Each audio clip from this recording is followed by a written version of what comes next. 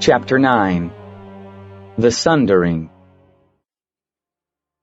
Centuries passed, centuries during which the children of Loth preyed with increasing strength and ferocity upon the children of Corellon. Such was the force of their enmity that the fair races of elves, gold and silver and green, set aside their constant rivalries to seek a combined deliverance from their dark elven foes. They gathered in the very heartland of Faerun by the hundreds, the high magi of the elven people. All the fair races of elves, except for the sea folk, whose magic had long ago dwindled almost to nothing, sent the best and most powerful of their mages to the gathering place. Upon a broad plain, a place set aside long ago for this use, the elven mages met to prepare for the greatest spell-casting any of them had ever known. On the land surrounding this place, farm villages and a trading community had grown with the sole purpose of preparing for and supporting this event. The elves of Gathering Place, for so it had been known since the childhood of the most ancient elves still walking in mortal form, had made this day their life's work. Though there were hundreds of magi, each found a carefully prepared welcome that would do honor to a Seldarine avatar. For centuries, the elves who made Gathering Place their home had labored to build a tower greater than any their world had seen before. Fashioned from white granite that reflected the elusive colors of the sky, it stood taller than the most venerable oak. A large, curving stairway wound its way up the entire inner wall of the tower, and onto each stair was carved a stone seat, and the name of the mage who would occupy it. Together, these mages would cast a single spell. Never before had so many high magi gathered in one place. Together they had the power to destroy worlds, or to create one. From the fabric of magic, from the very weave itself, the elves had planned to fashion a new and wondrous homeland, a place that was theirs alone. Not every elf on Faerun applauded this vision. Tensions between the Ilithiri and the fair elves of the north were increasing with each season that passed. The decision to exclude the dark elven mages from this great spell tapestry only served to increase the animosity between the races. Yet the gold elves in particular were adamant. They would create an island kingdom. This place, which the oracles had named Evermeet, was to be a place where no dark elf might follow, a haven for the children of Corellon Lorethian. The dark elven followers of the goddess Eilistrae found in this a particularly poignant irony, but their voices were drowned by the insistent chorus of gold elves seeking a return to the glories of Faerie. There were also protests from those who studied the ancient lore, for they were made uneasy by the tales their ancestors had passed down through the centuries. The story of lost Tintigir, destroyed by a spell so powerful that its wake could swallow a mighty island, was told as a cautionary tale in every village. But most of the elves thought of this as little more than a legend, and even if it were true, what had that to do with them? They had complete confidence in their magic and in the visions of the elders who saw an island homeland as the people's true destiny. Finally, the day came for the spell to be cast. In the quiet hours before dawn, the magi came in silence to the tower and took their appointed places to await the arrival of the elf who would channel and shape the casting. Long ago, lots had been cast under the prayerful guidance of a similar gathering of elven priests. They had chosen an elf to act as center, the mage who would gather the threads of magic from all parts of the circle and focus it into a single purpose. Oddly enough, the person chosen for this task was not at the time a mage at all, but a slip of a girl, a wild elf maiden known only as Starleaf. She accepted her destiny willingly enough, and though it saddened her to leave the forest behind, She was a diligent student, and she took well to her training by the Magi. There was not an elf among the gathering who would not admit, however grudgingly, that Starleaf was the best and most powerful centaur they had ever known. The forest elf took her place in the middle of the tower floor and began the long, slow meditation that enabled her to reach out to and find the place on the weave that belonged to each of the Magi in the tower. Eyes closed, she turned slowly as she gathered each thread of magic and let it flow through her into a single place of power. In her mind's vision, she could see the shimmering weave as clearly as if it were etched in the night sky. When all the elves were fully attuned, Starleaf began the great chant. Like the wave of a mighty ocean, the cadence of the chant rose and fell as the elves gathered in the power of the weave and shaped it to their will. On and on they chanted, throughout that day and into the long night. As the day of birthing dawned, the spell began to approach its apex.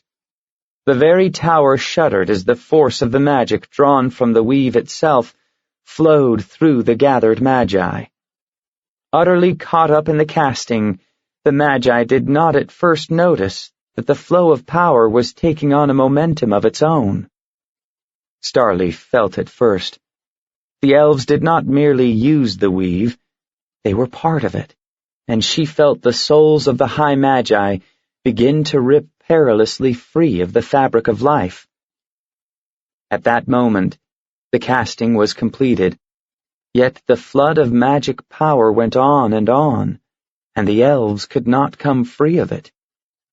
The tower shook as if it were being tossed like a toy between two titanic gods, and the roar and shriek of the unleashed spell melded with the cacophony outside the tower. With her heightened senses, Starleaf felt the agony of the land as tremor after tremor ripped through it. She saw the one land of Faerun sundered, and vast portions of it swept away, tearing again and again as they went, to leave scatterings of islands upon the once pristine ocean. She saw the destruction of great cities, the collapse of mountain ranges into the sea, the flooding tides that swept away terrified people and creatures on 100 newborn shores. All this she saw, for at this moment Starleaf was utterly one with the weave. And yet she stood alone. The mortal forms of the Magi had been consumed by the magic, and their life essence was caught up in it, lending fuel to the cataclysm they had unleashed. But Starleaf could still envision the faint, glowing lines of the web of magic they had fashioned. She cupped her hands before her, summoning the power that once had been the High Magi of Faerun.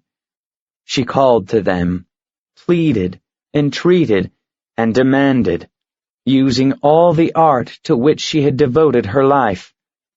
She clung to them as they faded inexorably away.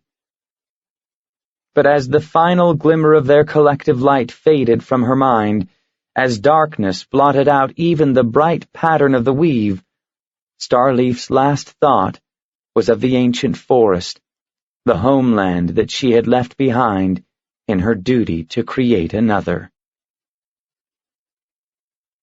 When Starleaf awoke, she was lying on the cold floor of the dark and silent tower. She dragged herself up, trying vainly to push through the haze of pain and utter exhaustion that gripped her. The first thought that came to her was that the gathering had failed. As the dull roar faded from her head, she caught a sound that no ear could hear, a silent hum beside her. Starleaf blinked away the spinning lights that whirled before her eyes and focused on the object. In a shallow bowl that looked as if it had been carved from a single blue-green gem was planted a small tree, a tiny mature oak, perfect in miniature and glimmering with tiny green and gold leaves. Wonderingly, Starleaf touched a finger to the silvery bark, and felt a nearly overwhelming surge of love and recognition. She instinctively knew that within the tree dwelt the souls of the High Magi, and they were content. "But how can that be?" she murmured. "Contentment, when we have failed." "Not so," said a gentle voice behind her. "At least, not utterly." Starleaf turned, and her eyes widened in awe and terror.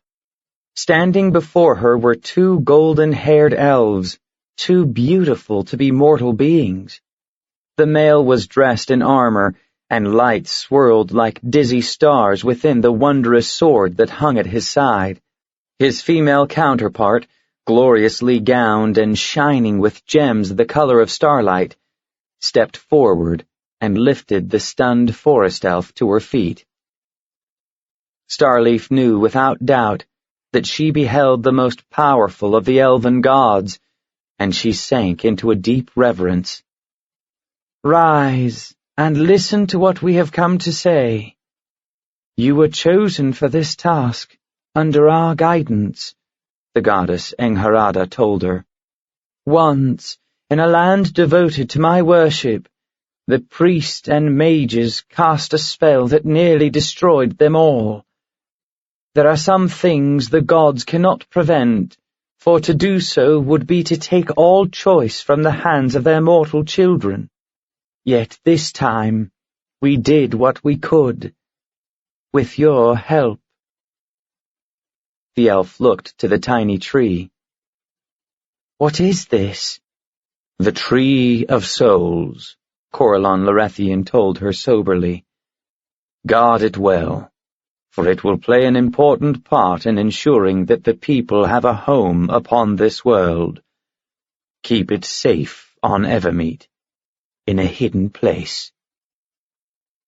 Hope brightened Starleaf's eyes. "Evermeet? It exists?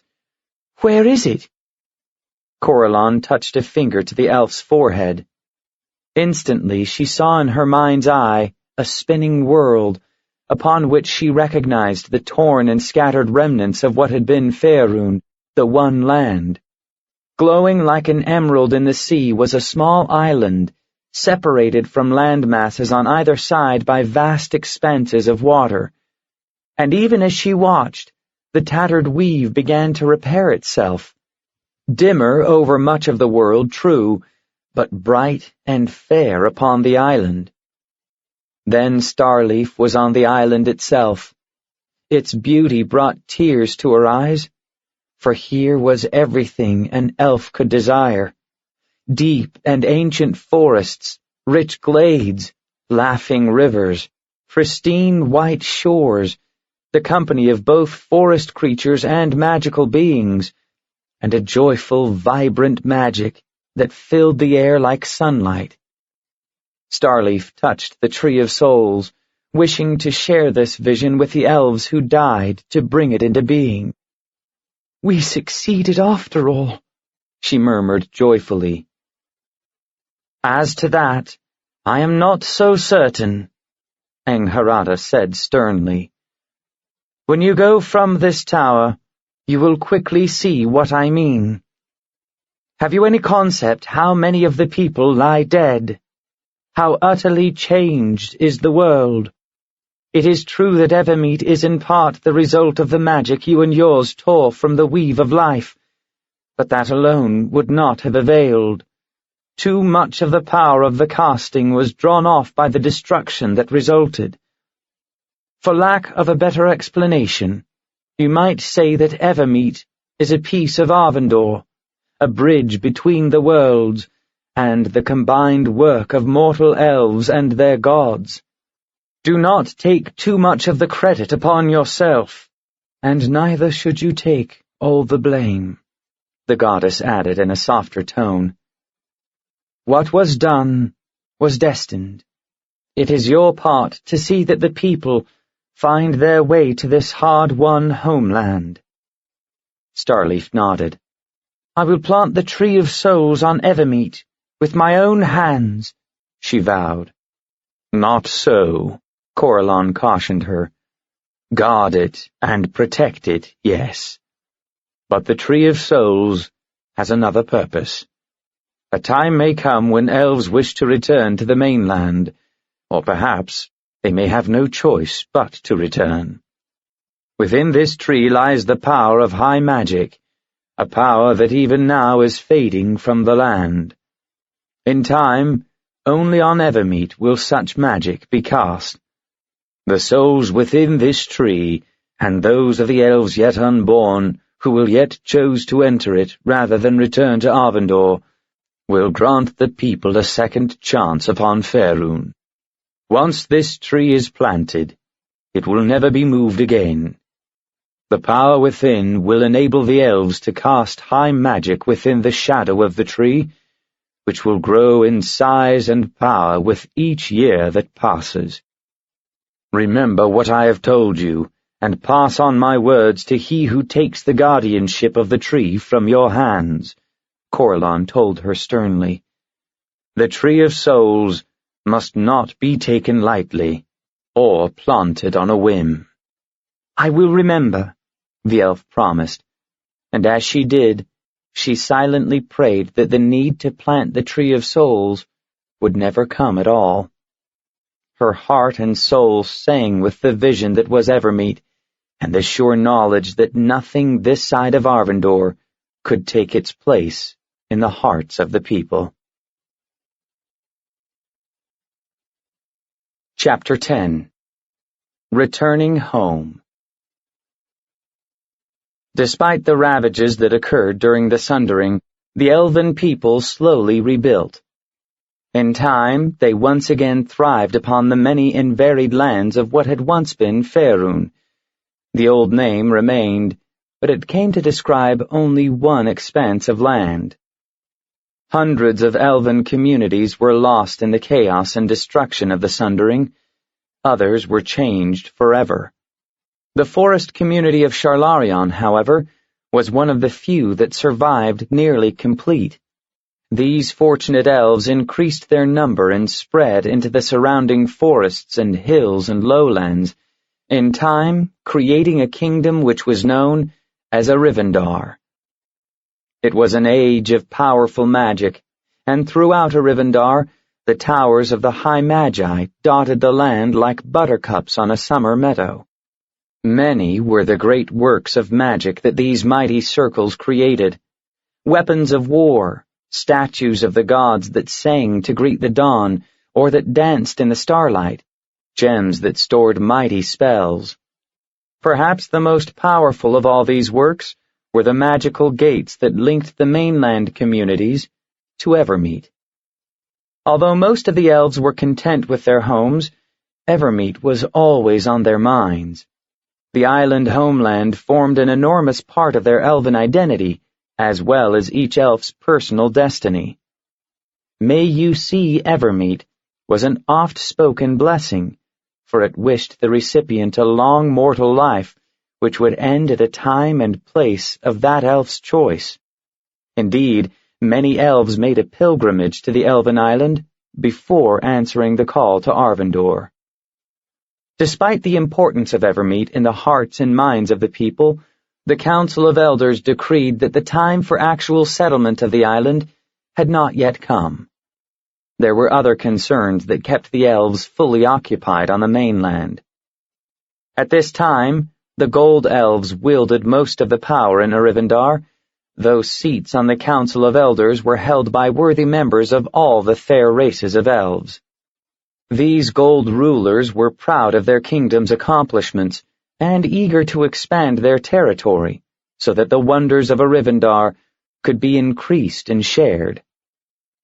What began as a grand vision, however, slowly degenerated into waves of brutal and bitter warfare. For centuries, the Crown Wars ravaged the land from the northernmost forests to the sun-baked southlands. So vast and widespread was the destruction that Arivandar's continued glory, indeed her very existence, began to seem less than certain. Compounding the elves' woes, a new and powerful goddess had risen to power in the south, a dark goddess who seemed intent upon the utter destruction of the fair races of elves. On her command, the Ilithiri began to press north in large numbers, creeping through tunnels and fissures that the sundering had created in the depths beneath the surface of the world. As the Ilithiri moved into the heart of the hills and mountains, they were met with resistance by many of the dwarven clans, who for untold centuries had labored to create order out of the chaos of their underground world. Long and bitter were the battles between these races, and many of the dwarves were slain. Some of the stout folk fled north and sought a new home in the hills of Arivandar. These the elves welcomed, albeit cautiously. Arivandar had been badly weakened, and even dwarven allies were preferred to the fate that many of the elders feared, the utter destruction of the ancient kingdom. The time was ripe for Evermeet to become a realm, one to which the elves could escape if need be, a haven that they could readily defend. And so the council chose several noble clans to begin the settlement of their elven homeland. As all anticipated, House Durathil was the first to be selected. The lot fell also to two other powerful gold elf clans, Evanara and Alenuath. Of the moon elf houses, Amaryllis, Moonflower, and Lakel were chosen. It was the task of each individual house so honored to select those members who would go to Evermeet and those who would remain behind. Nor were these nobles the only elves so chosen. Each family brought servants from among the common folk, warriors taken for the most part from less powerful clans who owed fealty to the great noble families, and a number of elves who possessed skills in various necessary crafts. Cobblers, coopers, gemsmiths, and hawkmasters were as important to the island kingdom as the nobles who would govern and protect them. After much debate, it was decided that Evermeet would be governed by its own council of elders. Each of the noble clans would have 2 seats. The head of the council was to be Kishara Amaryllis, a high mage who was accounted a worthy descendant of the famous Silver Elf hero. Although many of the Gold Elf families were disappointed that this honor did not fall to their house, most agreed that Kishara was the most suitable choice for the role of High Counselor, and the one most likely to be accepted by Gold and Silver Elves alike. On the appointed day, a large band of settlers, some 200 elves, headed westward. They traveled lightly, taking necessities for the journey, as well as a number of unique inherited items, such as lore books, magical weapons, and fine musical instruments. The resources of Evermeet would provide that which they needed, and the elves were confident that they would soon build a city to rival any in Arivandar. Indeed, the island was not utterly devoid of elven presence. Wild elves had lived on Evermeet since the day of its creation, many centuries past. According to the priests of the Seldarine, the gods had ordained that it should be so. The forest elves would live in harmony with the land, and also attune the weave to a uniquely elven cadence. The island required the presence of gold and silver elves to refine and structure that magic. From one new moon to the next, the chosen elves traveled westward. Finally, they heard the murmur of the sea, and they made their way south along a high and rock-strewn coast until a single enormous mountain loomed before them. In this place, a plain nestled between 2 forests, was a fine, deep-water harbor. Seagoing elves often put in to land here, mooring their ships to undersea piers with the help of the merfolk and the sea elves that lived along the coast. The Arivandar elves looked with great interest upon the seaport. Unlike the cities of Arivandar, there was little to distinguish this place from the wilderness surrounding it. Indeed, for a wanderer who happened upon this place, there was nothing to see at all. But among the elves there were some who had traveled to the spring fair, and who knew how quickly a teeming marketplace could spring up in the shadow of the mountain. An ancient dwarven kingdom honeycombed the mountain, and halflings lived in the hills and forests beyond. Even a few human traders from the primitive tribes to the far north ventured down to the harbor marketplace when the worst of the ice floes melted from the sea. But it was high summer now, and even the ships that would carry them to Evermeet were hidden away in the sea caves to the south. The elves didn't have to wait long for the first vessel to break the endless blue of sea and sky. Vol.II watched with awe as the elven ship swept into the harbor. It was a graceful vessel fashioned of light wood, with a prow shaped like the head of a gigantic swan. The twin sails rose like wings over the curve of the rail. Indeed, the entire ship seemed poised as if to take flight. Roland's heart quickened with excitement. This was the adventure, the opportunity, for which he had waited his entire life. He was the third son of the Durathil patriarch, and as such did not stand to inherit position and power in Arivandar. What he possessed, he had earned for himself with his sword and by his wits. As a warrior, a survivor of the terrible crown wars, he was not without wealth and honor of his own. And now he who had fought to expand the kingdom of Arivandar was on his way to carving his own place from the wilderness of Evermeet. Ever since the choice for High Counselor had been announced, Roland had been quietly furious that this honor had fallen to a silver elf. This title should have been his by right of birth, and by virtue of his talents and accomplishments. A Durathil should rule in Evermeet. In Roland's mind, it was that simple. He cast a sidelong glance at Kishara Amaryllis, who stood with her hands on her narrow hips and her eyes fixed on the approaching ship. She was not young, perhaps in her 5th or 6th century of life, but she was comely enough. Slender and tall, with a direct gray-eyed gaze and the fiery locks characteristic of her clan. Hers were cropped short, and they clustered about her finely molded head in a tight cap of bright curls. As he appraised the High Counselor, Roland began to consider a possible side route to power. He had enjoyed in his travels the company of an impressive number of fair maidens, and he prided himself upon his skill in the fine art of wenching.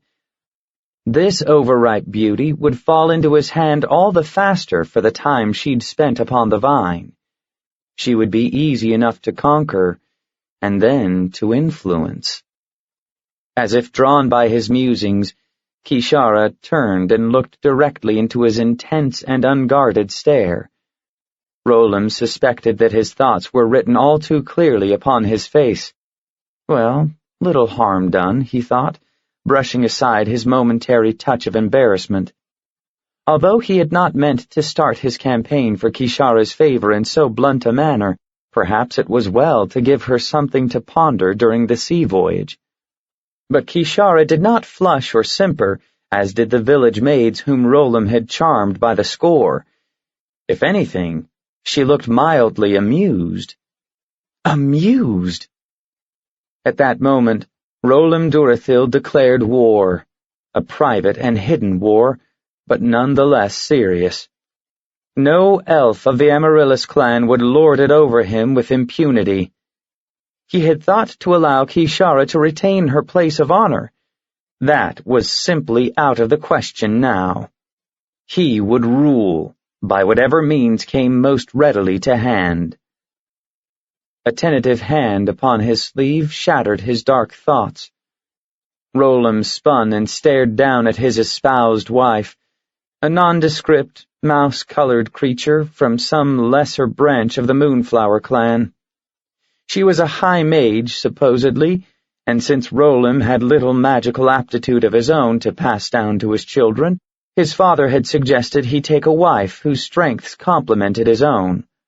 Even though she was not of the gold elf people, Roland had agreed, because there was a certain wisdom in what his father suggested.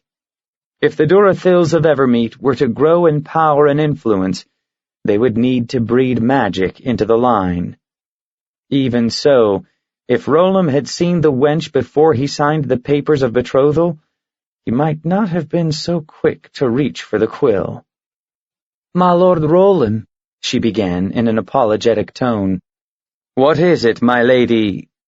He broke off suddenly, for his future wife's name nimbly avoided his tongue, so absorbed was he with his ambitions. The elf woman flushed but did not comment on this lack. "Our escort is ready to ferry us to the ship," she said, gesturing to a small boat and the 2 sea elves who awaited them at the oars. Roland's future wife smiled at the strange-looking elf who helped them aboard. "Our thanks, brother. You and your kinfolk are kind to see the people of Arivindar to our new home. If ever there comes a time when you require the services of a land-dwelling elf, please call upon our family. This is Rolam Durathil, who is to be my lord husband. And I," she said with a pointed glance at the gold elf, "am the mage, Ava Moonflower." A smile twitched at the corner of Rolam's lips. Perhaps the wife foisted upon him by clan and council was not quite the mouse she appeared to be. Certainly she seemed to charm the sea elven servants, and she was not entirely without appeal, with her enormous grave gray eyes and the abundant hair that was not quite silver, but rather the soft gray hue of a kitten's fur. Nor did she appear quite so colorless, with that slight flush of pique resting upon her cheeks. Perhaps, mused Rolam Durathil as he gazed upon his future wife, this sea journey would be more interesting than he had anticipated. The voyage to Evermeet was long, but the first handful of days passed by without incident. In fact, the elves of Arivindar had little to do. The ship was ably crewed by a large number of sea elves who took turns tending the onboard duties and scouting ahead for danger in the sea below. Only the ship's captain was a land-dwelling elf, a moon elf commoner whose name Rolam never bothered to learn. For the most part, the future patriarch of Evermeet's Durathil clan spent his time making subtle liaisons with the other gold elven families.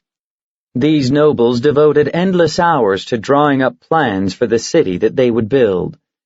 Since Rolam's clan was the most prominent house among them, the others seemed willing enough to accept his lead and fall in line with his suggestions. What Ava Moonflower did during the day, Rolam did not know or particularly care.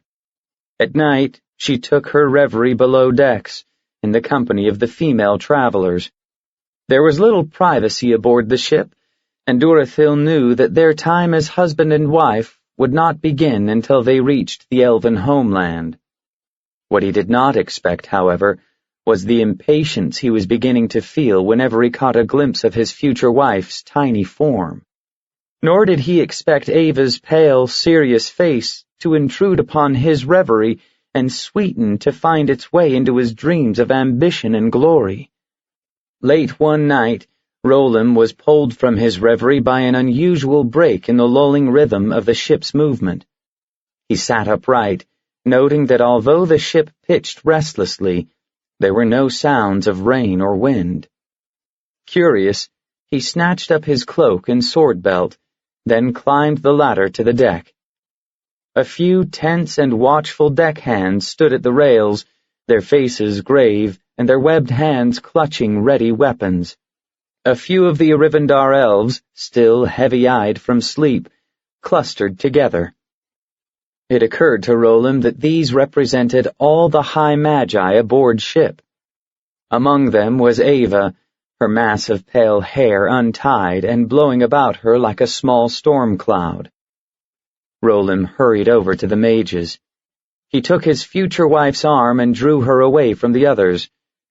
"What is happening?" he demanded. "The ship is under attack," she murmured, paying him scant heed. Her troubled gaze lingered upon the grim-faced spellcasters. we stand ready to form a circle if need be. You must let me return to the others. I am center." "You?" The disbelief in his voice brought a flame to Ava's cheeks. Her chin lifted as she met his eyes. "Yes, I. This would not be my first battle, though I am certain that also surprises you." Her ire faded instantly, and her attention returned to the cluster of mages. "Alas, the Magi can attack only if the enemy breaks through our defenses and strikes the ship itself. I only wish there was something we could do now to aid the sea folk who fight for us." "They are paid well for their efforts," Roland noted. "And it seems to me there is little you could do to effect a battle you cannot see. Save your magic to aid those for whom it was intended, Lady Mage, and don't waste time or thought upon those two-legged fish." Ava's eyes kindled with wrath. Her hand flashed forward and slapped Roland squarely in the face with a force that snapped his head painfully to one side. Before he could think better of it, Roland's warrior instincts took over, and he struck back. He never got close.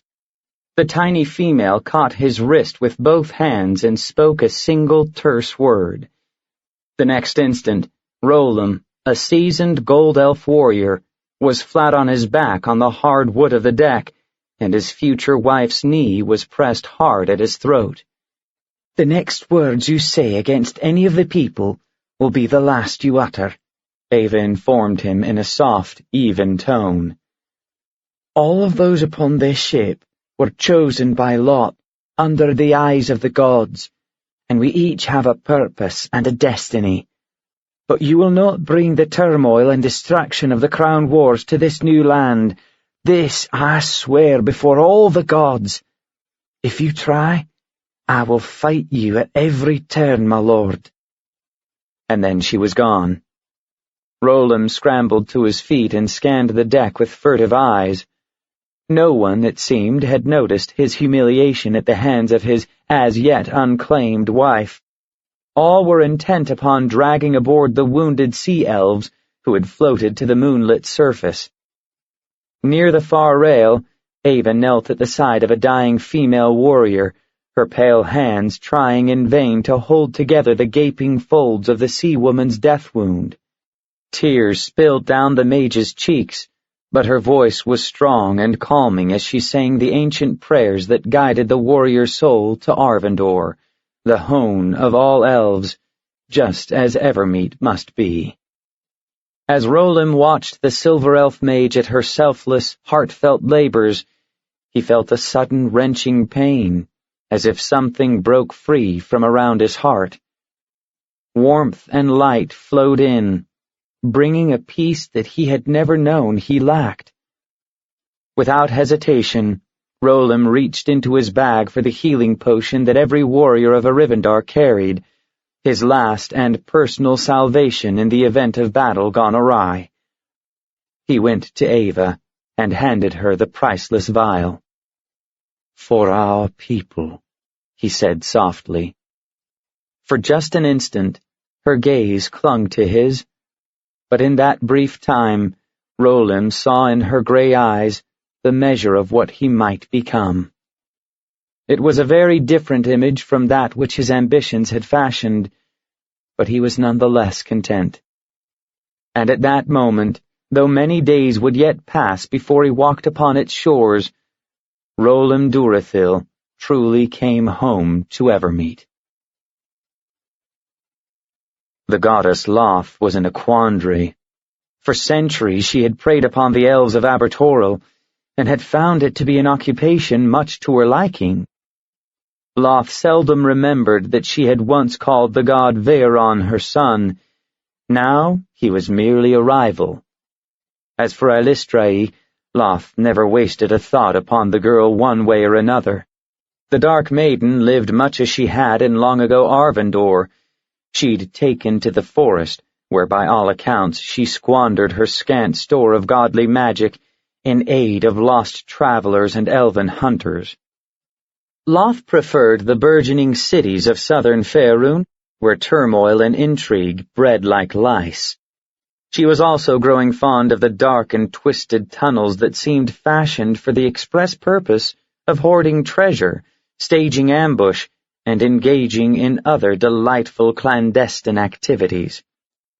After the doling sameness of the abyss, the simmering conflict between the Ilithiri and Coralon's fair-skinned children was a bracing tonic. The Crown Wars had been a source of dark joy. All things considered, Loth had not been as happy for millennia. She was of mixed mind, however, concerning the matter of the sundering. The mortal body of Canarlist had been swept away by the terrible floods, and the wondrous city of Atornash reduced to legend. Loth did not mourn the loss of her consort, for she had long ago tired of him. Males, she concluded, were not worth the bother. She did not regret the loss of Canarlist's person, though she rued the loss of that wondrous vest of sea-elven magic. There was the possibility that Canarlist had managed to capture his own essence in one of his dark pearls. Loth did not like the idea that the final fate of the malevolent, ambitious entity was not altogether certain. Other effects of the sundering also brought mixed emotions to the goddess. On the one hand, it had destroyed many of her worshippers. Yet for each of her elves that had tumbled into the sea or been crushed by falling stone, at least 3 of Vearun's followers had perished. Loth reigned supreme among the Dark Elves' gods. Thus was victory won on any battlefield, as Loth knew well. The last few centuries had left her with considerable expertise in the art and practice of elven warfare. So intriguing was this new hobby that she had abandoned altogether her ancient craft of weaving enchanted tapestries. Living beings made more interesting threads for her looms, and the ever-changing webs they wove were infinitely more appealing to the dark goddess than the well-ordered destinies she had once fashioned and fostered for her dark elven charges. Her time in the abyss had given her a taste for chaos. She was not pleased, however, about this matter of an elven homeland. Loth might be barred from Arvindor, but there was no place upon this world that she would suffer to remain beyond the grasping hands of her dark followers. Yet, try as she might, Loth could devise no way to strike against the island. She herself was barred from Evermeet as surely as she was from Arvindor. The same magical barriers that protected the sacred forest of Olympus from evil gods also warded the elven island. This angered Loth, for it was but one more insult to come from the hands of Coralon Larethian. The dark goddess vowed that in time she would find a way to destroy Evermeet. This goal became a focus, a receptacle for all her ancient animosity toward the elven god. There were, however, other matters that absorbed Loth's immediate attention. The Dark Elves had been driven below ground. There was new territory to conquer, new magic to learn. The descendants of Canarlist and Loth were now called Drow, and they were as evil and fearsome a people as Loth could have desired. In time, they would become powerful enough to emerge from their dark world and reclaim the whole of Abertoril. In time, the Drow would bring about the utter destruction of Coralon's children upon the mainland. When that was accomplished, when the Elves of Evermeet stood utterly alone, it would be a small matter for her followers to invade and overtake the island, no matter how enchanted it might be. Yes, Loth had much to accomplish in the warrens and caverns of the great Underdark. In the meanwhile, Loth needed an agent to work on her behalf on the surface world. The Ilithiri raiders who had pressed into the far north often brought back tales of barbarian tribes of humans, fearful warriors who worshipped totem beasts, and oftentimes of the Beast Lord who commanded them. It seemed that Malar, her old acquaintance, was beginning to enjoy a bright turn of fortune. Perhaps, Loth mused, it was time to pay a visit to the great hunter, and to light once again the fire of vengeance in his heart. Let him spend his strength and his efforts on bedeviling the elven homeland, while she occupied herself elsewhere. And why not? Provided that she prodded him in the right direction, Malar was resourceful enough to do justice to the task.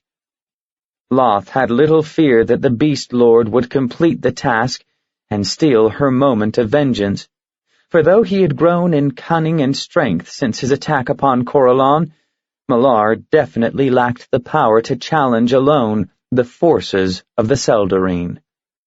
Even so, a few centuries of torment at the hands of the Beast Lord would make the eventual conquest of Evermeet all the easier.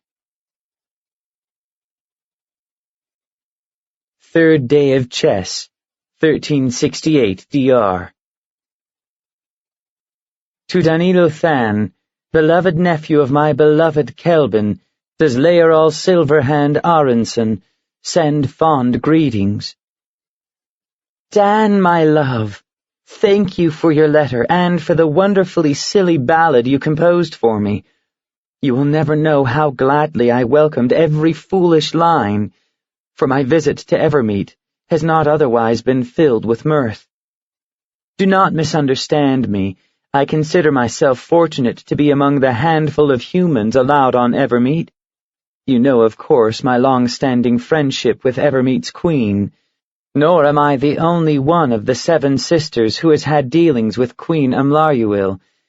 My sister Dove's son was fostered here, kept safe from the many who would harm him to strike at Dove. He was raised in the ways of the elven folk, and is now living in peace and honor as a ranger in the wilds near Shadowdale. What you do not know is that my own child also found a haven on the elven island. I wish I could have seen your face as you read that last line. You did not know I had a child, I suppose? Very few people do. I thought it would be better so. What I did not anticipate, and should have, was that my wild and beautiful Mara would find a way to thrust herself into general knowledge. That she did so unwittingly makes the situation all the more difficult. But I am putting the tail before the teeth. I shall start again, this time at the beginning. You know my story better than most. For many years I traveled with the adventuring party known as the Nine. We found an artifact, the Crown of Horns, and I, in my pride, decided that my powers of will and magic were sufficient to counter the evil I sensed within it. I wore the crown, and it claimed me as its own. Years went by, terrible years during which I lost Laerol and became the Wild Woman, the Witch of the North. I remember little of those years, which in many ways is a blessing. But there were things lost to me that I would give centuries of my life to recall. One of these is Mara. I do not remember her begetting. I cannot tell you who her father was, nor do I remember the months that I carried her. Of her birth, I can tell you little more. All I recall is a terrible storm outside my cave, a soothing voice nearby, and the fierce piping cries of a baby whose face I cannot recall. My sister Dove found me in travail and tended me, and then took the babe to Evermeet for protection and fosterage. In my terrible madness, I could not care for her, and no one on Faerun dared to do so. No one knew what influence the Crown of Horns might have had on this poor babe. Such was the legacy I gave my child. But Mara thrived on Evermeet. Any taint she might have taken from the evil artifact was cleansed by the healing magic of that fair land. She grew up fierce and wild as any forest elf, yet always and entirely her own person.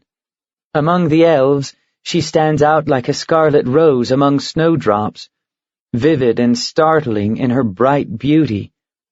She did not inherit the silver hair common to me and my sisters. She is as dark as I am fair, and even more exotic in appearance. There is no telling what Mara's sire might have been. Her pale bronze skin and lavish curves suggest southern blood. Her sharp cheekbones and almond-shaped eyes hint at elven ancestry, although that she might as well have gotten from me. She has, I blush to confess, a bit of my own vanity and love of drama. Mara is often flamboyant in her ways and her dress. Other than her love of swordcraft, she is a notable fighter. She has little in common with the elves. In fact, I had traveled to Evermeet this time with the thought to bring her home at last, now that she is a woman grown. To my dismay, I found that my restless and impatient Mara no longer wished to leave. She has fallen in love with an elf whose name and rank decree that nothing but grief can come of their union. You have come to know this elf of late through your letters. Lamruil, Prince of Evermeet. I need not tell you how ill-content Queen Amlaruil is with this news. You know full well that she lost her best-loved daughter, Amnestria, to the love of a human. For many years, the Queen refused to acknowledge the existence of Amnestria's half-elven daughter. Even now, while she privately speaks well of Arelin, she does not and cannot acknowledge your wife as her kin, nor can she allow her upon the elven island. The elves of Evermeet, particularly the Gold Elves, would see Arelin's presence as a terrible threat to all they hold dear, all the more so for her royal blood. Do not for a moment think that my personal friendship with the Queen, or my status as elf friend, or even the fact that I am numbered among the chosen of Mystra, make my daughter an acceptable mate for a prince of Evermeet. Mara would bear him half-elven children, and that would be accounted a tragedy. In your letter, you asked me to give you some insight into why the elves shun those of mixed blood. This is a difficult question, but the answer says much about the nature and the minds of Evermeet's elves. You love a half-elf, so you have seen something of the grief common to these beings who live between two worlds. So also have I, for my mother was half-elven. So desperate was she for a place of her own that she joyfully surrendered herself as avatar to Mystra, that her children might become, like herself, something both more and less than human. I am accepted on Evermeet, but only because my elven heritage is not apparent, lost perhaps beneath the mantle of chosen of Mystra. For love of me, Amlaruil accepted Dove's child and mine in fosterage, but only with the understanding that their elven blood would be a matter of deepest secrecy. Let me tell you the story of how Amlaruil and I first met. It was in reverie, that elven state of wakeful dreaming that is more restful than sleep. As a child, I often went into reverie. It was not so much a nap for me as an adventure. Even then, the silver fires of Mystra burned bright within me, and I was able to do things that no fully human mage can accomplish. In reverie, I often slipped into the weave itself, and I sensed the beings who make up its warp and weft. Most of these were elven, of course. Human mages use the weave, but elves are a part of it in ways that no human can fully understand. On one such journey, I met Amlaruil. Now, understand that Amlaruil's tie to the Seldarine is as strong as mine to Mystra. She was surprised to meet a child in reverie, astonished that one so young possessed so much power. We met often after that first time, and became closer than sisters before ever we set eyes upon each other. I remember my first trip to Evermeet. Amlaruil sent me an elf rune, a ring that would enable me to travel to Evermeet with a thought. I will never forget the look of utter befuddlement on her face when she beheld me for the first time. You know what she saw. A girl taller than most men, but slight of form, with silver-green eyes and an abundance of silver hair. I am different from most women, perhaps, but I am recognizably a human woman. For the first and last time, I saw the future queen of all elves utterly lose her composure. "You are Intel Quess," she blurted out, charmingly referring to me as a not person. "I am Laerol," I responded. In my mind, that was all and enough. I am as I am and cannot be otherwise. She nodded as if she heard and dimly followed my unspoken reasoning. "But you travel the weave. You speak Elvish." My mother was half-elven, I told her by way of explanation for the latter feat. Her face immediately arranged itself into a polite mask. "Oh, I'm so sorry," she said with great feeling. I burst out laughing. I could not help it. Her tone was precisely that used by any well-bred person when told of some personal tragedy or family disgrace. Thus did Amlaruil regard half-elves. She still does, I suppose, and in this she is typical of Evermeet's elves. What, then, am I to do with my Mara? She is as stubborn and headstrong as I am, which does not bode well for her, or, for that matter, for Evermeet. What will occur if Lamruil should be called upon to take the throne? None of the elves, especially the Gold Elf clans, would accept Mara as queen. In truth, they would be unlikely to accept Lamruil with or without Mara. Like his love, he is too human. Dan, my friend, I fear greatly for the people of Evermeet. Their splendid isolation is a delicate and fragile thing. Like you, I fear that it cannot long endure. Change is inexorable, inevitable. Given time, the waves will wear away the strongest rock. The elves, for all their wisdom and despite their long lives, do not fully understand this. Perhaps a union between Lamruil and Mara would force them to see what is all around them.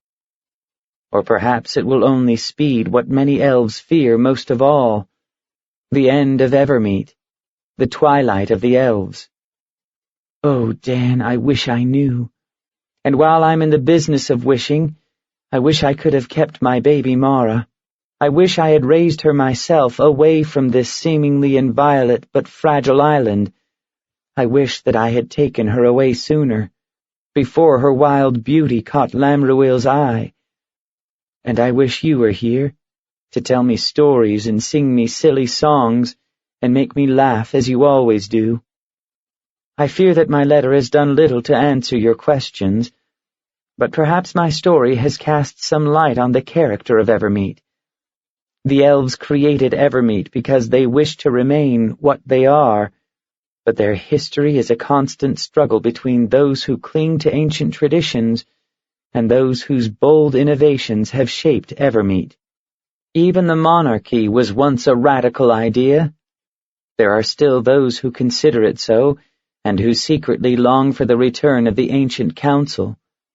Thus it continues, the battle between constancy and change. You will see this thread running through all of elven history. Nowhere is it more apparent than on Evermeet, and nowhere is it more flagrantly confronted than in the person of a half-elf. Start there, then, to understand the nature of this land. I will return to Waterdeep soon, without Mara, I fear. In the meanwhile, kiss your Uncle Kelvin for me. It will irritate him and thus amuse you. This, I hope, will help put you in the proper frame of mind to sing me into better humor. Speaking of which, be prepared to do your best and your worst. After my time here, I feel in dire need of a rousing rendition of Soon and the Satyr. Indeed, I could emulate the revels described therein and not fully blunt the edge of my current despair. Tell me, do you think Kelvin might be persuaded to participate? No, I didn't think so either. With fondest regards, Laeral. Prelude. The Fall of Twilight. 13th day of Myrtul, 1369 DR. Prince Lamruil sauntered into the vast hall where his mother held court, well aware of the many pairs of disapproving eyes that followed him. He had not been long in Evermeet. At Queen Amlaruil's insistence, he had taken to the mainland on an adventure for which he had little heart. The time away had been more eventful, the task given him more compelling than he had anticipated. Yet his mother's hope that Lamruil's absence might dim the passion that he shared with Mara had been unrealized. At least the Queen had the satisfaction of knowing that she had kept word of it from spreading. The gods would bear witness that Lamruil had done enough already to scandalize the court. Since his arrival, he had managed to further tarnish his reputation. Seemingly at whim, he'd decided to take up the study of magic. As a student at the Towers, he had managed to antagonize a number of powerful Gold Elf families. What none of these nobles realized was that he did so deliberately. In his travels, Lamruil had observed that some Gold Elves on the mainland held on to traditional extremist views. He thought it wise to make some effort to ferret out any on Evermeet that might be allied with these extremists. Those who seemed most offended by the Moon Elf Prince's antics were likely suspects and worthy of closer, more subtle scrutiny. Queen Amlaruil knew of Lamruil's tactics, and she did not approve. For that matter, she approved of little that Lamruil had to do or say these days. He knew with grim certainty that she would not relish the news that he must give her, and that she would forbid him from doing what he had already decided must be done. The prince strode to the dais and went down on one knee before his mother's throne. "You are seldom in council, my son," she said in a voice that betrayed no hint of the curiosity that Lamruil knew she must feel. "Have you given up on the study of magic, then? To learn something of governance?" "Not exactly," he said ruefully. "In truth, I must speak to you on a personal matter, a matter of considerable delicacy." He saw the almost imperceptible flicker of her eyelids. For the wondrously controlled Amlaruil, that was tantamount to a shriek of panic. She clearly thought, as he meant her to, that this had to do with his forbidden relationship with Mara. The Queen politely but briskly cleared the council room. When they were alone, she turned a grim face to her errant son. "Please do not tell me that another half-elven bastard is about to sully the Moonflower line," she said coldly. "That would be a tragedy indeed," he returned with equal warmth. "May the gods bear witness to the fortitude with which we endure the disgrace brought upon us by half-breed bastards, such as my sister's daughter Aurelin." Amlaruil sighed. She and Lamruil had sparred over this matter many times. Never had they come to a resolution. Never would they. "Amnestria's daughter has served the people well," the Queen admitted. "That does not give you license to increase the number of half-elves." "Content yourself, then, in knowing that I have not," Lamruil said grimly. "The news I bear you is of far more serious nature." The Queen's expression hinted that she doubted this. In response, Lamruil handed her a letter. "This is from Aurelin's husband, whom I call not only nephew, but friend. He is human, but he writes the language well." Amlaruil skimmed the elegant Elvish script. She looked up sharply. "Kimmel Nimison has slipped away from his Harper jailers. How is that possible?" Lamruil grimaced. "Kimmel Nimison has powerful allies, unexpected ones. The sages say that Loth and Malar once made an alliance against the people, though they hate each other nearly as much as they hate the children of Corellon. It appears that they might have done so again. The Queen's face paled to the color of new snow. He should have been tried on Evermeet. This would never have happened. On this we agree. Where is he now? The Harpers do not know. Has he elven allies still? You have been looking for them under every bed in Evermeet. A few, although none on Evermeet. At least none that I could pinpoint with certainty, Lamruil said. On the mainland, definitely. There are also other troubling alliances. In the past, Kimmel has done business with the Gentarim. He struck a bargain with the wizards of Thay. To what end, we can only imagine. Yes, the Queen said softly. Her eyes filled with a sorrow and loss that the passing of decades had not diminished. I know all too well the cost of Kimmel Nimison's ambitions. The young prince felt suddenly awkward in the presence of such immense grief, but he placed his hands on her shoulders and met her eyes. I will find the traitor, this I swear. One way or another, I will bring him back to Evermeet to stand trial. A chill passed through Amlaruil at these words, like a portent of heartache yet to come. How will you find him when the Harpers cannot? The prince smiled grimly.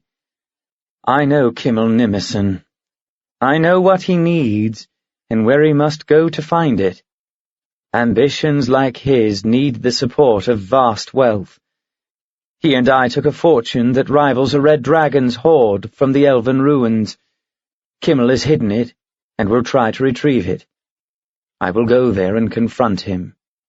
He might expect you to do this? Of course he will, Lamruil agreed. And he will set a trap for me. He will not expect that I will anticipate this trap and walk into it of my own will. Amlaruil stared at her son. Why would you do this? Kimmel Nimison has little regard for any silver elf, and holds me in utter contempt, the prince said candidly. He expects me to run bumbling into his traps in defense of queen and country. What he does not expect, however, is a bumbling prince who offers himself as an ally. A small, startled cry escaped from the queen's mouth. You cannot!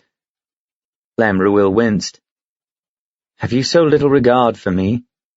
I would not truly ally myself with the traitor who killed my father and my sister. I never thought you would. Yet I cannot allow this ruse. If you do this thing, you will never rule Evermeet after me. I never expected to, Lamruil retorted. Ilirana is the heir to the throne, and well loved by the people. Since I am not burdened by their regard, I am free to take such risks on their behalf. Let me learn of Kimmel's plan, and undo it from within. I must, he said, earnestly, when the Queen began to protest. Do you think that a single elf, however powerful, would dare act alone? If he endeavors to complete the task he has started, be assured that it will be with the backing of powerful allies. And such alliances often set complex events in motion, events that might well continue, with or without Kimmel Nimison. No, I think we must know more.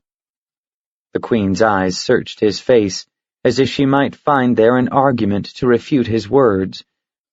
Finally she sighed, defeated. There is truth, even wisdom, in what you say. Yet I wish there was another who could take up this task. You fear I am not suited? No, she said softly, sadly. You alone on all of Evermeet are suited for it. No one else has your knowledge of our foe. It is a terrible burden, I think. But a needed one, he said. Amlaruil was silent for a long moment. Yes, she said at last. Yes, it is. I may go, then? He said in surprise. To his astonishment, a genuine, if somewhat wry smile curved his mother's lips. Would you have stayed, had I forbidden you? No, he admitted. The Queen laughed briefly, then her face turned wistful. You are much like your sister Amnestria. I did not trust her to do what was best for herself and her people. Permit me to learn from my mistakes. The implication of her words moved Lamruil deeply. Are you saying that you trust me in this? Amlaruil looked surprised. Of course I do. Did you not know that?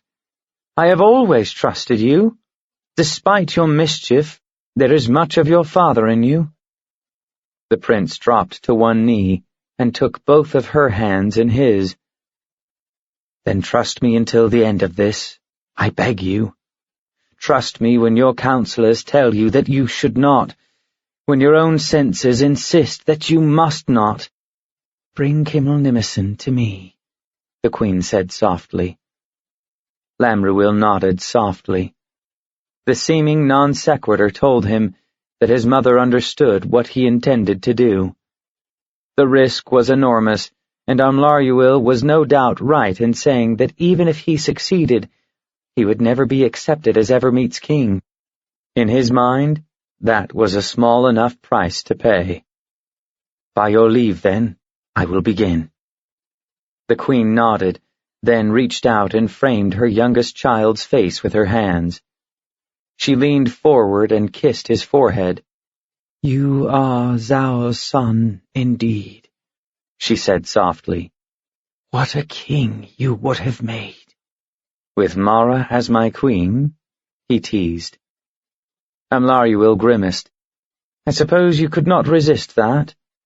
Even so, you should have made an effort. Go, then, and make your farewells. The young prince rose and bowed deeply. He turned and strode from the palace. He claimed his moon horse from the groom who held its bridle, and then rode swiftly toward Ruith. In the forests just south of that fortress city, he would find his love. No other place on Evermeet suited Mara as well. Mara had been fostered by the forest elves of Eagle Hills, but now that she was a grown woman, she lived alone in the forested peninsula north of Luthilspar, in a small chamber in the heart of a living tree. The rocky coast, the curtain of snow-crested mountains that framed the forest, echoed the wilderness of her own nature. The proximity of Ruith, a fortress city that housed the heart of the elven military, provided her with sparring partners when she wished to match, which was often. Even in a society of champions, she was seldom defeated. She looked up expectantly as Lamruil entered her home. What have you learned?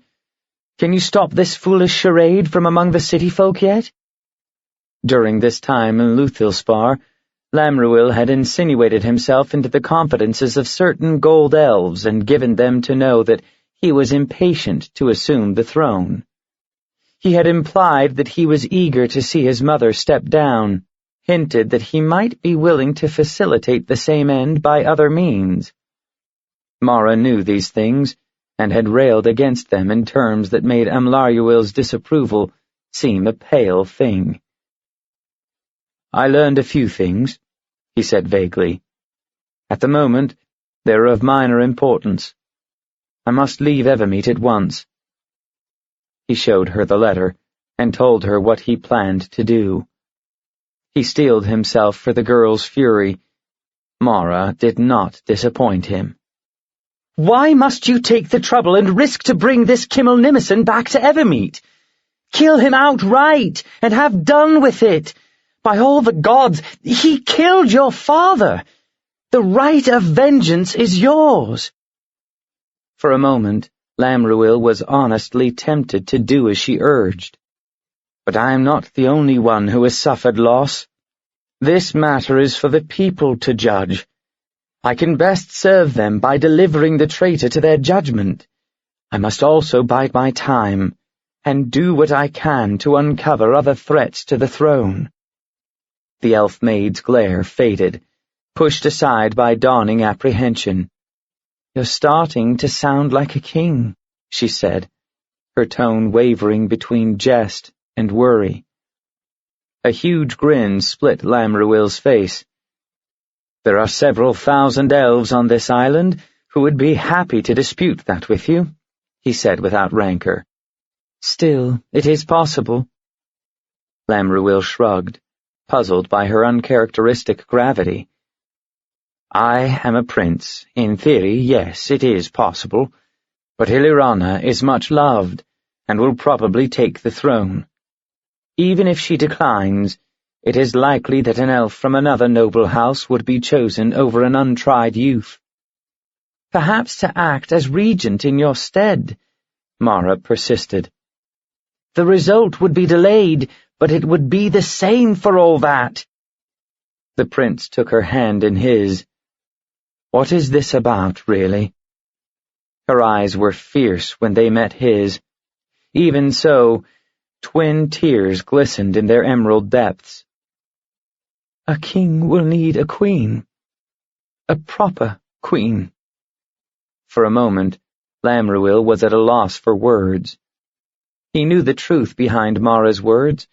Even if the nobles accepted him as their king, they would certainly insist that he take one of their own to reign with him.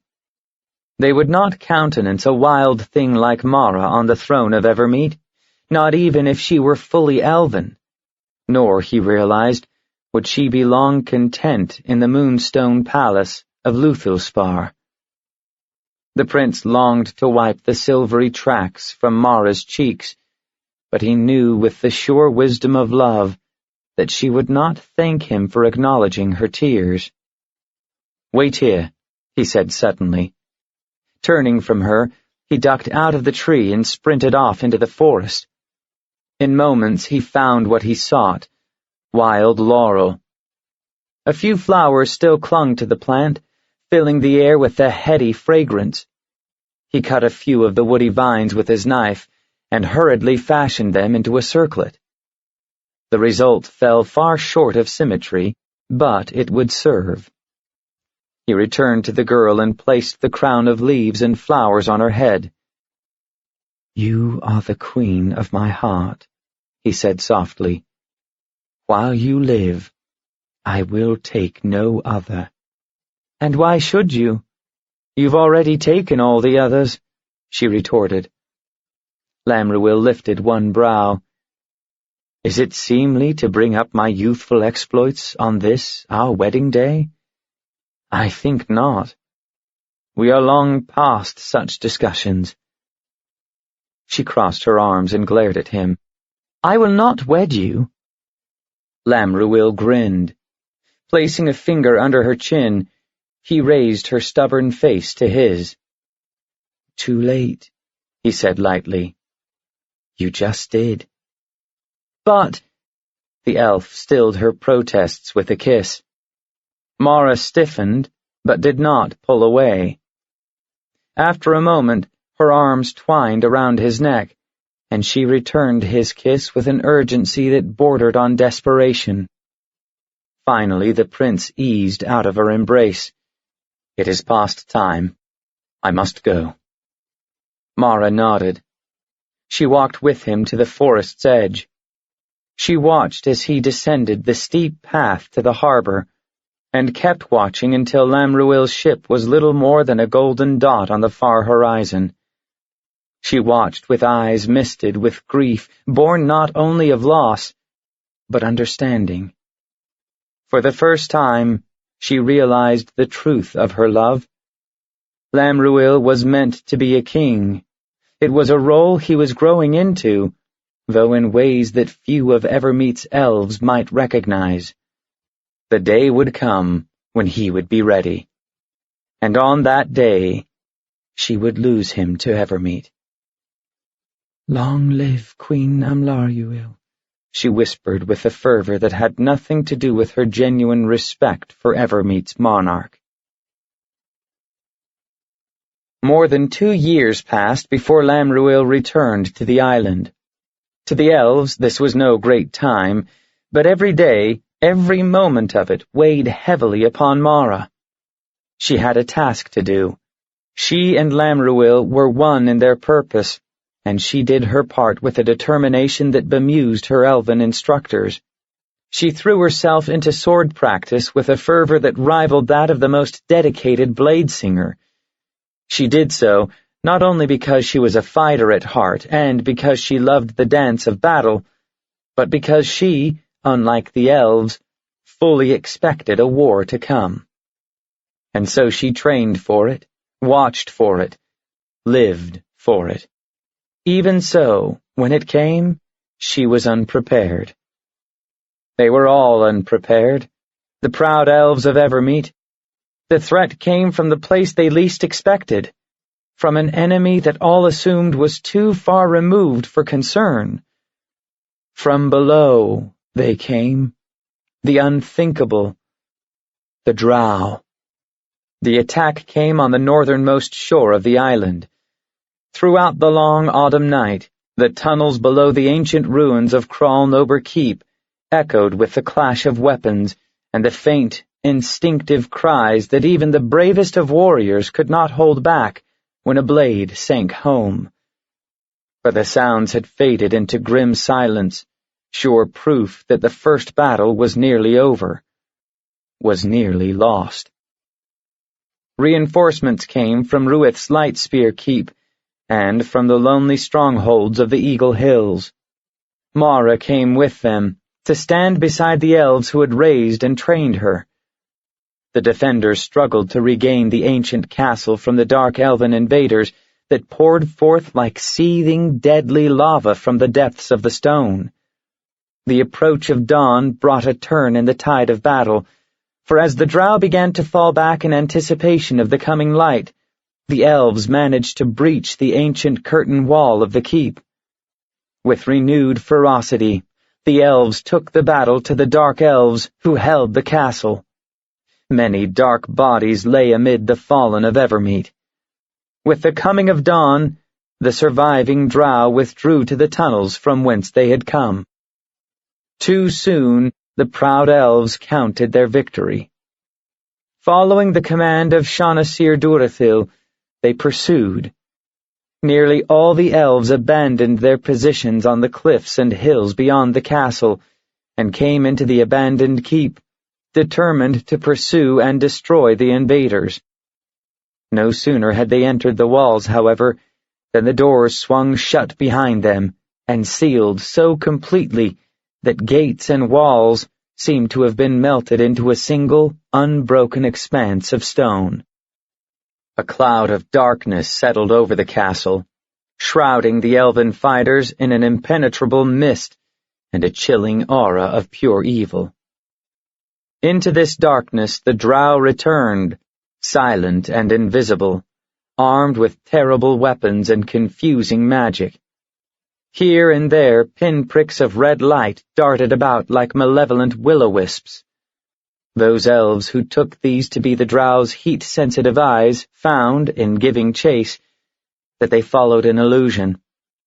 Their reward was invariably an invisible dagger in the spine, and a faint burst of mocking laughter, music as beautiful and terrible as the fairy bells of the unseelie courts. The elves fought on amid the darkness and despair. They fought bravely and well, but they died all the same. A few of the warriors managed to find their way into the tunnels. These pursued the drow back toward the island of Tilrith, through tunnels that hundreds of years of dark elven work and magic had reopened. And in the darkness they died, for in the tunnels beyond the keep lurked the only two creatures that were perhaps even more feared than the drow. One of these, a beautiful dark elven female, shrieked with elation each time one of Corellon Lorethian's children perished. Loth had come at last to Evermeet. Though magic barred her from setting foot upon the island itself, the tunnels below were hers to command. No such strictures were placed upon the creature with her a terrible thing that resembled nothing so much as a gigantic, three-legged cockroach. The monster surged toward the keep. Its probing snout swept along the tunnel walls, and the iron-hard maw churned busily as the creature chiseled through the stone to make way for its bulk. Nearly as large as a dragon and covered with impenetrable armor, the monster was one that was all too familiar to many of Evermeet's elves. Malar's creature, the Itiak Orthiel, had followed Loth from her home on the abyss. Finally, the Beast Lord and the Queen of Spiders had found a way to unite their strengths in a strike against Evermeet. The dreaded Elf-Eater needed a gate from the abyss, and Loth had been able to provide one. The Elf-Eater surged upward, exploding from the stone floor of the keep. Scores of tentacles probed the air, testing for the airborne taste of nearby prey. The creature was relentless, devouring both living and dead elves, until the keep was silent and empty. With the speed of a galloping horse, the creature plunged into the ancient wall. The stone shattered, sending a cloud of dust and rubble hurtling out of the blackness that encircled the castle and threatened to engulf all of Evermeet. One warrior survived, the only one whose blood was not sufficiently elven to call to the Elf-Eater. Alone, Mara watched in despair as the Elf-Eater turned away from the keep, heading south with a linear intensity that even a crow's flight could not match. Mara could guess all too well its destination and its intent. The monster was heading for Corellon's grave, the nearest elven settlement, not coincidentally, one of the seats of Evermeet's power. Many of the most powerful clerics came together to study and pray, to cast clerical magic to aid the people here and now, and to contemplate the wonders that awaited them in the realms of Arvindor. There, amid the temples of Corellon's grove, the Elf-Eater would once again feed. This was horror enough, but one more thought added the extra measure of urgency needed to tear Mara from her exhaustion and despair. The Princess Ilirana, a priestess of the goddess Engharada, made her home in the grove. A shrilling cry burst from Mara's lips, a shriek that to human ears would have been indistinguishable from an eagle's call. Mara, who had been raised among the Eagle Hills, knew of the giant birds, and had heard the elves call them many times. Never had she summoned them, never had she ridden one. She wasn't certain she could succeed at either. It would not be the first time, however, that an untried warrior had ridden such a steed into battle. She had not long to wait. An enormous bird dropped from the sky with unnerving silence, coming to rest on a pile of rubble that the Elf-Eater had left behind when it crashed through the keep. The eagle was as large as a war horse, and beautiful. The slanting rays of the rising sun turned its feathers to gold. It was also fearsome, with a hooked beak larger than Mara's head, and talons the size of the dagger she carried. The bird cocked its head in inquisition. "Who you? What want?" it demanded in a shrill voice. Mara's chin came up proudly. "I am Mara of Evermeet, wife to Prince Lamruil and daughter by marriage to King Zaur. Take me into battle, as your ancestor once took the king. Evermeet's need is greater now than it was then, greater than ever it was." "You not elf," the eagle observed. "No, but then neither are you. Do you fight less fiercely for your home because of this?" Her answer seemed to please the bird. The eagle spread its wings until the golden feathers nearly spanned the blood-stained courtyard. "Up! Up!" it urged her impatiently. "Get on back! Hold tight! We show how fierce we, the not-elves, fight for Evermeet home." Book 3. Constancy in Change. Some legends say that Evermeet is a piece of Arvandor descended to the mortal world. Some consider it a bridge between the worlds, a place where the line between the mortal and the divine blurs. To some, it is merely a prize to be won. But this much is clear to all. From the day of its creation, Evermeet became the ancient homeland of Faerun's people. This is not a simple matter to understand or explain, but when has truth ever been utterly devoid of paradox? Excerpt from a letter from Elisha Evanara, priestess of Libellus, keeper of the Queen's library. Chapter 11. Inviolate. Malar the Beast Lord considered no wild lands beyond his claim. The deep forests of Evermeet should have been his to rove, and all living things upon the island should have been his rightful prey. If elves were numbered among this prey, so much the better. But the bestial god was barred from the elven retreat. A net of powerful magic covered the island and kept the gods of the Anti-Seldarine from making a direct attack upon Corellon Larethian's children. And this time, there was no treacherous elven goddess to open the way for him from within. No, Malar mused, he could not reach the island. But perhaps there were others who could. Once, long ago, a coalition had come near to defeating the elven pantheon in their own sacred forest. Why could he not gather a similar group of gods and direct the combined efforts of their mortal followers? Once and for all, he would crush the mortal elves whose very existence reminded him of his humiliating defeat at the hands of Corellon. The sea, Malar reasoned, was his first barrier to success, and a formidable one. For the most part, his own followers were orcs, humans who gloried in the hunt, and beings from a score or so of the other predatory races. These hunters lived upon the mainland, and did not have the ships or the skills needed to cross the vast watery divide.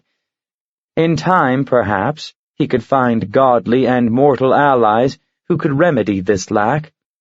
But it seemed clear to him that the first logical step in building such an alliance would be to enlist the powers and the creatures of the depths.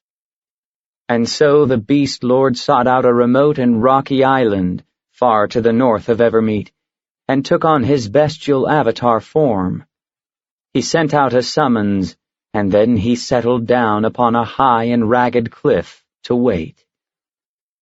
The sea winds that swept the island quickened to gale force as the sky darkened to indigo. Waves reared up and dashed themselves against the cliff below, growing higher and higher until the Beast Lord's black fur was drenched by the salty spray. Just as Malar thought the angry waters might engulf the island, and his avatar with it, a massive wave rose straight up from the sea, and formed itself into a beautiful, wild-eyed woman.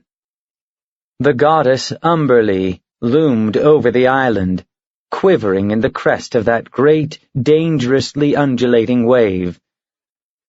"What do you want of me, land-dweller?" she demanded in a thrumming voice. Malar eyed the sea goddess with a touch of apprehension.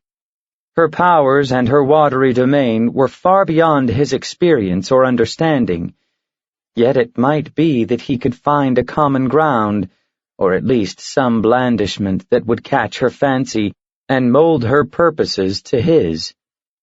This would not be without risks. By all accounts, the goddess of the waves was dangerously capricious. "I come in peace, Umberlee, and I bring warning. The elves travel your oceans to settle the island of Evermeet," he began. Lightning sizzled forth from Umberlee's eyes, and the gnarled beech plum bushes on Malar's left exploded into flame. "You presume to summon me, and then speak as if I know not what happens within my own domain?" she raged. What does it matter if the elves travel the seas, as long as they pay proper tribute to me? But they do not merely travel your seas.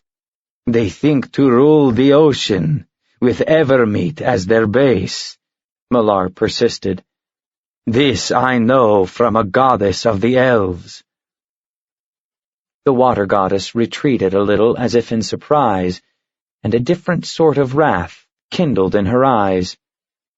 No one rules the oceans but Umberlee! The sea-going elves do you homage, that is true, but they revere only their own gods. Even the sea elves do not worship you, but rather deep Sashales. That is the way of things, the goddess said in a sullen voice. Many are the creatures that inhabit my oceans, and all worship their own gods. But all they who live within or venture upon the waves pay tribute to me, and they say prayers to win my forbearance and stave off my wrath.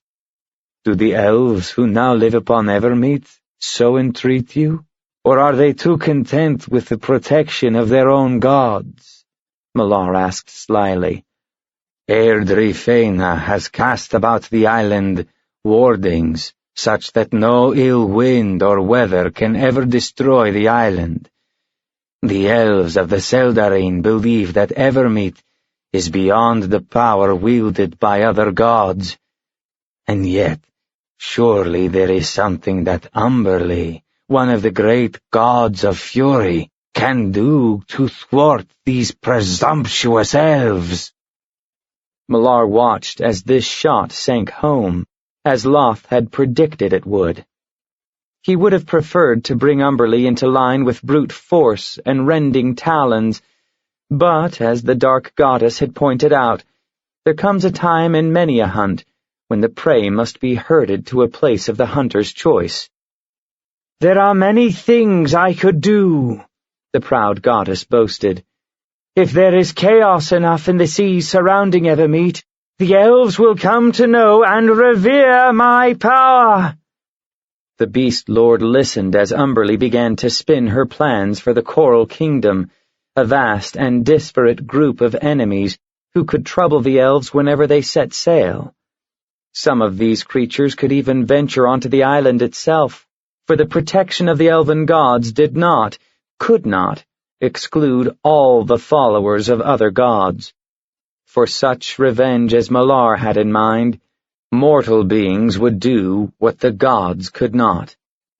And as he listened to the sea goddess boast and plot, Malar marveled at the cunning of Loth, who had so deftly planned how to bring Umberlee's power against their elven foe.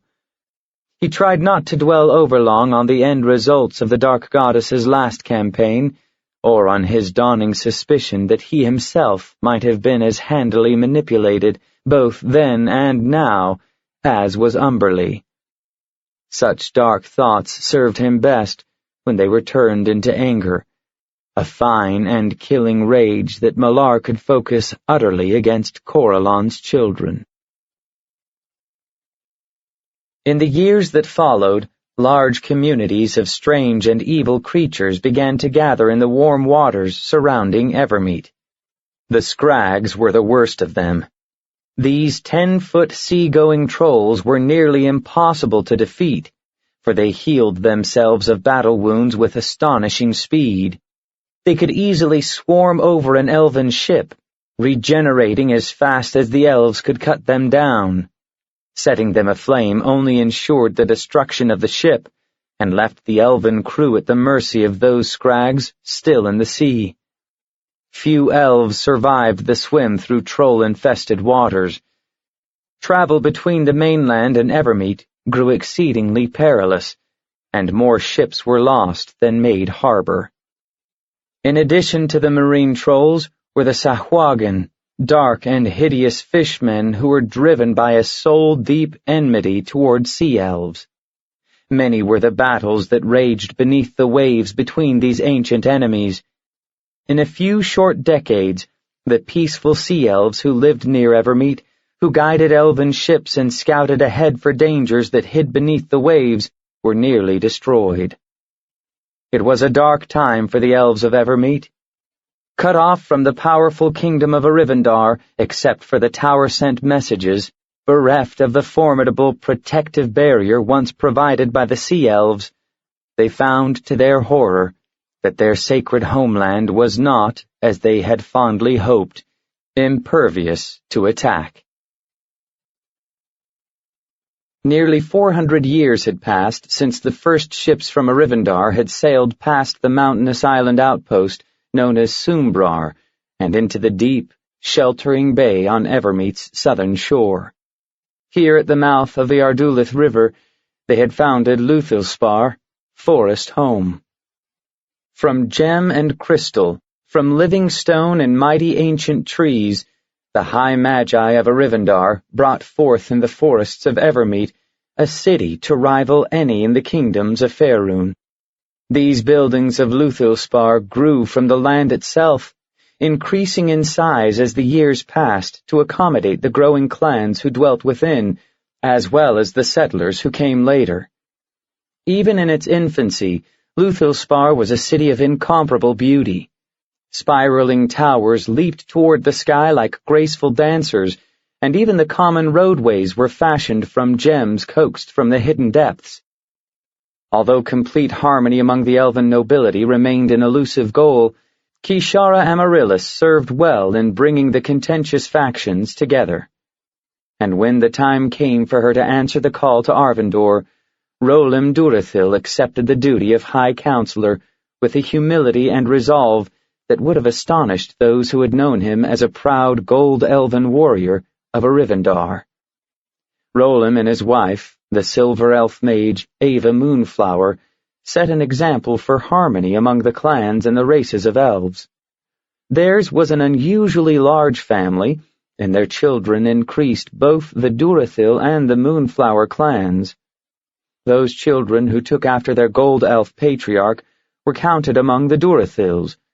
Those who favored their mother added to the numbers and power of the Moonflower clan. It was a wise solution and a fine example. On this the elves of Luthilspar were quick to agree. Few of them, however, followed in the High Counselor's footsteps. Unions between the various races of elves had become increasingly rare, and although relationships among the gold, silver, and wild elves remained amicable, the various peoples began to draw off from each other. As time passed, some of the more adventurous elves left Luthilspar and spread across the island. A few of these travelers mingled with the wild elves that lived in the deep forest, and in doing so gave themselves over fully to a life lived in harmony with the sacred island. But most settled on the broad, fertile plains in the northwest to raise crops or train their fleet and nimble war horses. In the far north of the island were rugged, heavily forested hills and mountains. Wresting a living from this wild northern land was not an easy task, but it was a task well suited to the energies of the burgeoning Kralnober clan. Theirs was a minor noble family, brought to Evermeet as honor guards in service to their liege clan, Moonflower. At the head of the family was Alania Kralnober, a warrior who, despite her diminutive size, had survived the battles of the Crown Wars and had fought back the waves of monsters, orcs, and dark elven raiders that threatened Arivandar. She knew all too well the horrors of battle and the need for constant vigilance. The growing complacency of Luthilspar's elves, their utter certainty that Evermeet was an inviolate haven, were matters of deep concern to Alania. She therefore chose a land that would test her strength and would demand that she keep both her wits and her sword's edge sharp. Amid the struggles of life and their wild holdings, Alania raised her children to be warriors. Chief among these was Darthoridan, her eldest son. He was unusually tall for an elf, and more powerfully built than most of his kin. When he was yet a boy, still growing toward his full height, Alania foresaw that no sword in the Kralnober armory would suit his strength. She sent word to the finest swordsmith in Luthilspar, and had him create a broadsword of a size and weight seldom seen among the elves. Sea-riven, she called it, for reasons that were not entirely known to her. As he grew toward adulthood, Darthoradan became increasingly restless. He spent his days in endless training, drilling with his warrior mother and his brothers and sisters for a battle that never came. Though he did not complain, he felt a keen sense of frustration over the singular focus of life in Crawlnober Keep. Yes, he and his kin were becoming fine warriors, even by elven standards. Even so, the young elf longed to be so much more. He could not rid himself of the growing premonition that skill with the sword was not enough. One day, when his hours of practice were over, Darthoradan sheathed Sea-riven and wandered down to the shore. He spent many hours there, ignoring the dull aches in his battle-weary muscles as he challenged his strength and agility by climbing the sheer cliffs. More often, though, he merely sat and gazed out to sea, reliving the stories brought by travelers from the wondrous cities to the south. This evening his mood was especially pensive, for his mother had decreed that the time was coming soon when he should travel to Luthilspar and find a wife. This news was not at all unpleasing to the young elf, but he found that the prospect of transforming dream into reality was a bit daunting. After all, the Crawlnober clan holdings were isolated, and their keep was a simple tower of stone lifted from the rocky cliffs. Darthoradan knew little of the customs or culture of the great city. In her concern for a strong defense, Alania Crawlnober had focused on nothing else, and had taught her children nothing but the art of warfare. Darthoradan was hardly prepared for life in Luthilspar. He did not feel confident in his ability to court and win a suitable bride.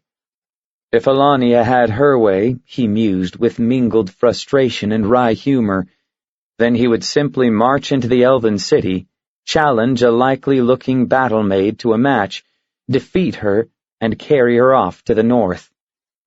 Darthoradan sighed. Ridiculous though this image might be, in truth, this was all he was equipped to do. When he was head of the clan, it would be otherwise, vowed the young warrior.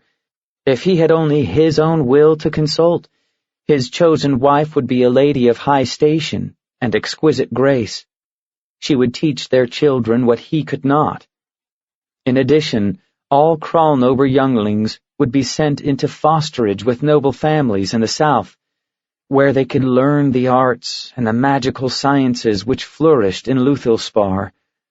They would learn to master the magic that was their heritage, and the results would far outstrip the few experimental spells that Darthoradan managed to fashion in his scant spare time. Despite the dreams that swirled pleasantly through his thoughts, Darthoradan remained alert to his surroundings. He noted a small blotch of darkness in an oncoming wave. He squinted against the light of the setting sun as he tried to discern its nature. As he watched, the surging waves tossed the unresisting object back and forth, as if toying with it before casting it upon the shore. With a sigh, Darthoradan rose and began the descent down the cliff to the water's edge. He had little doubt as to what he would find. From time to time, the torn body of a sea elf washed up on the northern shore, a grim testament to the wars that raged beneath the waves. It would not be the first time he had given the mortal body of a sea brother to the cleansing flames, and sung the prayers that sped the soul to Arvindor. At moments like this, he found that he did not regret his hours of training with sword and spear. As he suspected, yet another victim of the Coral Kingdom lay in shallow waters, rocked gently by the waves. Darthoradan waded out and lifted the dead elf in his arms, bearing her with honor to her place of final rest. As he stacked the stones and gathered driftwood for the bier, he tried not to dwell upon the sea elf's garish wounds, long since bled white and washed clean by the seas, or on how young the little warrior had been when she died. If the battle is not over before the children must fight, then it is already lost, Darthoradan whispered, quoting his warrior mother. And as he worked, as he watched the flames leap up to greet the setting sun, he prayed that this young warrior's fate would not be shared by his youngest brothers and sisters, or by the children he himself hoped to sire. Yet if calm did not come to the seas, how long could they avoid a similar fate? When at last the fire burned low, Darthoradan turned away and began to walk along the shore, hoping that the soothing rhythm of the waves would calm his troubled heart. The receding tide left the shore strewn with the sea's debris, broken shells, bits and pieces of ships lost at sea, long rubbery strands of kelp. Here and there small creatures scuttled for the sea, or busily tucked themselves in for the night in the tidal pools that dotted the shore. As Darthoradan skirted one of these pools, he noted the odd shape of a piece of mossy driftwood that thrust up from the water. It was shaped rather like an enormous, hideous nose, right down to the flaring nostrils. He looked closer, squinting into the tangle of seaweed that floated on the surface of the pool. A silent alarm sounded in his mind, and his hand went to the hilt of sea riven.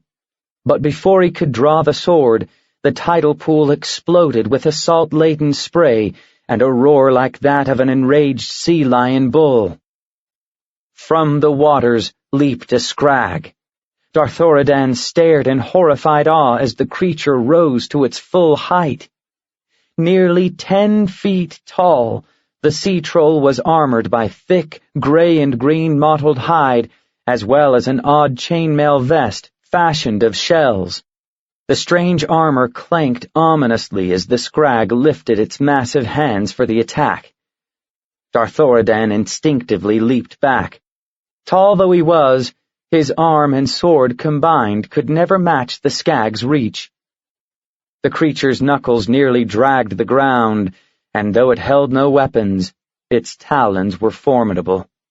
If the scrag got hold of him, it would shred him as it had no doubt slain the sea elf girl. The elf raised Sea Riven into a defensive position and waited for the first attack. Darting forward, the scrag took a mighty open-handed swipe at the elf. Darthoradan ducked under the blow, spinning away from the troll. He lifted the sword high overhead and brought it down hard on the troll's spindly, still outstretched arm. The elven blade bit hard and deep, and the severed forearm fell to lie twitching on the sand. Darthoradan dashed the spray of ichor from his face and lifted Sea Riven again. Just in time. The scrag came on in a frenzy, its massive jaws clicking as it gibbered with pain and rage. Its one remaining hand lunged for the elf's throat. Darthoradan managed to slap the creature's hand out wide, then he dived between the scrag's legs and rolled up onto his feet. Marshalling all his strength, the young elf gripped his sword as he might hold an axe, screaming out an incoherent battle cry as he swung at the back of the creature's leg. Sea Riven connected hard. The scrag toppled and went down. Now it was Darthoradan's turn at frenzy. His sword flashed in the dying light as it rose and fell again and again. As he chopped his foe into bits, he kicked or flung the gory pieces as far as his strength allowed. The troll could heal itself, but the task would be longer and more difficult if it had to gather its scattered parts. A sudden pressure on his foot distracted the elf from his grisly work. He glanced down just as the scrag's severed hand clamped around his ankle. As the talons dug through his boot and deep into his flesh, Darthoradan shouted another battle cry, striving to focus his pain and fear into something he could use. He thrust the blade of Sea Riven between himself and the disembodied hand. Driving the point deep into the wet sand, he pushed with all his strength. His sword cut into the scrag's palm, but the hand stubbornly refused to let go. Worse, One of the talons began to wriggle its way toward the tendon at the back of the elf's leg. Desperate now, Darthoradan threw himself face forward onto the sand. With his free foot, he kicked out at the sword to keep it from falling with him.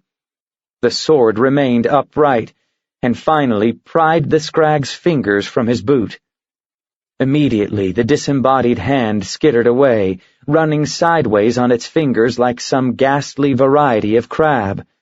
The hand groped blindly as it sought the limb from which it had been severed. Breathing hard, the elf rolled to his feet and yanked his sword from the sand.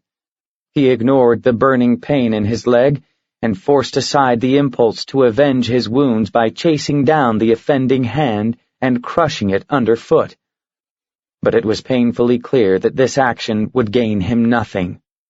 Even now, several pieces of the scrag had managed to regroup, and gray-green flesh grew rapidly to fill in the missing parts. Worse, new creatures were starting to form from some of the more widely scattered parts. This was an eventuality that Darthoradan had not foreseen. Soon he would be facing an army of scrags. He cast a quick glance at the distant towers of Crawlnober Keep, plainly visible from the shore. Within the walls, preparing to enjoy the evening meal and a quiet hour or two before reverie, were all his kin. His younger siblings were not helpless, certainly, but they were no more prepared for this sort of battle than he. And though Darthoradan was no expert on scrags, he suspected that trolls of any kind would not be sated by the death of a single elf. Darthoradan turned and sprinted for the sea elf's bier. He snatched up a still glowing piece of driftwood and raced back to the burgeoning army of scrag. The elf skidded to a stop beyond the original creature's reach and snatched a small bag from his sword belt. It was time to test both his fledgling magic and his courage. The elf dumped the contents of the bag into his hand. The discarded shells of several sea snails rolled out. Darthoradan had filled the cavity with volatile oil and then sealed the opening with a thin layer of waxy ambergris. A thin linen wick poked out of the shell, awaiting the touch of fire. Darthoradan had played with these small, flaming missiles as a child, but never once had he tested the effect of the magic he'd placed upon the oil. For all he knew, he would set himself aflame long before he managed to toss one of the shells at the scrags. So be it, he decided grimly.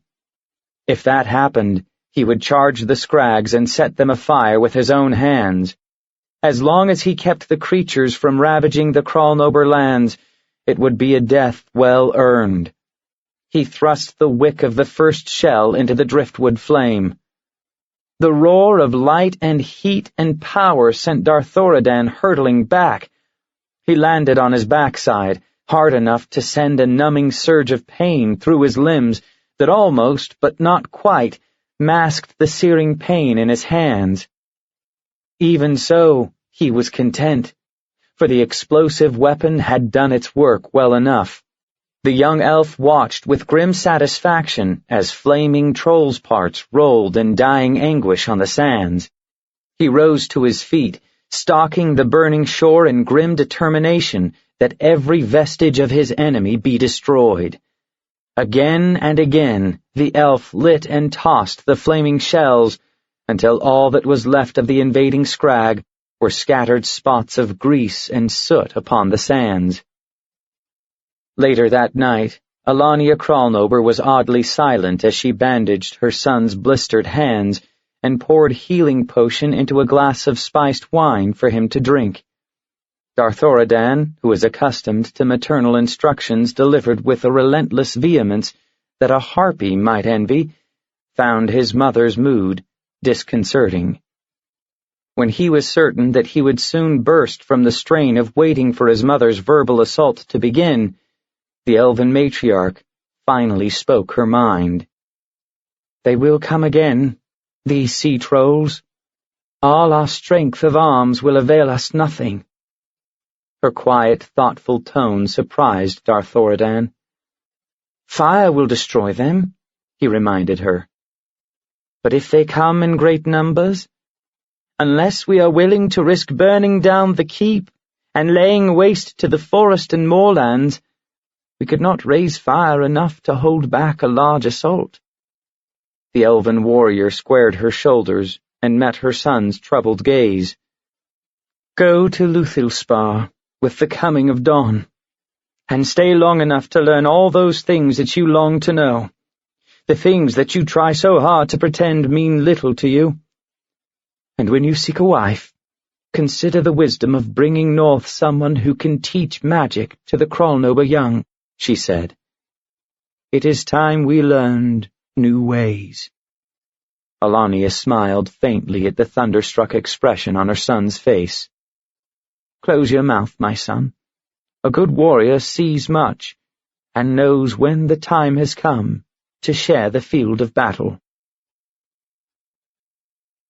In the years to come, attacks upon the elves by the Scrags and their Sahuagin allies grew more frequent and vicious. But leaders emerged among the people of Evermeet, including Darthoradan Kralnober and his wife, Anarzi Moonflower, the daughter of High Counselor Rolim Durathil. Although Anarzi was not a high mage but a priestess of Deep Sashalis, she possessed a considerable grasp of magic. She also had a keen knowledge of the ways of the sea and the creatures who made their home beneath the waves. The priestess and warrior combined their skills to raise and train an army of elves to protect the shores with swords and magic.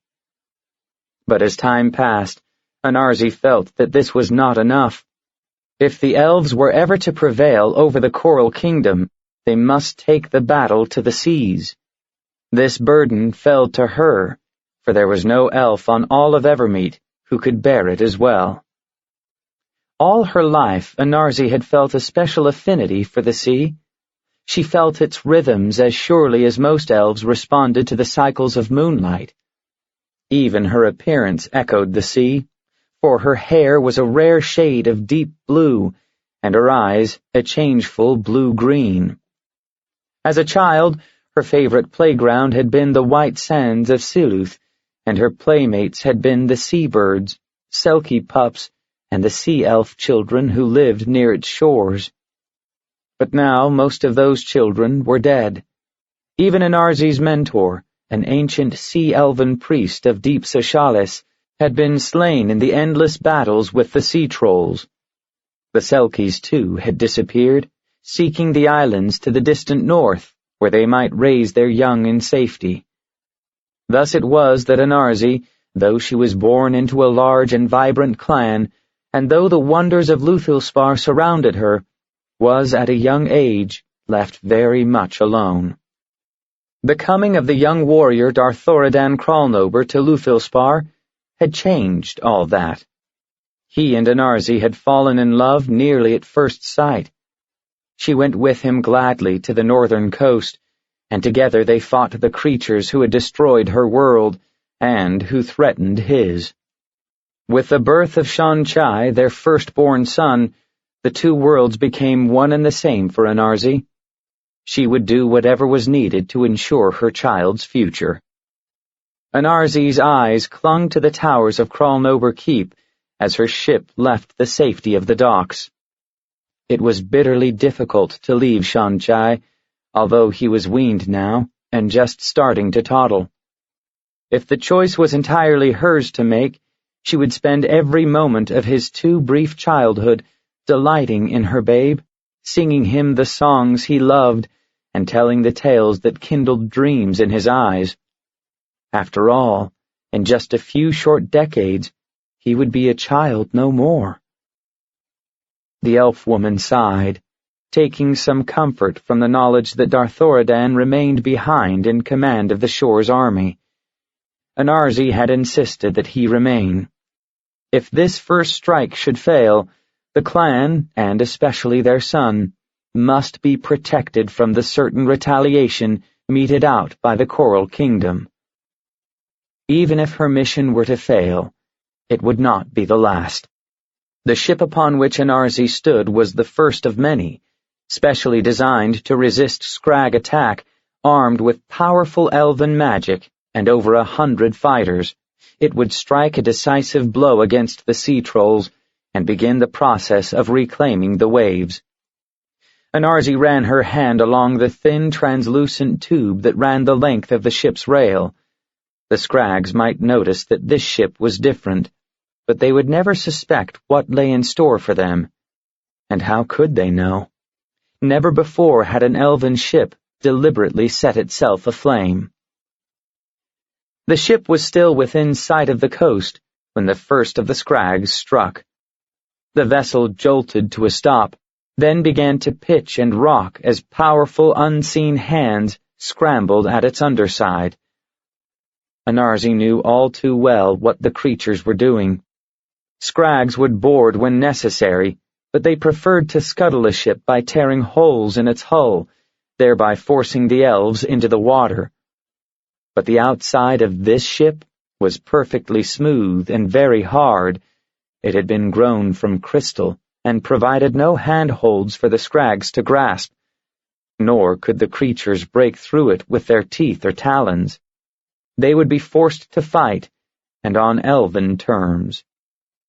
A small, grim smile tightened Anarzi's lips, and she nodded first to the small circle of high magi, then to the archers who stood waiting by blazing fireboxes. "It won't be long," she murmured. "Begin chanting the spell. Light the arrows. Now!" Even as she spoke, several pairs of scaly hands clutched at the rail. The archers dipped their arrows into the fire and took aim. Anarzi lifted one hand, her eyes intent upon the swarming Scrags. Timing was crucial. If the archers fired too soon, the creatures would simply fall back into the water, where the flames would die and the creatures' arrow-torn flesh regenerate. The sea trolls moved fast, and they often moved together like enormous schooling fish. In the span of 2 heartbeats, all the Scrags had swarmed aboard. It was a large hunting party, over a score of full-grown trolls. Anarzi dropped her hand and shrieked, "No!" Flaming arrows streaked toward the Scrags, sending them staggering back toward the side of the ship. Some of the creatures began to climb the rail, instinctively heading for the safety of the waves. But at that moment the Magi's spell was unleashed. With a sound that suggested 100 goblets shattering against a wall, the crystal vials embedded in the rail exploded and released the fluid that bubbled within. A wall of flame leapt up all along the ship's rail, barring the Scrags' escape and setting alight many of those that had escaped the archers' flaming arrows. Shrieking and flailing, the burning trolls instinctively darted away from the eldritch flame behind them. Elven warriors rushed forward to meet them, armed with protective spells against the heat and flame. They fought with grim fury, determined that no Scrag would break through their line. Slowly, inexorably, they pressed the dying trolls back into the flames. It seemed to Anarzi that the fire and the battle raged for hours, but she knew it could not truly be so. Trolls burned quickly. Behind the warrior elves, the circle continued chanting the magic that sustained both the fighters and the flame, and that kept the fire from breaking past the wall of elven warriors. Sooner than Anarzi had dared to hope possible, the battle neared its end. It was then that the Sahuagin came. The first one to board the ship did so not of its own will or power. Shrieking and thrashing, a Sahuagin tumbled through the wall of flame, no doubt having been picked up bodily by its comrades and thrown through the magic fire. Like a living bombard, the Sahuagin hurtled toward the elven defenders. A startled elf managed to bring his sword up in time, impaling the creature as it fell. But the weight of the fishman brought the elf down too.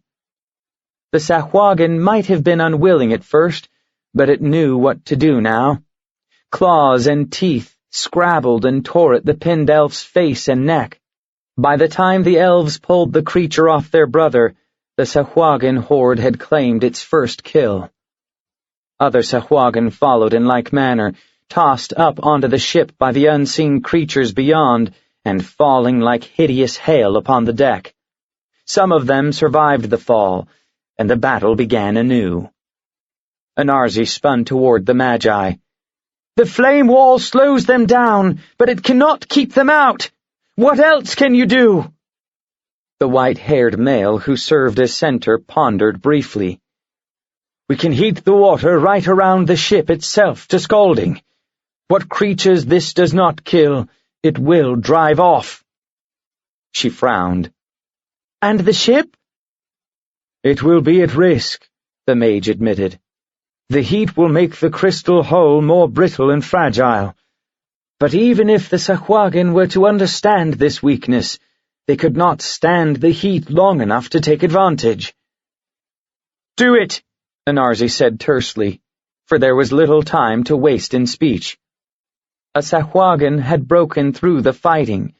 Its black-webbed feet slapped the deck as it raced toward the Magi's circle. The priestess snatched a harpoon from the weapon rack and braced it against her hip. At the last moment, the creature veered away, slashing out with its claws, not at the armed elf woman, but at one of the chanting Magi. Anarzi leaped at the Sahuagin, thrusting out with all her strength. The harpoon sank home. She dropped the weapon at once, sickened by the dying creature's screams, which were echoed by a hellish chorus of the scalded Sahuagin in the seething sea beyond. For a moment, it all threatened to overwhelm her. The scent of burning troll flesh, the slick wash of elven blood and vile ichor upon the crystal deck, the pervasive cloud of evil that surrounded the sea creatures.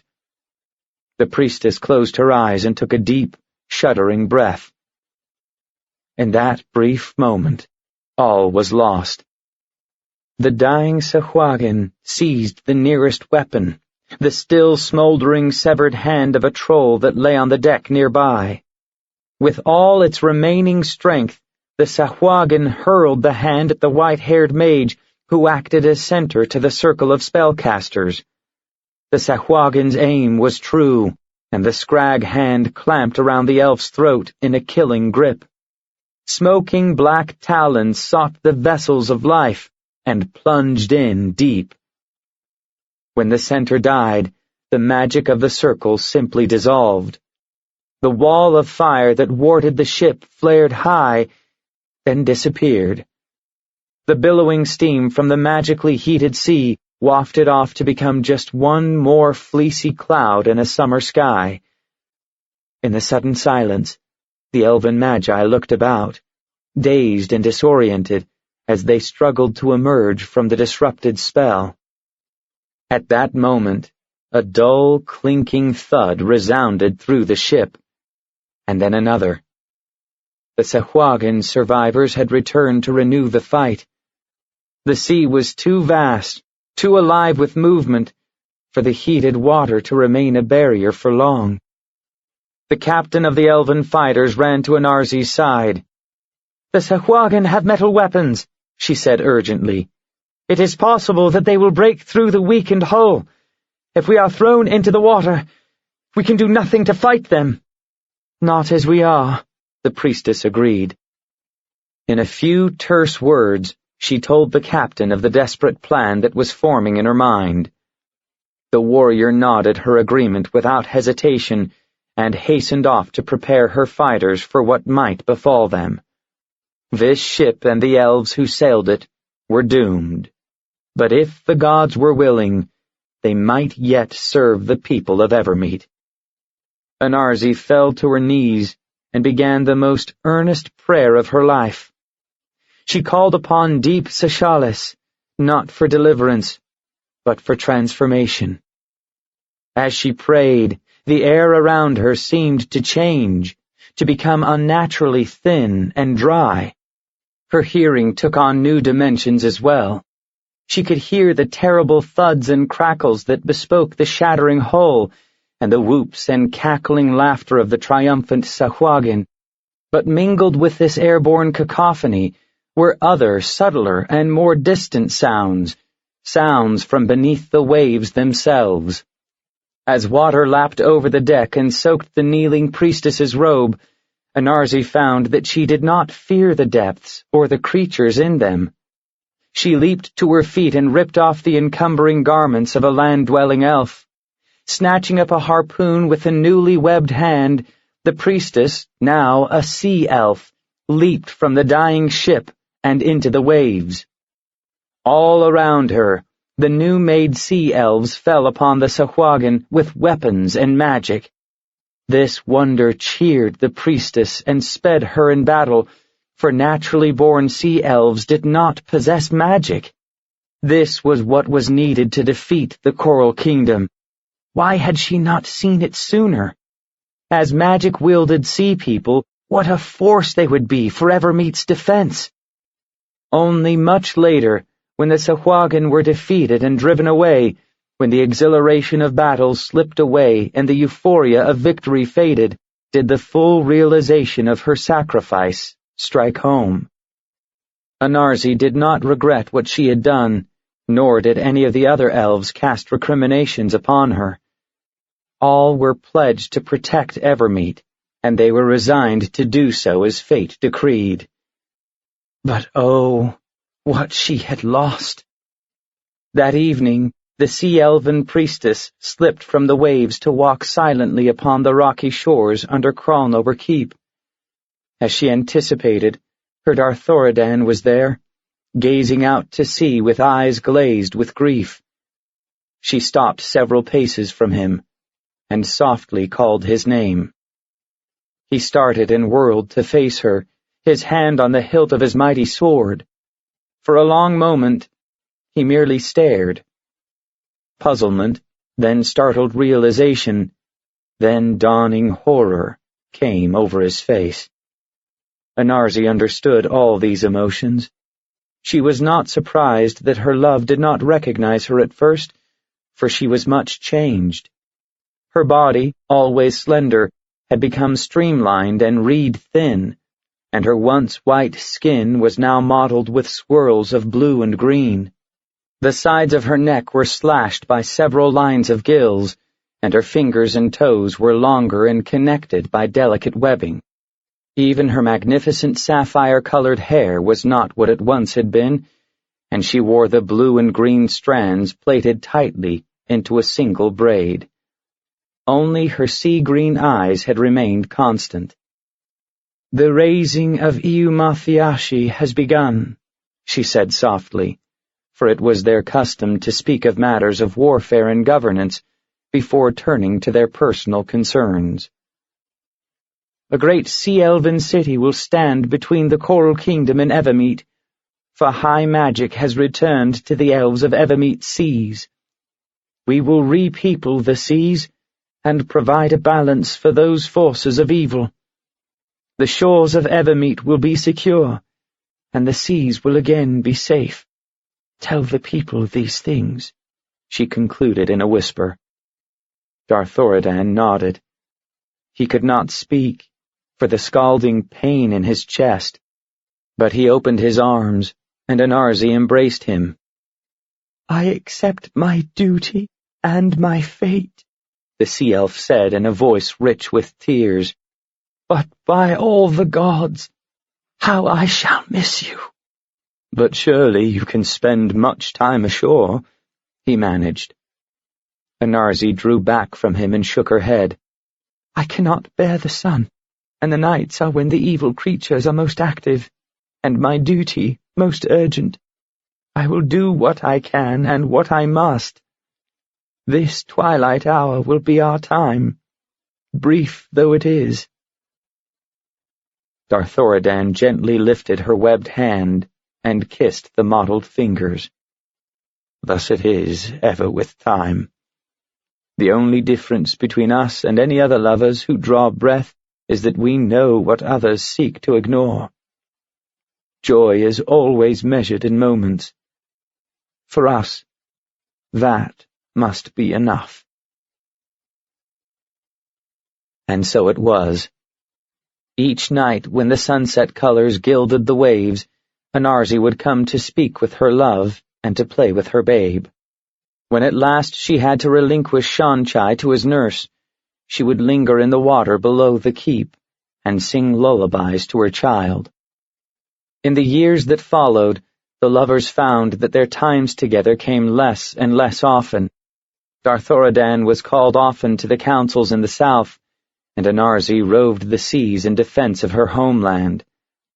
But she returned to the wild Northland coast as often as she could, and to her son she gave the one gift she had to give, the songs taught to her by the merfolk, and the sea sirens, and the great whales, stories of honor and mystery from 100 shores. So it was that this boy-child grew to become one of the greatest elven minstrels ever known, and not merely for his store of tales and songs of heartbreaking beauty.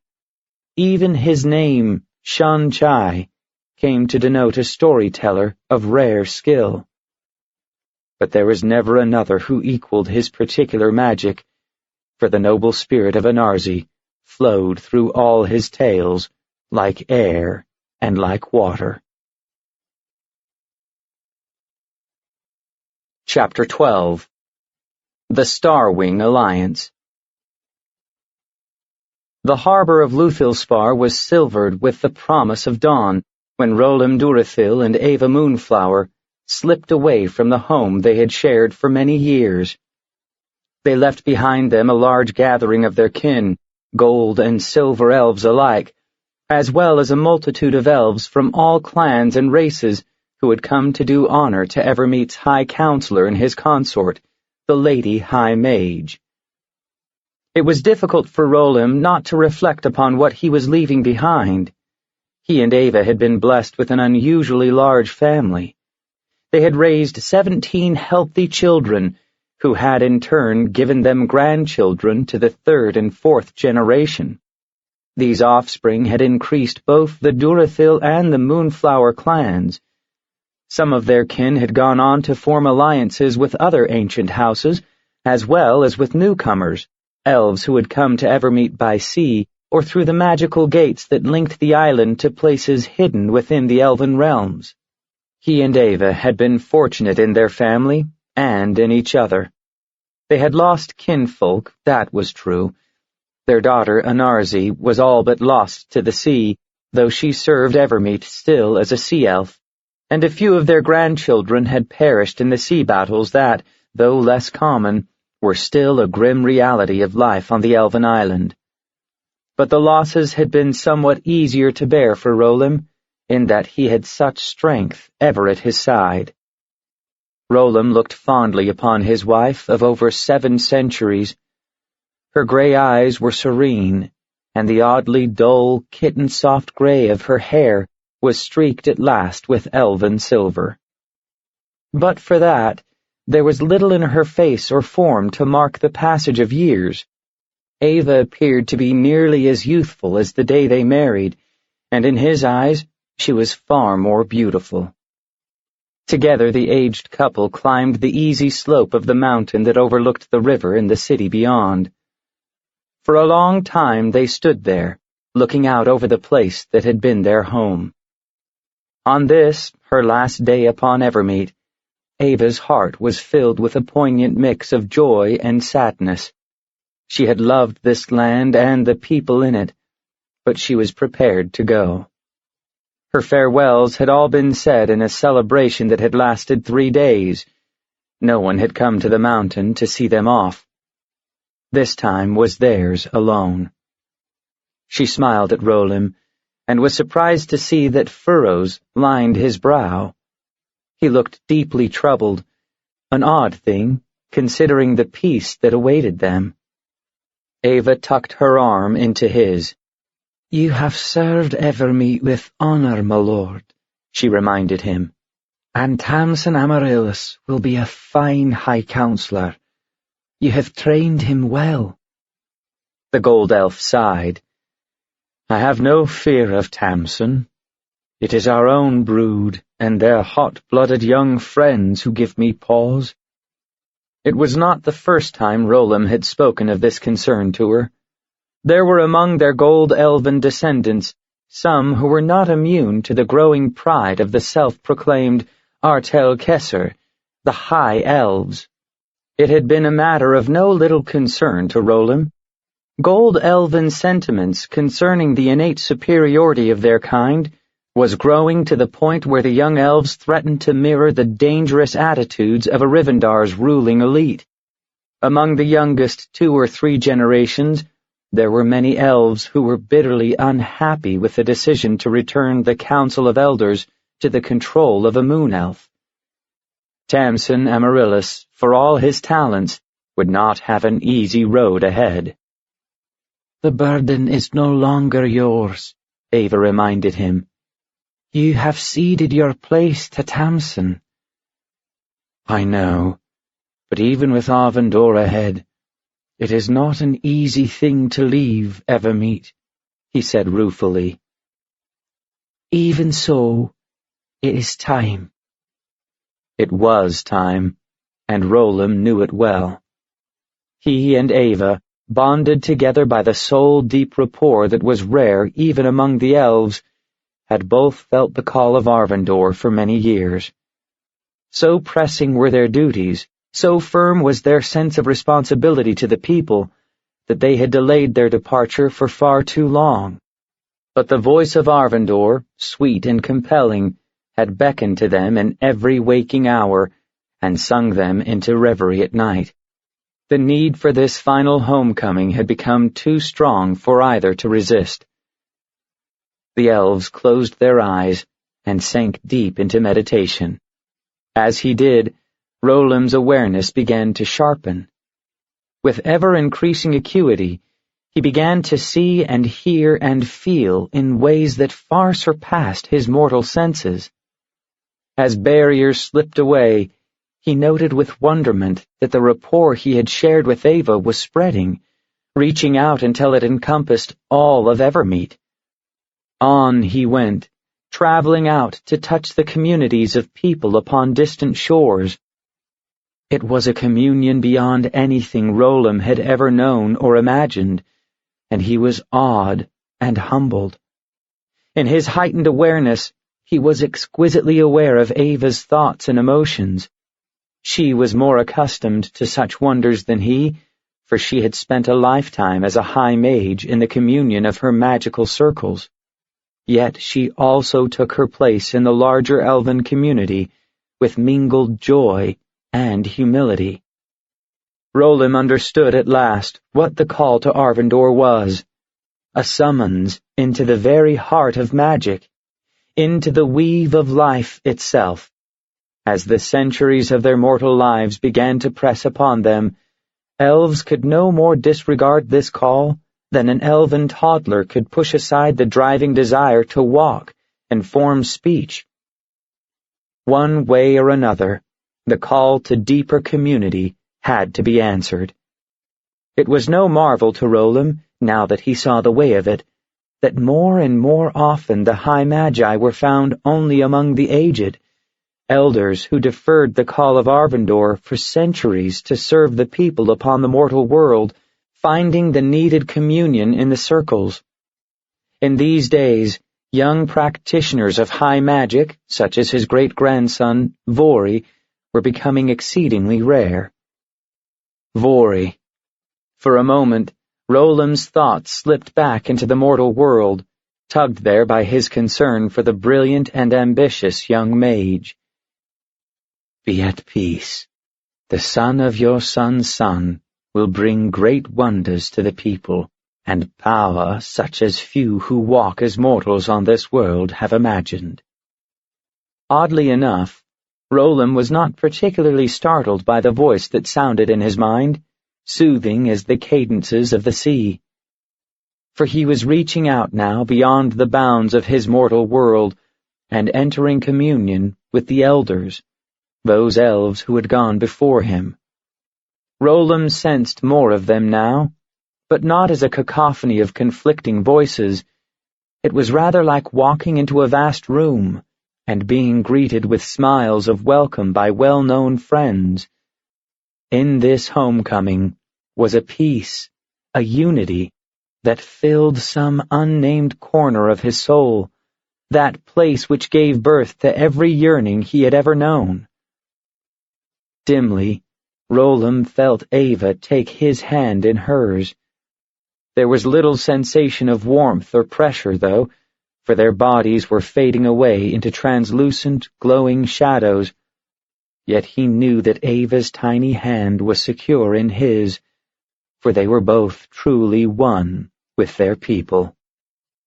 The morning sun broke through the canopy of leaves overhead, sending glowing shafts slanting down through the trees. The last few motes of silver and gold swirled together in a brief, giddy flurry, as if they danced to greet the light. The Durathill mansion was one of the finest and most whimsical in all of Luthilspar. At a distance, it resembled nothing so much as a flock of swans startled into sudden, graceful flight.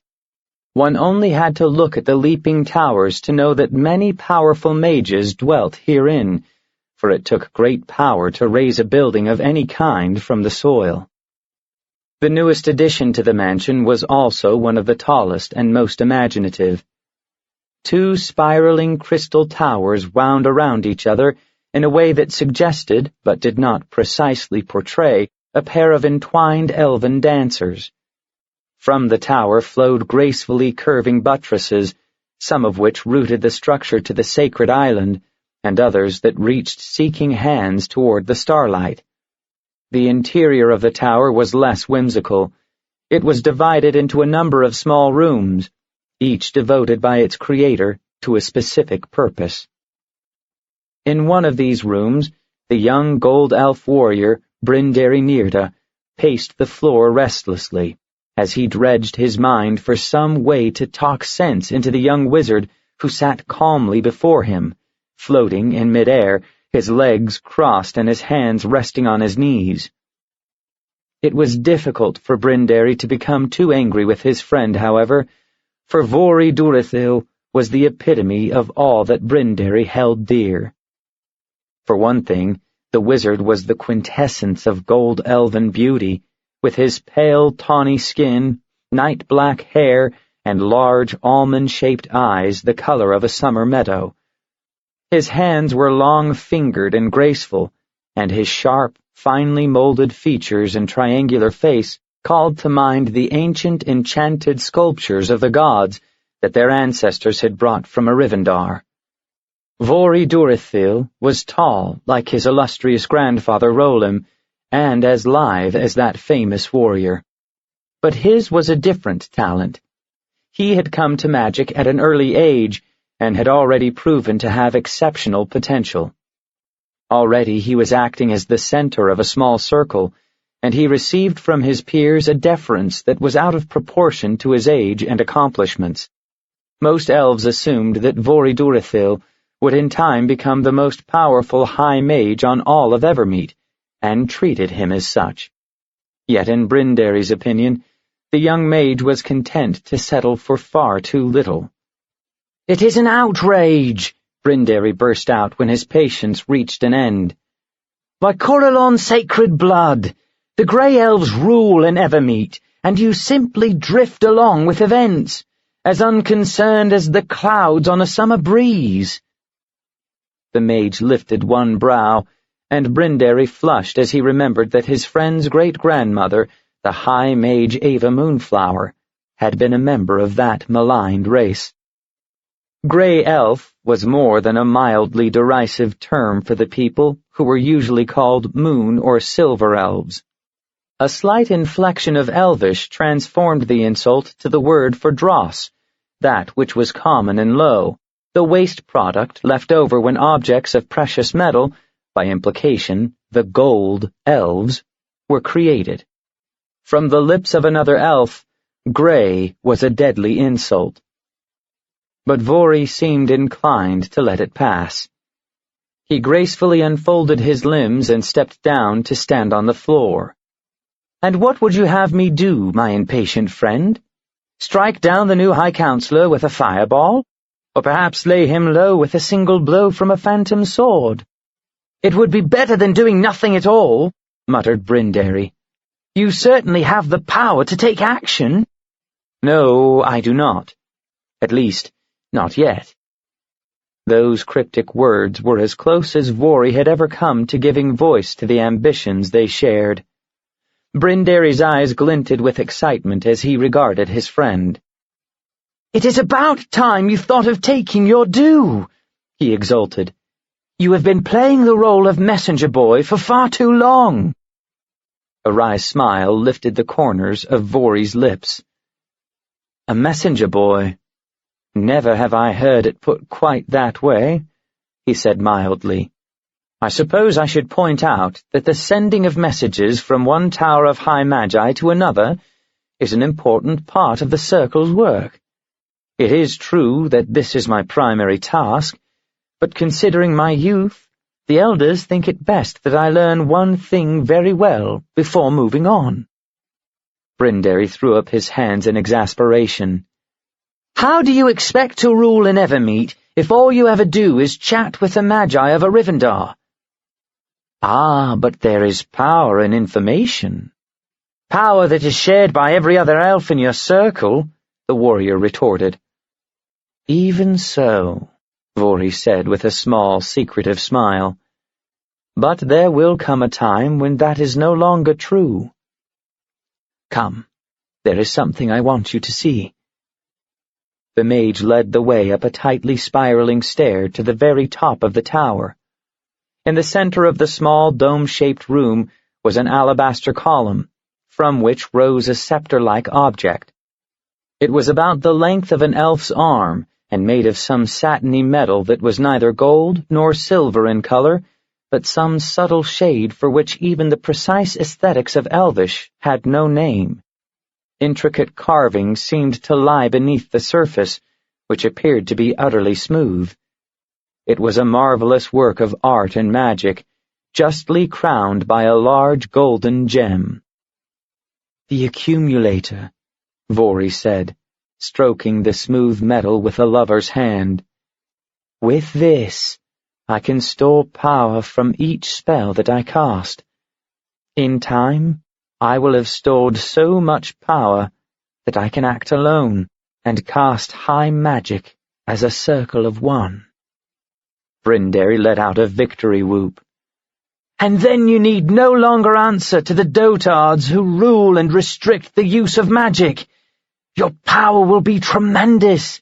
It will be an easy matter to oust the Amaryllis pretender, he concluded happily. Not so easy as you seem to think, Vori cautioned him. Tradition, my friend, is a powerful thing. Tamsin Amaryllis is armed not only with his own merits, which are considerable, but also all those of his illustrious forebears. Even if every disgruntled gold elf upon this island were to rally under my standard, we would have little hope of staging a successful coup, at least not by traditional methods of warfare. No, it is time to find not only new powers, but new ways. And perhaps, he mused, new allies. The Nirda snorted. And where will you find these allies? By doing what I do best, Vori said dryly. By being the very best messenger boy that Evermeet has ever known. The elven ship was dying. Captain Mariana Leafbower knew that even as she gave the order for a reciprocal attack. She felt its death as a physical pain. Not in all her decades of travel among the stars had she known a ship that was its equal. In appearance, it was rather like a titanic butterfly, with its 2 sets of sails that glimmered every shade of green known to her verdant homeworld. So vast were these wing-like sails that the body of the ship, a sturdy structure with a keel length of over 100 feet, was almost lost from sight among them. Mariana had inherited the graceful man-o'-war from her uncle, who had grown and nurtured it himself, and she had carried on the Leafbower tradition of exploration, trade, and travel for the sheer joy of the journey. She knew this ship as well as any mounted warrior knew her Pegasus, and she felt its dying agonies as keenly as if it were in fact a beloved steed.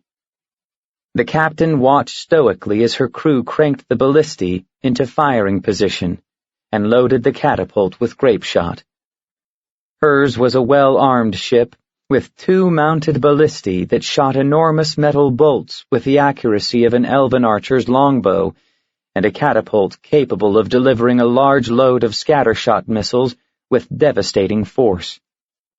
Even so, it would not be enough, and she knew it. The ship would die, that was certain, and the elven crew as well. But at least they would take a few of the Cnidar with them. Mariana cursed under her breath as she watched the next approach of the Cnidar. A flock of them flapped toward the ship in precise, single-line formation. The Cnidar, hideous bat-like creatures with a 15-foot wingspan and long barbed tails like those of a wyvern, were as black as the wild space in which they hunted, but on their crystalline wings glittered every color within both the light and heat spectrums. Cnidar were heat-eaters, who traveled the vast spaces between the stars. They spoke by breathing intricate patterns of heat and energy that were detected and understood by others of their kind. Disaster usually occurred whenever they attempted to speak with star-traveling ships. Indeed, they were often drawn to such ships, attracted by the heat and light and activity. These Cnidar, however, were not merely curious. This was a hunting party, and they desperately needed to feed. Mariana could tell this from the unusually close-knit formation of the flying monsters. They flew nearly nose to tail, so that each Cnidar could feed upon the heat emitted by the creature in front of it. Their first attack on the ship had been unexpected. From a distance they unleashed a blast of breath so hot that it had ignited the protective bubble that surrounded the ship and kept the life-giving envelope of air and warmth in place. The off-duty helmsman, a wizard of considerable power, had drained his magic to put out the flames. He had succeeded, but not before their air supply had been dangerously heated and thinned. It was still hot on the ship. Mariana's hair clung to her scalp in lank silver strands, and the pain in her blistered hands and face was intensified by her keen awareness of the ship's ills. The ship's crystal hull had been cracked by the sudden burst of heat, and the wings were seared and brittle. Her ship yet lived, but barely. It could not survive another hit. And the Cnidar were closing in, eager to ignite the ship and feed upon the energy of the flames. Mariana waited until the lead Cnidar was within range, and then screamed out the order to fire. The first ballista thudded, sending a giant bolt streaking toward the creature. The weapon caught the Cnidar squarely in the upper chest, sending it hurtling back into the ranks of its followers.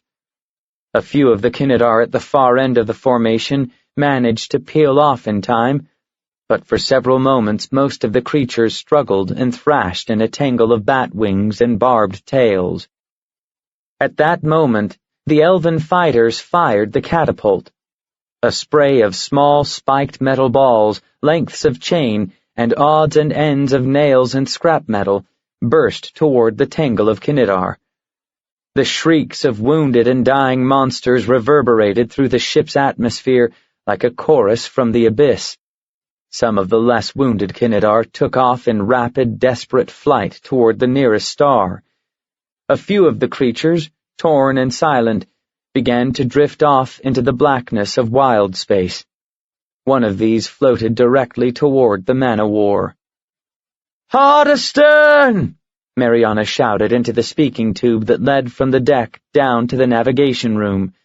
The helmsman, the wizard whose magic combined with the power of the magical throne-like helm to give power to the ship, acknowledged her order. Mariana noted with deep concern that his voice sounded thin and weary. Passalorus had been at the helm for much too long. His strength and his magic were nearly depleted. The ship began to trace a leisurely arc toward the right as the helmsman urged the ailing vessel in an evasive maneuver. Not fast enough.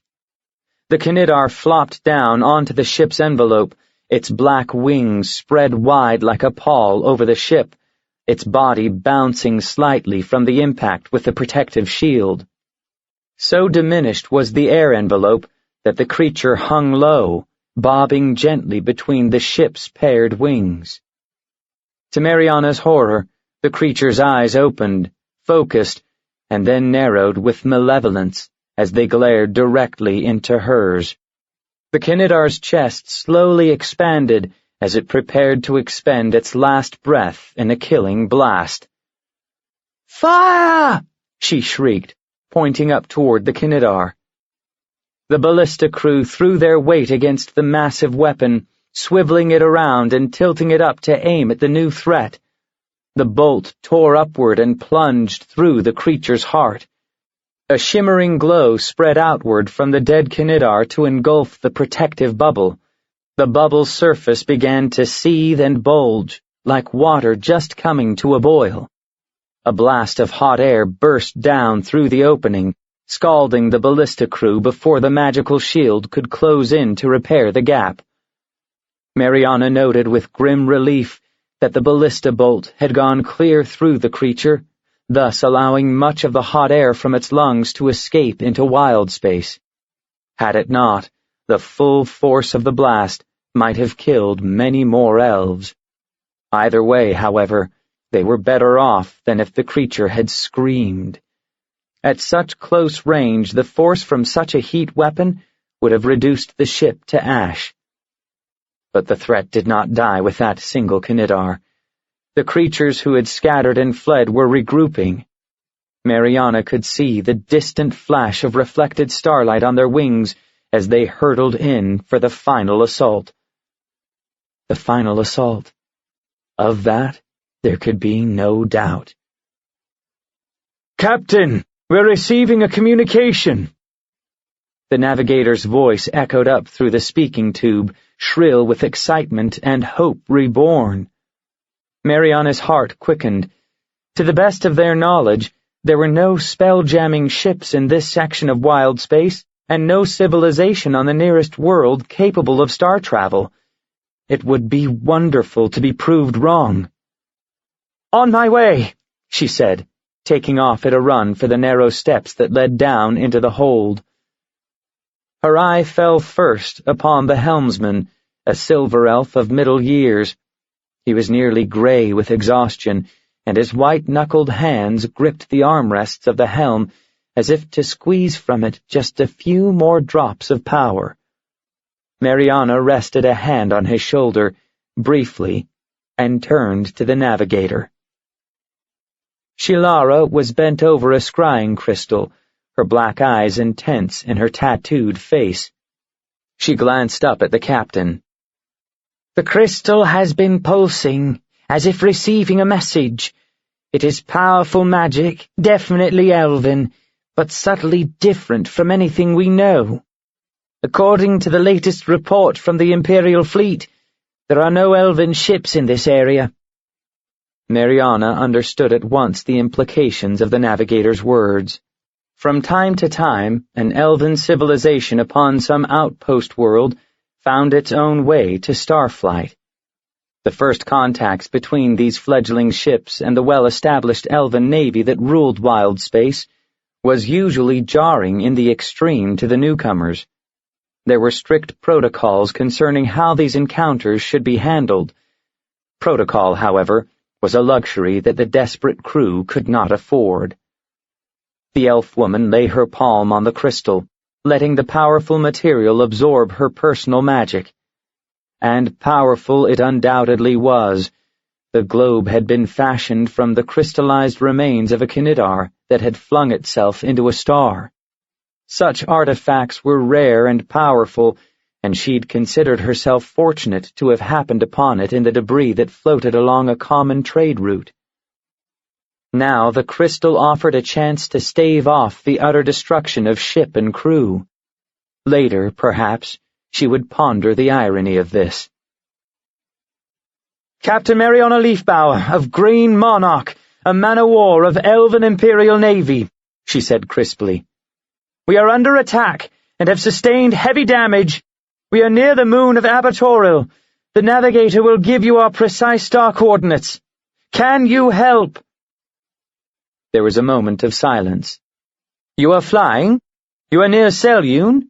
demanded a melodious, disembodied male voice. "We are still starborn, yes," Mariana said, puzzled by the incredulous note in the elf's voice. "Identify yourself and your ship." "I am Vol.II, a high mage of Evermeet," the unseen elf said. "And I am not on a ship at all, but on land. Sombra, to be precise, an outpost island just beyond Evermeet's bay of Luthulspa." Mariana and Shilara exchanged incredulous glances. Land-to-ship communication was incredibly difficult and required magical technology of an extremely high level. They had not known that the elves of Abertoril possessed such magic. "Do you have spell-jamming ships in this area?" she repeated. "We have no such ships," Vori said, "but I can guide yours to a sheltered bay near the island." Another blast of Kinidar breath hit the dwindling shield, and another thrumming crack shuddered through the hull. Mariana winced. "Our ship is breaking apart. We don't have time to make landfall. Even if we did, we would be pursued by creatures that want the ship." "I fear I cannot help you in such a battle. Can you leave the ship to your enemies? Have you lifeboats?" Shilara nodded, her face grim. "It's that or nothing, Captain."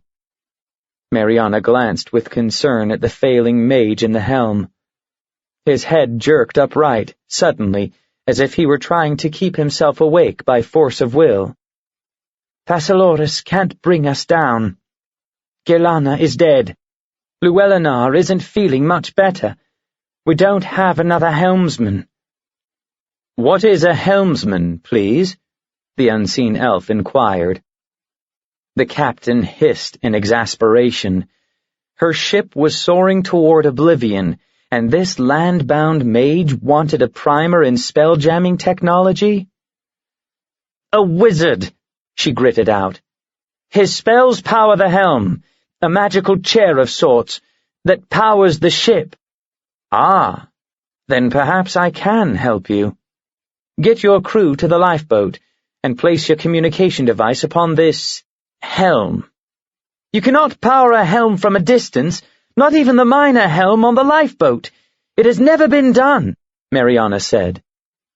"That does not mean it is not worth trying. And I can sense the threat of magic between my communication device and yours. I will bring you down in safety," the elf said confidently. Since she had no better ideas, Mariana turned to the watchful navigator. "Give the order. Get everyone aboard. I'll follow with Passalorus." Shilara seized the scrying globe and darted up the steps. The captain gave her a few minutes to gather the survivors and get them aboard the lifeboat, a small, open craft that looked rather like an oversized canoe. But it was light, and it was fast, provided that a mage of sufficient power sat at the helm. In moments, Shrilara's trademark signal, the high, shrieking cry of a hunting hawk, informed the captain that all was in readiness. Taking a deep breath, she dragged the nearly comatose mage from the helm and flung him over her shoulder. Instantly, the air in the helm room heated to nearly a furnace blast as the magical connection, however feeble, between mage and helm was broken. In a few moments, the air envelope would dissipate as well. Mariana staggered up the stairs with her burden and made her way over to the rail where the boat was waiting. It took all her power of will to keep her eyes upon the lifeboat rather than on her ship's flaming sails or the flock of Kinidar that circled the burning ship. emitting triumphant shrieks and cackles as they drew sustenance from its funeral pyre. At least the wretched creatures were distracted, Mariana thought grimly, as she eased Passalorus off her shoulder and into the waiting hands of the survivors. There were only 10 elves aboard the lifeboat, all that remained after the last attack. But as Mariana took her place, she noted the awe on each face as they stared at the helm and the crystal scrying globe that sat in the center of the magical chair. The crystal glowed with intense inner power. It appeared that the land-bound mage could do what he claimed. The air that encircled the lifeboat was cool and fresh, which meant that power was indeed flowing to the helm. "Looks as if we might make it after all," Mariana muttered. "Of that, Lady Captain, you may have no doubt." The rescuer's voice sounded different, more vibrant, magnified, perhaps, by the power that flowed through the crystal. "By your leave, I will not speak again until we meet in person, except in necessity. The concentration needed to maintain the thread of magic is considerable." "Of course," Mariana replied. "Let me know if there is anything we can do that might help." There was a brief pause. "Actually, there is one thing," the unseen elf said wistfully. "Speak to me of the stars, and tell me what your eyes see on your journey to Evermeet." Mariana cut the ropes that bound the lifeboat to the ship, then nodded to Cameron Starsong, a bard who had purchased passage aboard ship. As the small craft floated out into the darkness of wild space, she settled back and listened as the elf strummed his lyre, which he had adamantly refused to leave behind, and declaimed in rhythmic musical cadences a spontaneous ode to the wonders of starflight. As the captain listened, it struck her that the life she took for granted would be the fabric of legend to an elf such as Vol.II, and the fact that she herself was headed for such a primitive world was disheartening in the extreme. Mariana grimly took stock of the situation. Her ship was lost. At best, it would be many, many years before she could grow another. It was entirely possible that the surviving crew would spend the rest of their natural lives upon Abertoral. The elf woman sighed and turned her head to look back at her burning ship. Her eyes widened with surprise. Green Monarch was no more than a flicker of red light. She turned to Shilara, who was watching the rapidly diminishing light with narrowed eyes. "How fast do you figure we're moving?" she demanded. Shilara shrugged. "It's hard to say without my instruments and charts, but I can tell you this much. We're traveling at least twice as fast as Monarch could at full power." "Look down," she said suddenly, seizing the captain's arm and pointing to the rapidly approaching world. "There's Abertoral, and already I can see the island.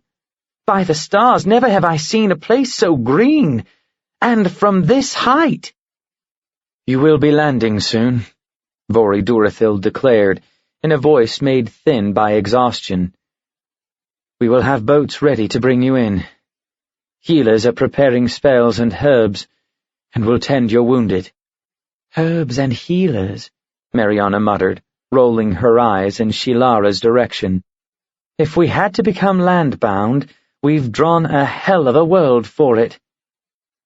A face smiled at Shilara's tattooed face. "Do not sneer until you have seen this world," she said softly. "It might be such that you will have no desire to leave."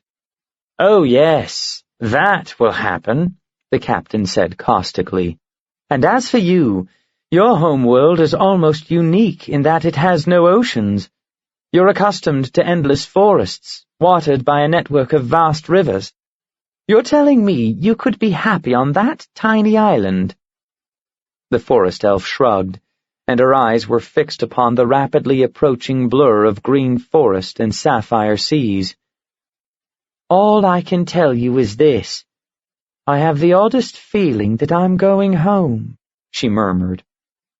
Before Mariana could respond to this odd pronouncement, The boat jerked suddenly as the untried mage who controlled it tried to slow the craft's descent. A second jolt quickly followed, sending the boat into a slow roll. The captain seized the crystal globe and held it firmly against the helm, shouting for the others to help her keep the magical device in place. Again and again, the little craft shuddered and jolted as Vol.II inexpertly slowed its descent into the sea. Even so, the boat hit the water with a force that shattered the wooden hull and hurled the elven crew into the water. Mariana plunged down deep, her hands flailing about as she instinctively sought to find and save the helm. The water that swirled around her was dark with blood, and she knew from the fierce throbbing in her temples that she had taken a head wound, perhaps a serious one. All she could think of, however, was the need to find the helm. If she could not, she would never again travel the stars. Suddenly she felt small, strong hands close on her wrists, and her frantic eyes looked up into the face of the strangest elf she had ever seen. A blue-haired, green-skinned female gave her a reassuring smile and began to draw her up toward the surface. Mariana glanced at her rescuer's hands. They were striped in rippling patterns of blue and green, and there was delicate webbing between the unnaturally long fingers. Jaded as she was by her years of travel and her encounters with fantastic creatures from a dozen worlds, Mariana had never seen a creature that struck her as quite so bizarre as this sea-elven creature. Her last thought, before the darkness engulfed her, was that she'd picked a hell of a world to be stranded on. The next thing Captain Mariana Leafbauer knew was the soft, lilting sound of elven voices lifted in song. There was a healing power to the music that seemed to draw the pain from her head and the aching lethargy from her limbs. Cautiously, Mariana opened her eyes. She was warm and dry, clad in a silken robe and tucked into a bed that, if the one right next to her was any indication, floated above the floor in a subtle, undulating motion.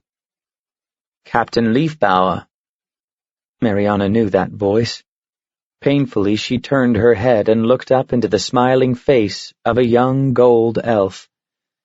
She was not in such a bad way that she didn't take note of the fact that he was probably the handsomest elf she had ever seen. Even so, there were more important matters on her mind. "The helm," she began. "Do not concern yourself," Vol.II said. "The sea elves have already found most of the pieces. In time, we will reconstruct it." "It can't be done. You don't have the technology," she said in a voice dulled with despair. "It seems to me that you said something very much like that before," the elf replied with a touch of wry humor. "And yet, here you are." Mariana shifted her shoulders in an approximation of a shrug. "I'll grant that your magic is impressive. Maybe we can learn a thing or two from each other." "That is my hope." Vori paused and glanced at the elves who ringed her bedside.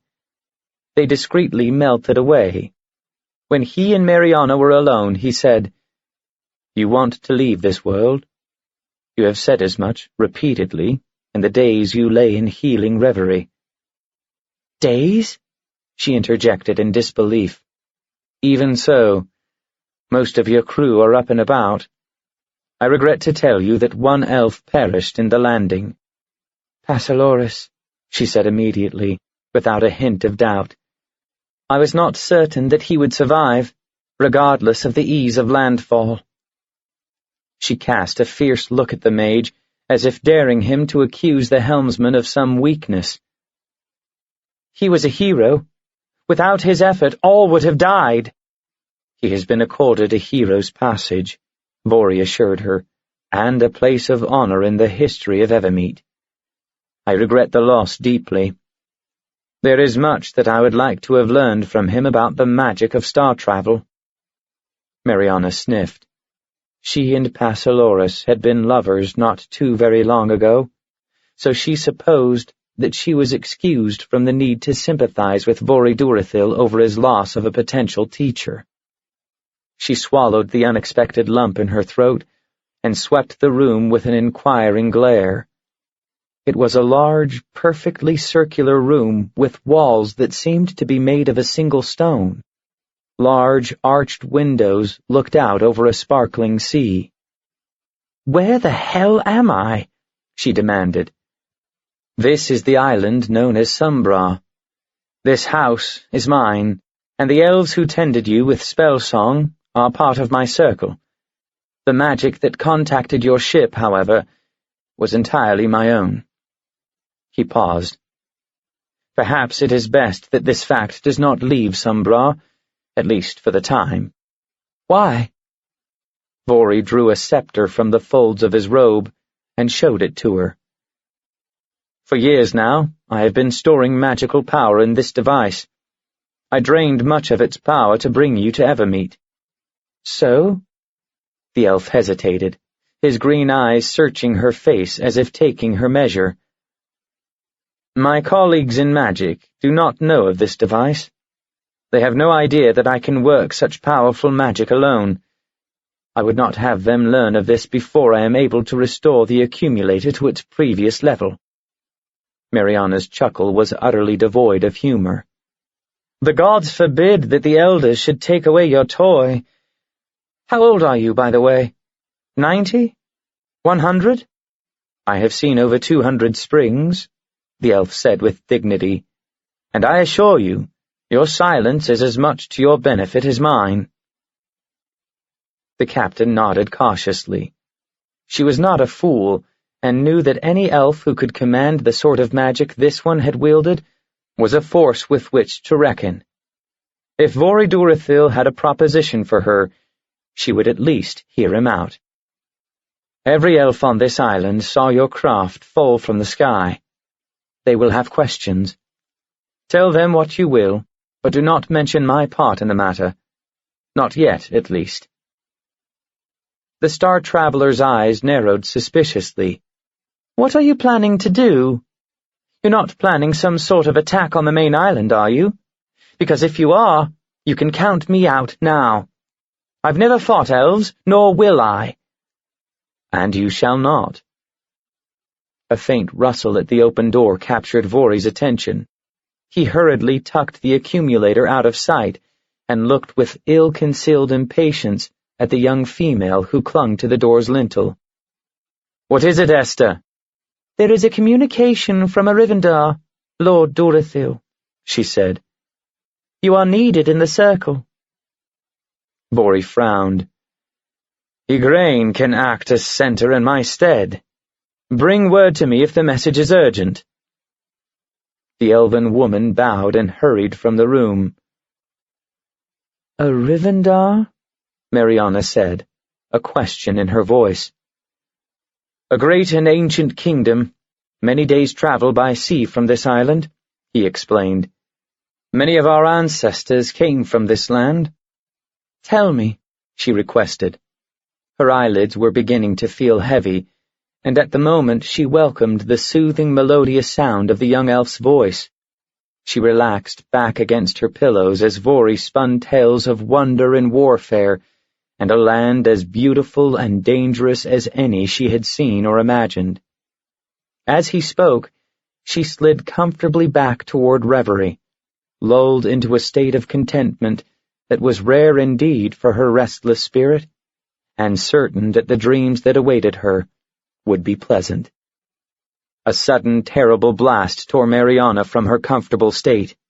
She sat bolt upright, stunned by a force that utterly dwarfed the shattering of Green Monarch's hull. Oddly enough, there was no sign of destruction. The room's luxurious furnishings were undisturbed. The birdsong outside the windows continued unbroken. There was no sound of battle, no scent of smoke or death. Only upon the face of Vol.II was the devastation written, The young mage's face was pale as parchment and twisted in nameless anguish. "What the 9 bloody hells was that?" Mariana demanded. Before Vori could respond, an elven warrior bolted into the room, his flaxen hair flying about him in disarray and his black eyes wild. "Vori, the circle is destroyed! Every elf who cast the High Magi is gone! Gone! Utterly vanished! I would not have believed it had I not been in the spell chamber and seen it with my own eyes." "Did you hear the message from Arivandar?" Vori asked in a dry whisper. "I did," the warrior said grimly. "It was a call for help from the tower at Shalarion. They wanted us to send warriors and magi through the gates at once. Then came a blast that nearly drove me mad, and then... nothing. Quite literally nothing. I was the only elf left in the chamber. What does it mean?" Vori abruptly turned away from the dazed and babbling elf and walked to the window. He was silent for a long moment, staring out over the water toward Evermeet with eyes that for once did not see the beauty of his homeland. A beauty that was all the more poignant now, for the added importance that this day's events had given the elven island. "Brinderi, the day you have longed for may well be at hand. Evermeet will determine her own path in a way that she has never done before, and who is to say that this path will not lie along the road you yourself have envisioned? And your task, Captain Leafbower, is made all the easier. All those who saw your ship fall from the sky are dead. But for your crew, we 3 in this room and the sea people who know only that your ship was destroyed by a powerful blast, it will be easy enough to fashion an explanation that will content them. Thus we can work here on Sumbrar in privacy, without fear that our task will be detected or our effects deterred. All things have changed this day," he concluded softly. "These are words I have longed to hear," Brinderi said, his brow furrowed in puzzlement. "Why, then, can I not fathom their meaning?" Vori spun to face his old friend and his new ally. "Then I will speak plainly. Brinderi, our time is near at hand. Your destiny, Captain Leafbower, is intrinsically bound with my own. There is no other to whom you can turn. You see, the Crown Wars have taken their toll after these many centuries of warfare. The ancient kingdom of Arivandar has fallen.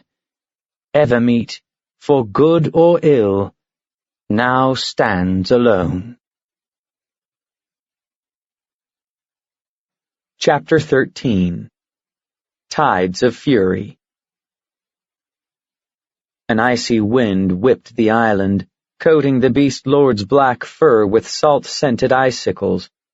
Millar hunched his massive shoulders in a futile attempt to ward off the chill, listening with uncharacteristic patience as the goddess Umberlee wailed and shrieked out her frustration.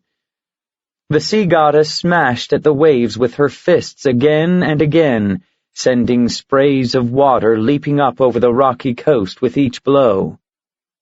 Umberlee's minions, the fearful creatures of the Coral Kingdom who were supposed to bring the seafaring elves to heel, had been, if not bested, at least contained. Magic had returned to the sea elves of Evermeet, and this through the intervention of an elven god. Long and bitter had been Umberlee's jealousy of Deep Sishalis, and terrible was her fury against this perceived insult. "There are other creatures in the sea that you can command, are there not?" inquired Millar when at last his rumbling voice could be heard over the roar and crash of the waves. Umberlee stopped in mid-wail. She subsided, sinking down into the crest of the wave she rode as she pondered this suggestion. Her countenance softened a little as she considered the possibilities. "There are many," she agreed. "There are terrible creatures in the depths which will surely come to my bidding. I will send them at once." And storms, Millar added, as he broke off a dagger-like icicle that hung from his furred chin, and that gave proof of the icy potency of the goddess's fury. You cannot overwhelm the island itself, but surely you can disrupt sea traffic. Many elves will flee the troubles on the mainland to sail for Evermeet. His red eyes glowed with intense, evil light. I see no reason why they should reach the island. Nor do I, agreed the sea goddess delightedly. She surged forward suddenly and flung her arms around the bestial god, drenching him with frigid sea water. Then she was gone, leaving behind a sea that was as calm as a wood nymph's pool. Millar let out a grating, waffling chuckle. The sea goddess's chilly embrace was a minor discomfort, a minor indignity. In his estimation, things were going well. The centuries-long devastation of the Crown Wars had been deeply satisfying to the great hunter. He was not entirely disappointed by the defeat of the Dark Elves, or the Drow, as they were now called. Despite his ties with the goddess Loth, Millar was not fond of any elves, fair or dark. He was willing enough to enjoy the Drow's warfare against Corellon's faithful children, but the deaths of dark raiders pleased him equally as well as the slaughter of peaceful forest elves. In fact, he thought it a delightful turn of events that brought the elves to be pitted against each other in this manner. Not only did such inner strife serve his purpose, but it was also almost entertaining to observe. The elves on Faerun had been dealt a series of devastating blows. His followers, orcs and goblins for the most part, would continue to harry the settlements that were scattered through the forests. The time was right to turn his enmity once again upon the elven island. He would let Umberlee do what she could, and what she could do for him. Also, there were humans who called themselves the Wolves of the Waves, and who showed considerable promise as raiders. They would be a fine foil to the sea goddess's wrath. And though these humans were not strictly followers of Millar, the god felt certain he could find ways to entice them into joining the hunt for elves. These actions would suffice for now. Yet Millar, the great hunter, knew full well that he would not be forever content to concede to others the challenge of the hunt, or the pleasure of the kill. Anarzi Sea Elven, once a daughter and matron of the noble moon elf families of Evermeet, swam south with all possible speed toward the city of Luthilspar. Years had passed since the peculiar shipwreck off the eastern coast of Sumbrar. There had not been a single day since that Anarzi had not pondered the strange events of that day. Not that shipwrecks were rare occurrences, far from it. The storms that raged beyond Evermeet's protective bounds sent many an elven vessel into the depths. The sea elves of the great city Iumathiashi were kept busy rescuing those elves they could, and bearing grim tidings concerning the fate of those they could not aid. But there had been something very odd about that long-ago wreck. The incredible force with which the small craft had been sundered suggested that some new and powerful force was at work. It had taken Anarzi a long time to piece together an answer to her lingering questions, but when at last she had found her way to this answer, she'd been at a loss to know what to do. As she swam southward, Anarzi batted aside a bit of floating seaweed with a hand that was long-fingered and delicately webbed. The sight of her own sea-elven hands no longer seemed strange to her. She was now a sea elf in thought and impulse, as well as in physical appearance. Even so, her sense of allegiance to her land-dwelling clans was still strong. Right or wrong, Vori Durithil was kin to her, the son of her own brother. It ran against everything that she had once held dear to speak against him. And yet, how could she not?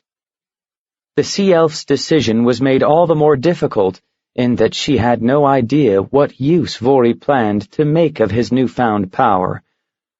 Elven magic was nearly endless in variety, and it was no uncommon thing for elves to use magic to give flight to common objects.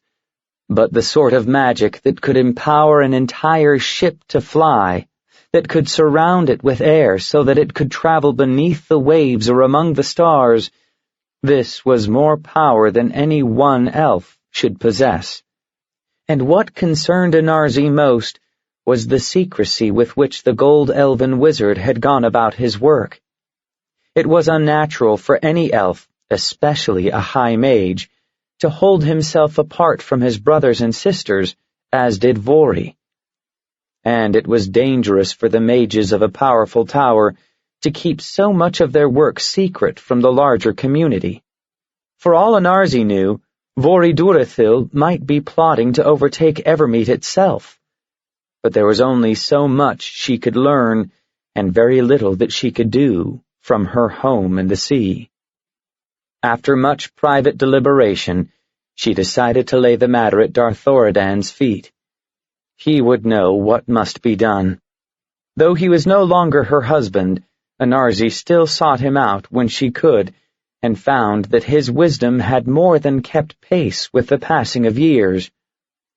In the decades since Anarzi's self-imposed exile, Darthoradan had become as skilled a diplomat as he was a warrior.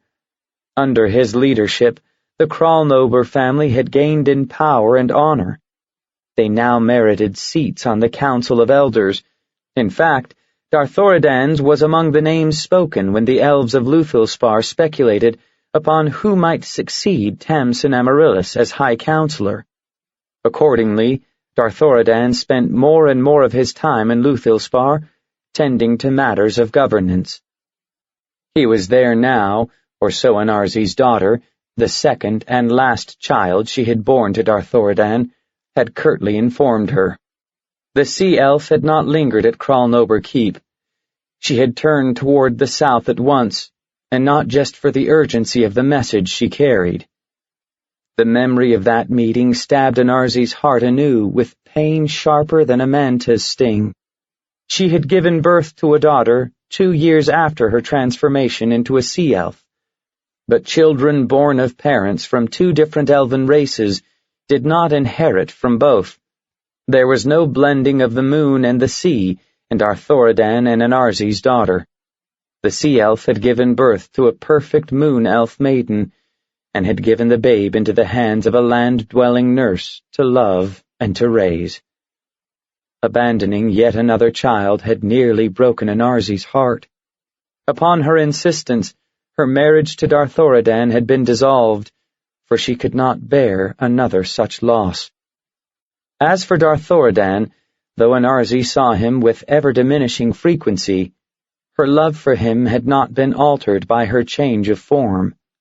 It had not been dimmed by the passage of time or by the grief she carried over the loss of her children. He was her lover only occasionally, and that not for quite some time, but he would always be her love. She would trust Darthoradan to make good use of her knowledge of Vol.II, as she trusted him in all things. The sun rose and set more than once during Anarzi's journey from Kralnober Keep to the southern city, but she pressed on, scarcely pausing for rest or food. When at last the weary sea elf passed the outpost island Sumbrar and broke the surface, she beheld a harbor ablaze with lights. Though it was near to midnight, the docks and streets of Luthilspar were bright with festive lanterns, globes of magical fire, and the flickering, darting pinpricks of light that bespoke the presence of tiny fey creatures, sprites most likely, and perhaps even a fairy dragon or two. None of these lights were fairer than those that festooned a ship moored just off the docks. An ever-shifting pattern of colored lights played against the rippling sails, and the crystal hull glittered like a dragon's hoard in the reflected light. A wistful smile curved the sea elf's lips as she gazed at the wondrous sight. It occurred to her that it must be near to midsummer, the time when elves made merry and celebrated alliances of all kinds. Weddings were usually made at midsummer. It was likely that this ship was bedecked to carry a newly wedded couple to the home they would share. It had been so when Darthoradan had first taken her from Luthilspar to his keep, upon the wild northern shores they both had loved. Anarzi's smile faded, as another, less joyous memory edged into her mind. There was something disturbingly familiar about the ship. The sea elf swam into the harbor and circled around the ship to read the name engraved onto the crystal prow. Her heart thudded painfully as her eyes fell upon the bold runes. The ship's name was Sea Riven. Anarzi dove beneath the water and swam quickly toward the city's docks, her thoughts swirling. Surely it was a coincidence that this ship should bear the same name as Darthoradan's sword. Yet she could not deny that the ship was much like the first vessel they had fashioned together for their fight against the sea trolls, the ship that Anarzi had sailed on her last day as a moon elf. The ship that had nearly been her tomb was reborn and bedecked for a wedding. Perhaps Shan Chai had taken a bride. He was nearly of age, Anarzi pondered, as she climbed a ladder that led from the sea up onto the docks. Even as her mind formed the thought, her ears caught the sound of faint and distant music. It was not so faint that she could not immediately discern the rare beauty of the singing. This made perfect sense. Her son was already a noted bard. His wedding would draw the finest musicians in all of Evermeet to pay tribute. But if this were so, why had she not been told? Her land-dwelling daughter shunned her, but Shan Chai was truly the child of her heart. He would not marry without somehow sending word to his mother. From her perch on the ladder, Anarzi scanned the bustling dock for an unfamiliar face. She did not want to hear of her son's wedding from someone who had known her as the moon elf she once had been. Anarzi's shoulders had carried many burdens, but pity was a load too heavy for the proud elf woman to bear. Her searching gaze fell upon a gold elf youth. He seemed a likely choice. His simple garb proclaimed him a commoner. He was barefoot and stripped to the waist, displaying the lean strength of one who made a living through hard labor. His clean-shaven head and the large gold hoops in one pointed ear gave him a raffish, almost piratical air, but neither that affectation nor the large goblet in his hand could disguise the fact that he was very young, barely into adulthood. This elf had not yet been born when she was Anarzi Moonflower, daughter of the High Counselor Rolim Durathil and wife to Darthoradan Kralnober. Nor would he have frequented her circle in any case. The lad might have heard the story of her transformation, but he would have no reason to make any connection between the heroic priestess extolled in song and story and the weary, aging sea elf before him. Anarzi climbed onto the deck and softly hailed the youth. His eyes lit up when they fell upon her, and he made his way toward her with an unsteady gait. To Anarzi's surprise, the dock-worker promptly enfolded her in an exuberant hug. "Welcome, pretty maid," he said with great enthusiasm and exceedingly fuzzy diction. "Come from the sea to celebrate midsummer with me, are you? See and celebrate. Sea celebration," he improvised, grinning with pride over a jest that apparently struck him as quite clever and proclaimed him to be very tipsy indeed. Anarzi wrinkled her nose against the heavy scent of fey wine on the lad's breath. "If you take me for a maid, you have drunk far more than that single goblet could hold," she said dryly, as she tried to wriggle away. The young elf leaned back a bit and endeavored to focus his bleary eyes on her face. "Not young," he conceded, "but so very pretty. And blue hair," he marveled, easing his hold long enough to finger one of Anarzi's damp, curling locks. The sea elf twisted away and then nimbly sidestepped the lad's attempt to reclaim her. With one hand, she caught his wrist, and with the other she snatched a strand of rosy pearls from her bag and dangled it before his eyes. "Enough of this foolishness.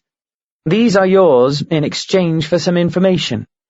A fine midsummer gift for a pretty maid," she suggested, hoping to banish the crestfallen look from the young elf's face. "And surely you will have need of such a trinket. The night is yet young." He brightened considerably at this thought. "Ask anything, and I will answer as best I can." "Whose wedding procession is that?" she demanded, raising her voice to be heard over the approaching musicians. "A northern lord, Clan Kralnober. I drink to his health." So saying, the young elf raised his goblet for a sip. He looked puzzled for a moment, then made a face when he realized anew that the cup was empty. "So it is Shan Chai," she murmured sadly. "No, not the bard," the lad corrected her. "The counselor, Darthoradan. Have you not heard of him? He's a famed warrior. Ran the Scrags back into the sea, he did, and gave the Sahuagin reason to fear the people of Evermeet. Some say he'll be the next High Counselor," he continued importantly, clearly pleased to be imparting such information. But Anarzi no longer heard him. It seemed to her that a vice had clamped around her heart. Her fingers clenched in sympathetic agony around the necklace she held. The delicate thread broke, spilling pearls like falling petals. "Hey now!" protested the lad, seeing his reward slipping away. He dived for the dock and began to gather up the rolling pearls. Anarzi whirled and ran for the far side of the dock. The joyous throng was almost to the dock. She did not want to look upon the face of the elf woman who had taken her place in Darthoradan's heart. The sea elf dived into the water of the harbor and plunged deep. She swam frantically, as if she could outrace the full realization of all she had lost. When she was certain that her heart would burst from mingled pain and exhaustion, she stopped and clung to a thick stand of seagrass until she could again draw breath. As soon as she could, she sent out the clicking, whistling call that would summon any dolphin who might be nearby. Before long, a sleek gray form sped toward her. Dolphins were friends to the sea elves, and this one was known to her. He circled the sea elf playfully, bumping gently against her in a manner that recalled the behavior of the cats she used to keep for companionship and comfort. For once, however, the creature's permanent impish grin failed to elicit an answering smile from Anarzi. The dolphin seemed to sense her mood, for he bobbed his head rapidly, then cocked it to one side in an oddly inquisitive gesture. "Take me far from this place," she pleaded in his language. In response, the dolphin rolled a bit to present her with his top fin. Anarzi grasped the offered hold and clung as the dolphin sped off for the open sea. The stunned and grieving sea elf gave little thought to the passing of time or to the distance they traveled, but it seemed to her that not much of either had elapsed before the dolphin drew up short. The creature looked up toward the distant sky, chattering in surprise and alarm. Anarzi followed the line of his gaze. Through the deep curtain of water, the full moon was clearly visible. But as she looked, a huge circular form passed overhead, eclipsing the light so rapidly that it appeared as if some massive creature had simply swallowed the moon. Then, just as suddenly, the light was back, shimmering through the troubled water in a way that brought to Anarzi's fear-struck mind the image of a trembling child. The apparition had passed over with startling speed, but not so fast that Anarzi didn't get to catch a glimpse of the 4 massive churning legs and the lashing tail that had propelled the creature with such speed. "Dragon turtle?" she asked the dolphin. The creature nodded rapidly, nervously. After a moment's hesitation, he indicated in clicks and squeals that he needed to rise to the surface to breathe. Though Anarzi had no such need herself, she went with the dolphin. The creature did not ask this of her, but she sensed that he had no desire to go anywhere near the place where the dragon turtle had passed. Dolphins feared them, and with good reason. Such creatures were seldom seen, but all who lived in the sea knew of their power. Dragon turtles possessed a keen, if somewhat unfathomable, intelligence. It was not pleasant to ponder what this one might have in mind, what might bring it so close to Evermeet's shores. Indeed, the dragon turtle had been swimming straight for the elven island.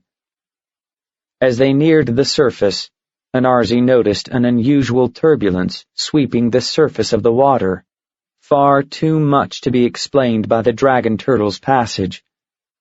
She came up into the air to be greeted by a chill blast of wind from the north and buffeted by the surging, restless waves. Yet the sky was clear and cloudless, and the stars shone almost as brightly as Luthilspar's festival lights. Whatever troubled the sea was no natural storm. A large wave caught Anarzi and tossed her high. Just before she was slapped back into the sea, she caught sight of a distant, brightly lit ship, gliding northward on calm waters. Anarzi's breath caught in her throat as she recognized Darthoradan's ship. But her pain was immediately overtaken by a surge of relief. The waters surrounding Evermeet were protected from storms by Airdrie Fena herself. Her beloved was safe in the hands of a powerful elven goddess. His wedding ship could not be swept away by this storm unless it deliberately ventured out into the troubled sea. Or unless it was forced.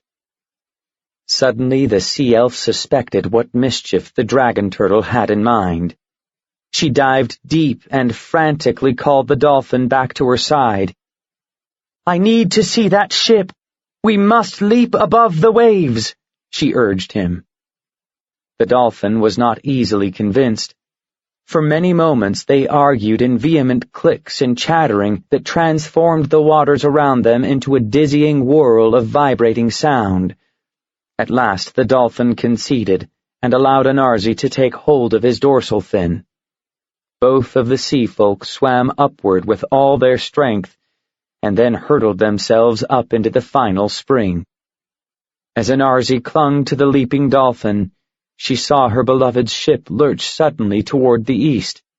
It was as she feared. The dragon turtle was forcibly herding Darthoradan out to sea. Without pausing for thought, Anarzi left the dolphin behind and sped toward the doomed ship. The night was nearly spent when Voridurithil's skiff touched the docks of Sumbrar. On the main island, the midsummer festival was still in full celebration. All the people of Evermeet, not only the elves of every race, but all the other fey creatures who made the island their home, marked the longest day of summer with music and dance, feasting and revelry. Though Vori was not averse to gaiety, he was eager to return to his island and his tower and his all-consuming work. Vori's accomplishments had outstripped most early predictions of his potential. His skill at magical communications in particular was uncanny. Many times he had foreseen approaching danger and given warning, and so effective was he at this task that the entire outpost island of Sumbrar had been placed under his rule. A large contingent of warriors were garrisoned there, and a score of fighting ships were kept on alert. But perhaps Sumbrar's most potent defense was the magic wielded by its circle.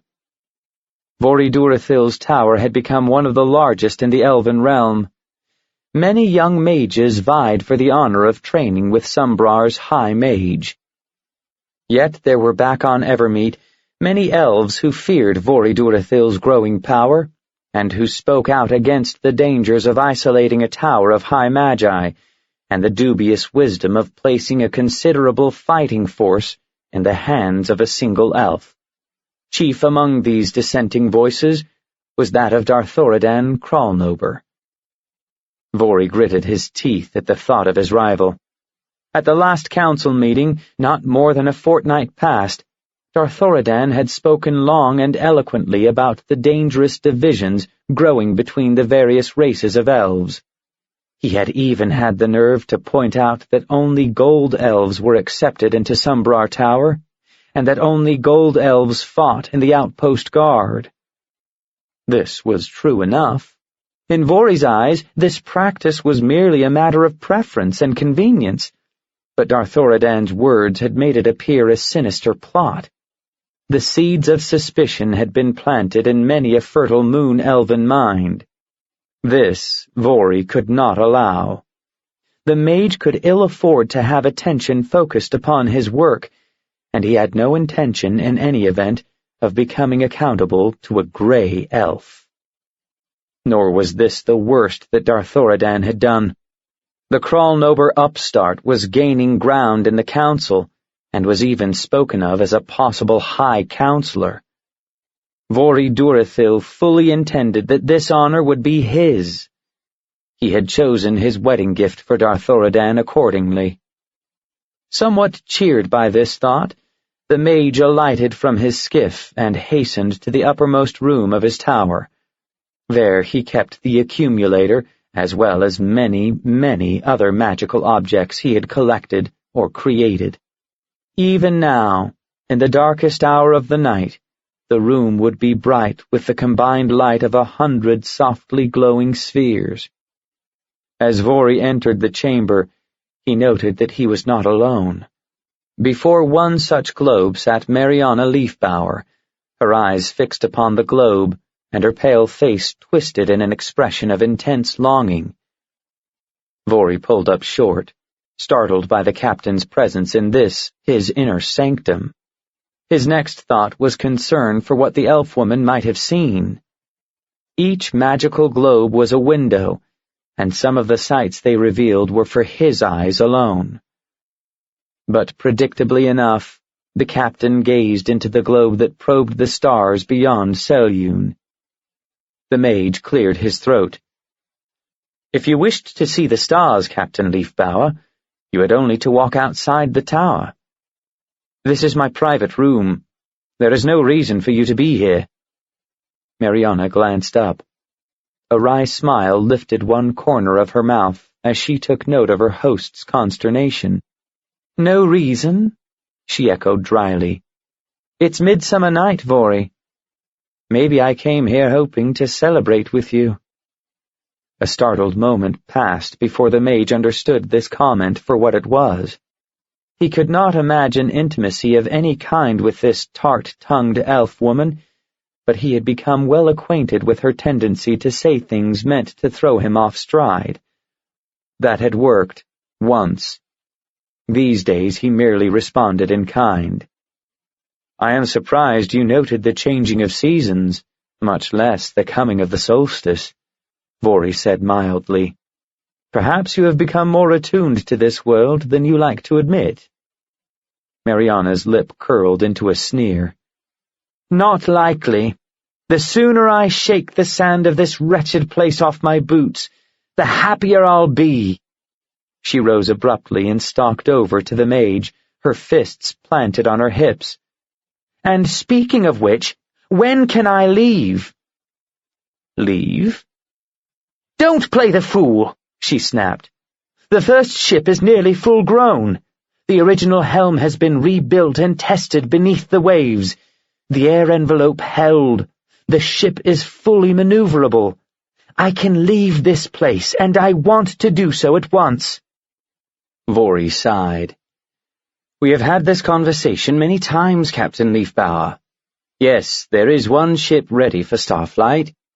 But tell me, who would crew this ship? Who but you is eager to make this long trip? Shilara? Mariana glared at the mage, but she could not refute his words. She had not seen her former navigator for years. Shilara had declared herself utterly content with her new home, and had long ago disappeared into the deep forests of Evermeet. Nor was the forest elf the only member of Green Monarch's crew to have gone native. One by one the elves had slipped ashore, armed with papers of introduction from Lord Durathil himself. The captain hissed in frustration. The fools had probably spent the night dancing beneath the stars, never giving a thought to the days when they had traveled among them. Well, to the abyss with them. Surely there was another way off this rock. "What about your wizards?" she asked grudgingly. In the years since she'd made landfall, Vori had learned some of the secrets of star travel, mostly by experimentation, and had taught them to several young magi of his circle. Any one of the gold elven wizards could get her where she wanted to go. Mariana had seen better helmsmen in her time, but she'd certainly also seen worse. And Sombrar's warriors were an elite group, well-trained and highly skilled in the ways of ships and seas. Surely some of them would be eager to travel the stars. There was glory and adventure, and even treasure aplenty to be had in the service of the Elven Imperial Navy. "My people know their roles, and they are content with them," Vori said. "And truly, why would any elf want to leave Evermeet, but for Arvindor itself?" The mage spoke simply, calmly, as if stating a widely accepted truth. And indeed it was, Mariana reluctantly acknowledged. At that moment, the captain understood at last the futility of her long-cherished dream. She let out an oath and backhanded the nearest globe. The priceless magical crystal flew across the small room and shattered against the wall. Anger flared in the High Mage's eyes. Mariana lifted her chin and stared him down, almost daring him to strike. At this moment of anger and loss and utter frustration, she would have welcomed the killing blow. But Vori's face softened, and he came to her and placed a gentle hand on her shoulder. "You have not lost the stars. If only you would open your heart, you would experience their wonder again." The elf woman spun away from him and threw herself into a chair. Never had she felt so utterly defeated. "All these years on this God's-forsaken rock, and for what? I will never leave. I'll be trapped on Sombrar until I die." "This world is a wide place, Captain Leafbower. I have come to know you and your nature, and have heard from your former crew the reputation of your adventurous clan. You are not content to remain long in any one place, but the seas of Abertoral, the scattered lands and ancient cultures, are not these things worth exploring? If you so desire, I will see that you have a ship and crew." A tendril of interest worked its way into Mariana's benumbed mind. It was not wild space, but even so— "I don't suppose you have decent maps and star charts," she muttered. Vori suppressed a smile. "As to that, you may judge for yourself. My library is at your disposal. Star charts we have, but it may well be that you can greatly improve them. Certainly you have an insight that no one on Evermeet can equal. Your work will guide elven ships for many centuries to come." He paused, as if beset by sudden doubt. "That is, if you can captain a ship upon the water. It is easier, I would think, to sail through the endless void than to deal with matters of tides and winds." The captain's eyes kindled. "I was walking the deck of seagoing ships when you were still in nappies, and furthermore—" She broke off suddenly, for the mage had dissolved into ringing laughter. Realizing that she was being teased, and, more importantly, that he had deliberately reminded her of a time and a work that she had loved, Mariana gave him a grudging smile. "Now that you mention it, I wouldn't mind sailing these waters myself." With these words, she caught up one of the many globes that showed a seascape and tossed it playfully to the mage.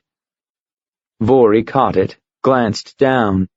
His eyes widened, and he returned his gaze to the image within. "Well, indeed. It would seem that my gift to Darthoradan Kralnoba was fortunately timed," he murmured. Curious, Mariana rose and came to look over Vori's shoulder into the globe. Within the magical sphere, she saw the image of a ship, crystal-grown like an elven man-o'-war. The sails, which glowed with multicolored light, hung slack, flapping helplessly in the gathering wind despite the efforts of the elven sailors who labored at the ropes. Another cluster of elves gathered at the stern, firing upon the enormous creature that nudged and prodded the boat out into an odd, unnatural band of turbulence. The creature, by all appearances, a titanic turtle, was odd enough. But stranger still, at least to Mariana's eyes, was the invisible boundary that abruptly separated the calm sea from the storm.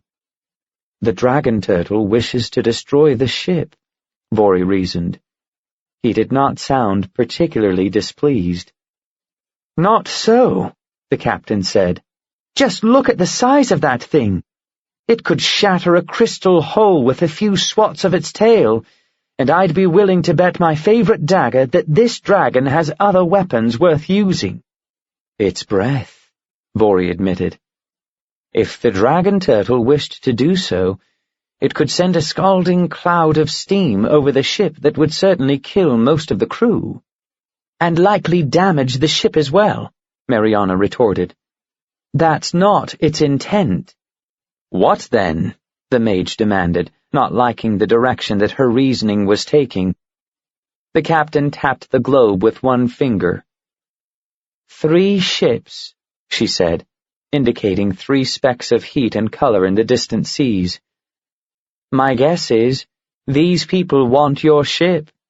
The dragon turtle is in alliance with them, or more likely, they're both answering to whoever sent this wizard weather." "This is no wizard's work," Vori mused as he studied intently the storm raging within the globe.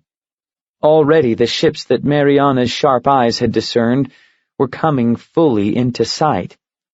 They were long and low, each bearing a single large square sail. Vori had seen such ships before.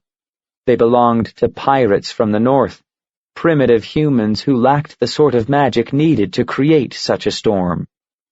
There was only one explanation for such a gale. It was the work of Umberlee herself. For whatever reason, the capricious goddess had made the raider's purpose her own. By her power, every bit of speed had been coaxed from the sturdy little ships. The sails were tightly curved and as full of wind as they could be without rending under the force. Even the masts seemed to be bent almost to the breaking point. "Raiders, I'll warrant. They want to capture the elven ship unharmed," Mariana said, answering Vori's question before he could put words to it.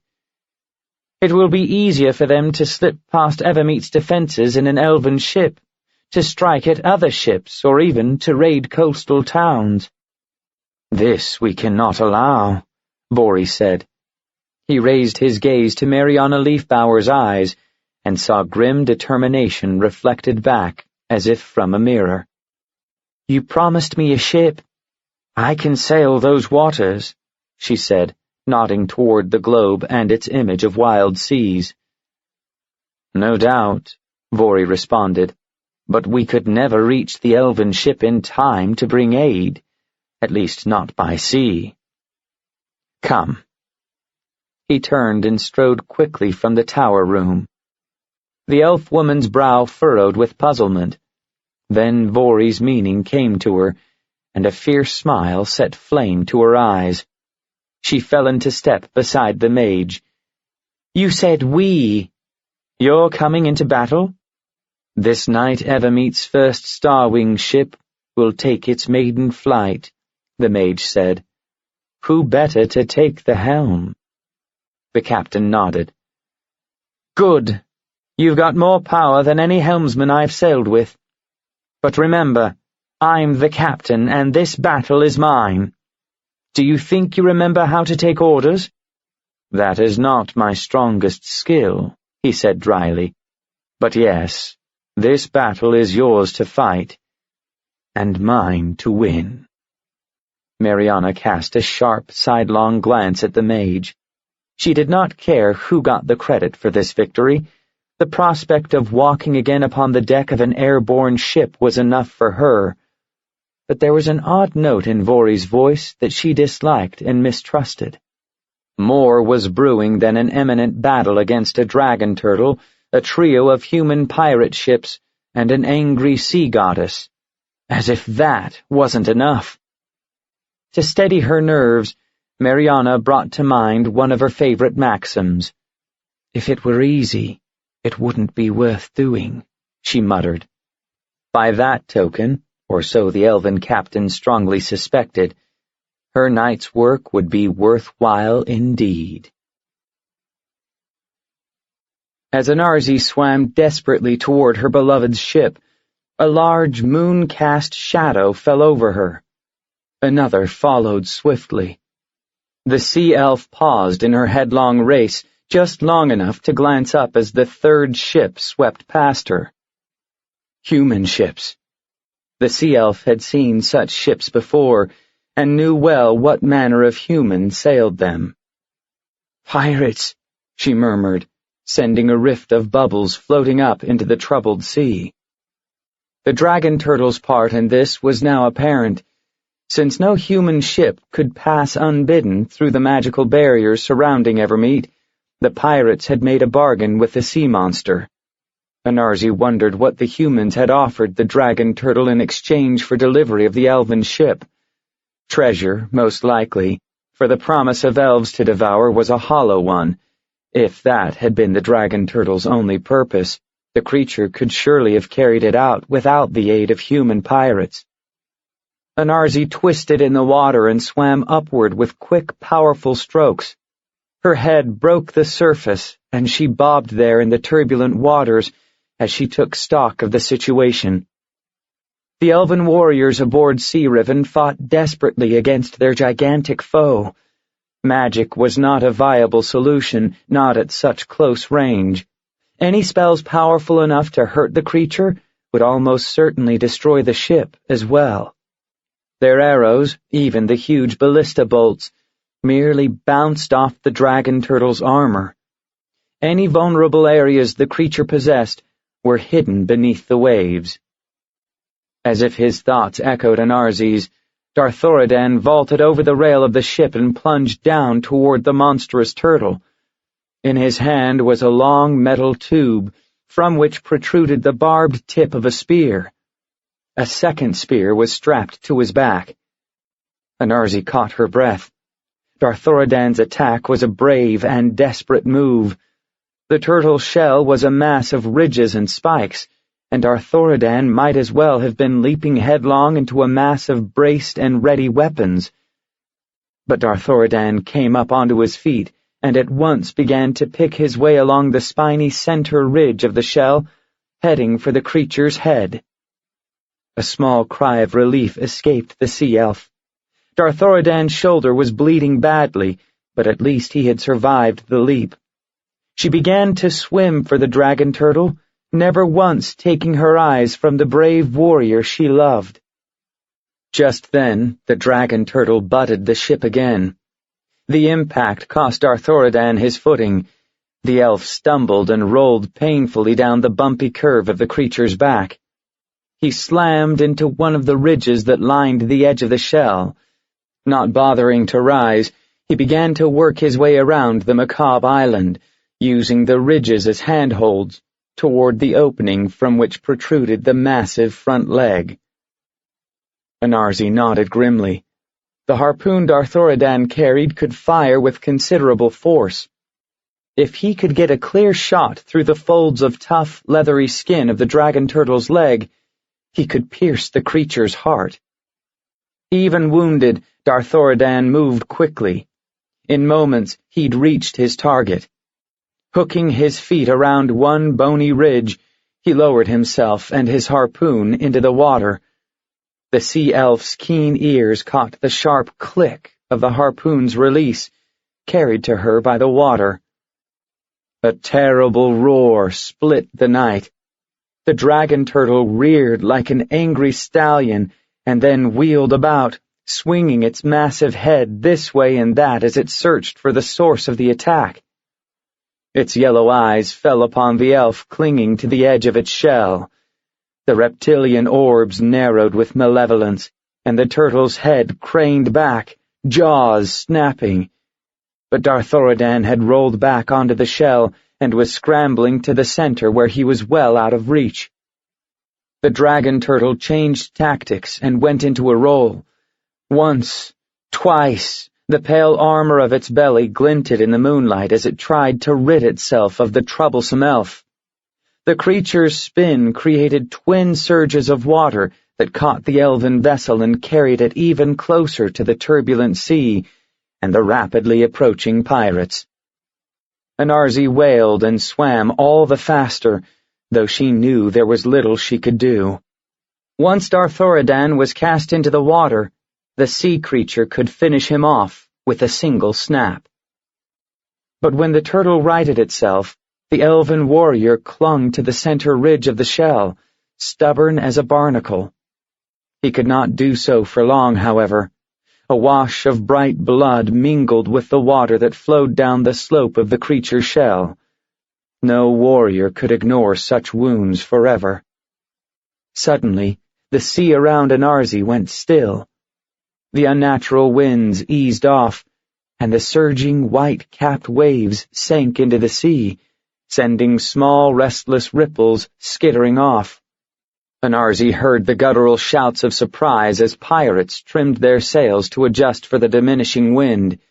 They no longer needed such wind, Anarzi noted, for they would soon be upon Darthoradan's ship. For a moment the sea elf knew despair. As she gazed out over the quieting sea, inspiration struck her, as clearly as if the voice of Deep Sashales whispered in her ear. Without the marker provided by the restless waves, the humans had no way of telling where the dangerous shields lay.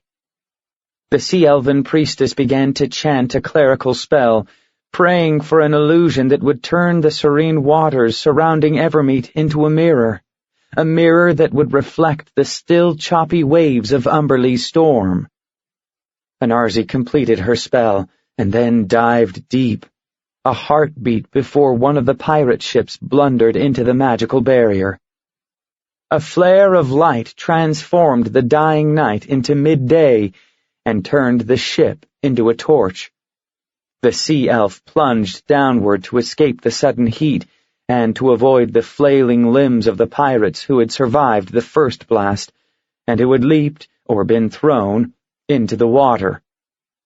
The boom and crackle of the fire, the bellowing of the angry dragon turtle, the thrashing of the wounded humans, these things filled Anarzi's senses like a chorus of triumphant music. Too late she caught the vibrations that bespoke a new presence in the waters nearby. Instinctively, she twisted to one side, just as a sleek gray form brushed past her. For a moment, Anarzi thought the dolphin had returned to join the battle, but the rough hide that rasped painfully against her arm could belong to only one creature. The sharks, drawn by the commotion of battle and the scent of spilled blood, had come to feed. Anarzi drew a knife from her belt and dived deeper still. She slashed off a length of kelp and quickly bound the arm that had been abraded by the brush with the shark. There was not much blood, nor would there be, but even a few drops in the water around her could mean her death. At the moment, the sharks were driven to a frenzy by the abundance before them. They would be busy with the pirates for quite some time. but few sharks ever became so sated that they would forbear to hunt their favorite food, a wounded sea elf. She placed the knife between her teeth and swam up to the enormous shape silhouetted against the burning sky. The dragon turtle had turned its attention back to the elven ship and was nudging it relentlessly toward the open sea and the two ships that awaited the prize. A thin line of blood streamed into the water from behind the creature's leg, diminishing even as Anarzi drew near. Darthoradan's shot had done little more than nick the turtle's hide. It fell to her to do better. The sea elf lunged for the enormous tail. She caught hold of the tip, then pulled herself against the tail and wrapped her legs around it as tightly as she could. With one hand, she took her knife from between her teeth and drove it deep into the tail. She pulled it down with all her strength, tearing a gash in the hide. Again the dragon turtle roared, a terrible sound that reverberated through the water and even created a lull in the shark's grim feasting. Anarzi held on as the tail lashed fiercely back and forth through the water. When this method did not avail, the turtle raised the tail above the water and flicked it upward with one quick, hard motion. The sea elf released her hold, letting the momentum throw her up onto the turtle's spiked shell. She was not so fortunate as Darthoradan. Waves of agony swept through her as she slammed face down onto the bony ridge. But she tore herself upright, off the short spike that grated against her hip bone, and came up onto her hands and knees. Ignoring as best she could the searing, numbing pain, she forced herself to look at the wound. There was blood, far too much of it. In a shark-infested sea, such a wound would prove mortal. Of that she had no doubt. But perhaps she could survive long enough to complete the task before her. Still on her knees, the sea elf made her way over to where Darthoradan lay. He was hurt worse than she had first thought, and near to losing consciousness. She slapped and shouted and pleaded until at last his eyes focused on her. "Anarzi," he whispered. "Oh, my poor, lost love. There are so many things I must say." "No time," she told him grimly. With one torn hand, she gestured toward the elven ship. It had passed the barrier, and pirates swarmed up onto its crystal decks. "The humans must not have this ship. You know what use will be made of it." A female scream, shrill with pain and terror, rang out over the sounds of battle. Darthoradan swore bitterly as two of the humans dragged a struggling elf woman up from the hold. The elf woman's bright gown, the circlet of summer flowers hanging askew in her tangled hair, left little doubt in Anarzi's mind as to her identity. Darthoradan struggled to his feet, but he did not immediately go to his new wife's aid. He seized the harpoon and thrust a second spear into the metal tube. As clearly as if he spoke his thoughts aloud, Anarzi knew what was in his mind.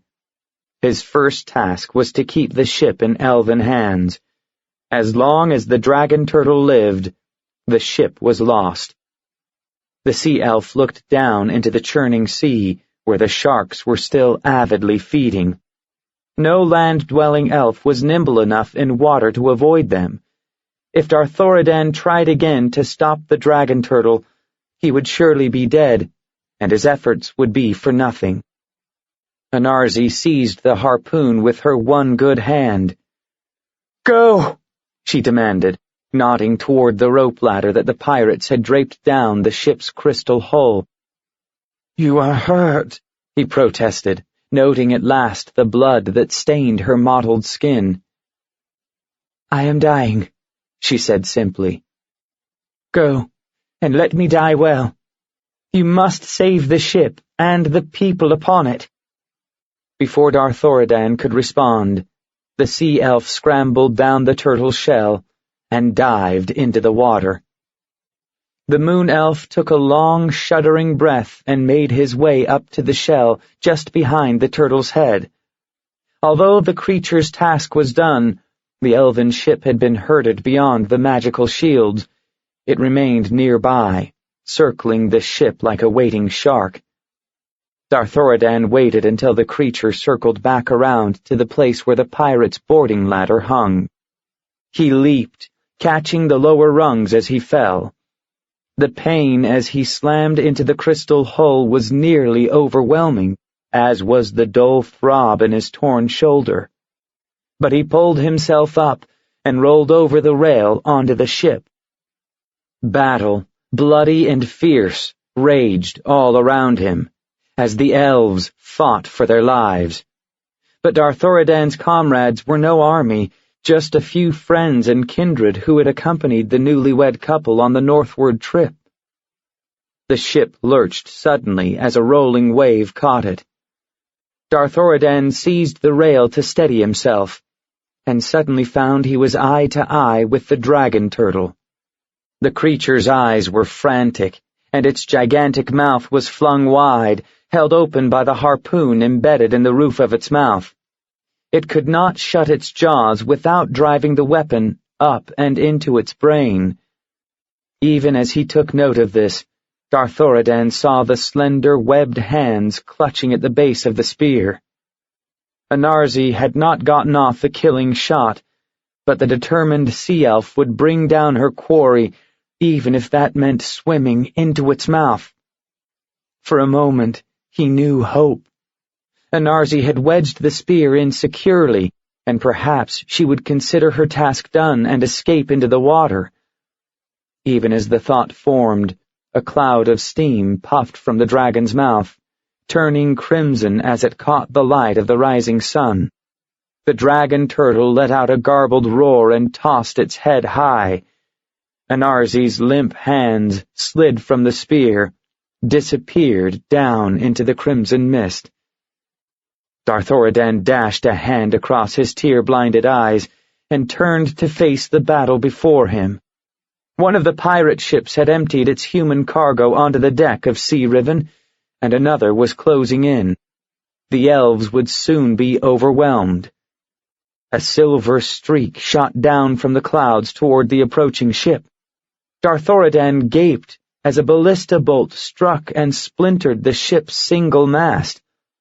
The beam fell, smashing one side of the wooden ship and covering the pirates in a shroud of canvas. The elf looked up in the direction of the attack. Incredibly, their rescuer was an airborne ship, a glittering elven vessel that swooped down upon the pirates like a vengeful butterfly.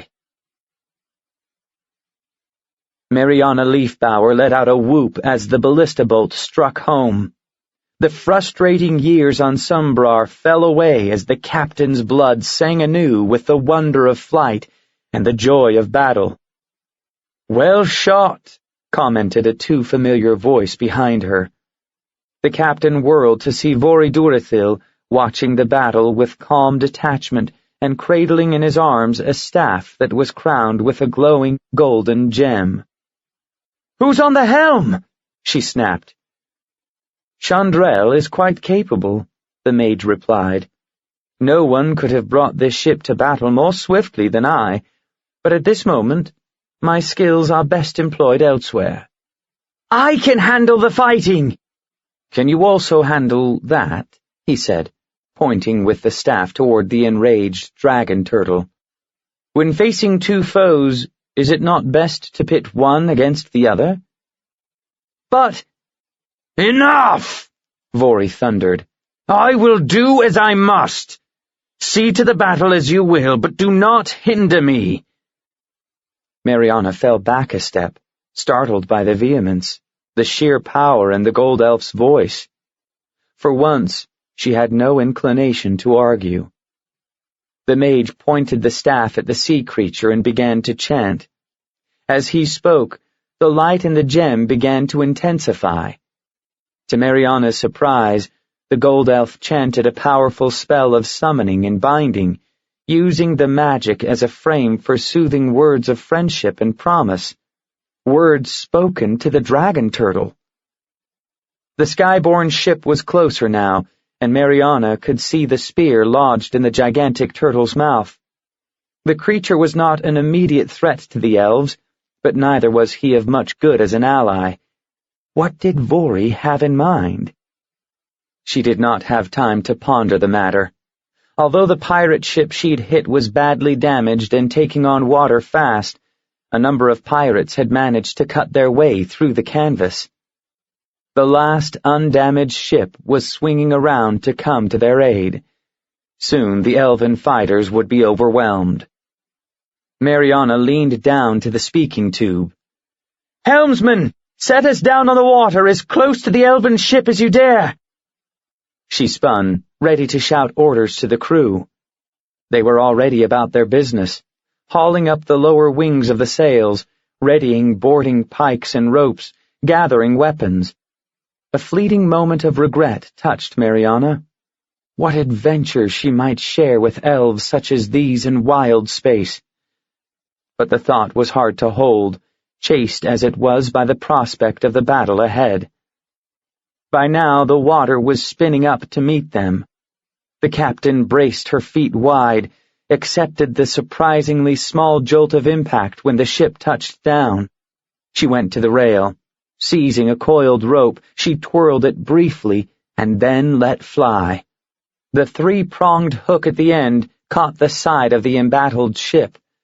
Other lines flew, and most of her gold elf crew threw themselves against the ropes, leaning back hard and pulling in hand over hand as they brought the elven ships together. Mariana did not wait for the two crystal hulls to touch. As soon as she dared, she leaped over the watery divide and threw herself into the melee. Crimson and gold spilled into the sea as the sun broke over the horizon. The night was gone, and with it, the last of his strength. Darthoradan could fight no more. He was utterly spent, drained not only by wounds and exhaustion, but by the crushing sense of guilt and grief. Anarzi had remained constant, while he had given thought only to increasing his clan and his personal power. For these reasons, he'd taken a new wife, a lady of high family and many accomplishments. Her beauty and her skill at harp and verse made her an ornament to his castle and to the court.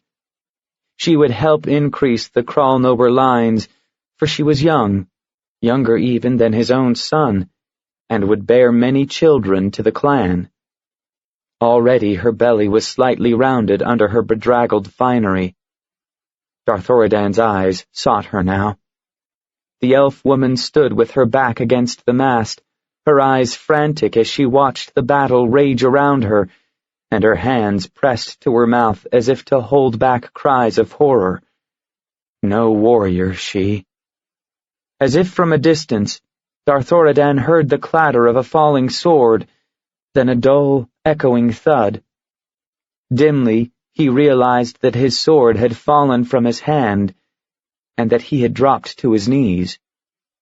The elf heard his wife's voice screaming out his name. He managed to look up as a curved sword slashed toward his neck. It was not in him to do more. The shriek of metal against metal sang out over the clatter of battle. A rangy, silver-haired elf woman had darted in just in time to catch the pirate's blade with her own. She flung the enjoined swords high. Before the pirate could recover from the parry, she barreled in, driving her forehead into his face and then bringing her knee up hard. She danced back. The man folded, bleeding out a strangled oath. The elven warrior lifted her sword high, swept it down viciously at the back of the pirate's neck. Even as she brought the bloody sword back up, she kicked the rolling, bearded, approaching pirate. The man stumbled, his arms windmilling as he sought his balance. Before he could get his feet firmly beneath him and his weapon into guard position, the elf woman whirled in a tight, precise circle. Darthoradan did not actually see her sword stroke, but he saw the man fall, his throat sliced cleanly across. The fierce elf woman took off at a run in search of another fight, but there was none to be found. By now the rescuers, all gold elves, wearing the uniform of the Sumbrar Guard, were tossing the last of the humans into the sea. The fight was over, and at last Darthoradan allowed himself to yield to the seductive darkness. As it swept over him, he felt small, cool hands stroking his face. "Anarzi," he murmured. The hands stilled abruptly.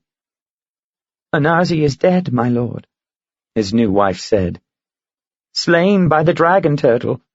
It was horrible to see." Darthoradan remembered all. Grief would come later. Even the darkness would have to wait, for there was one more battle to fight.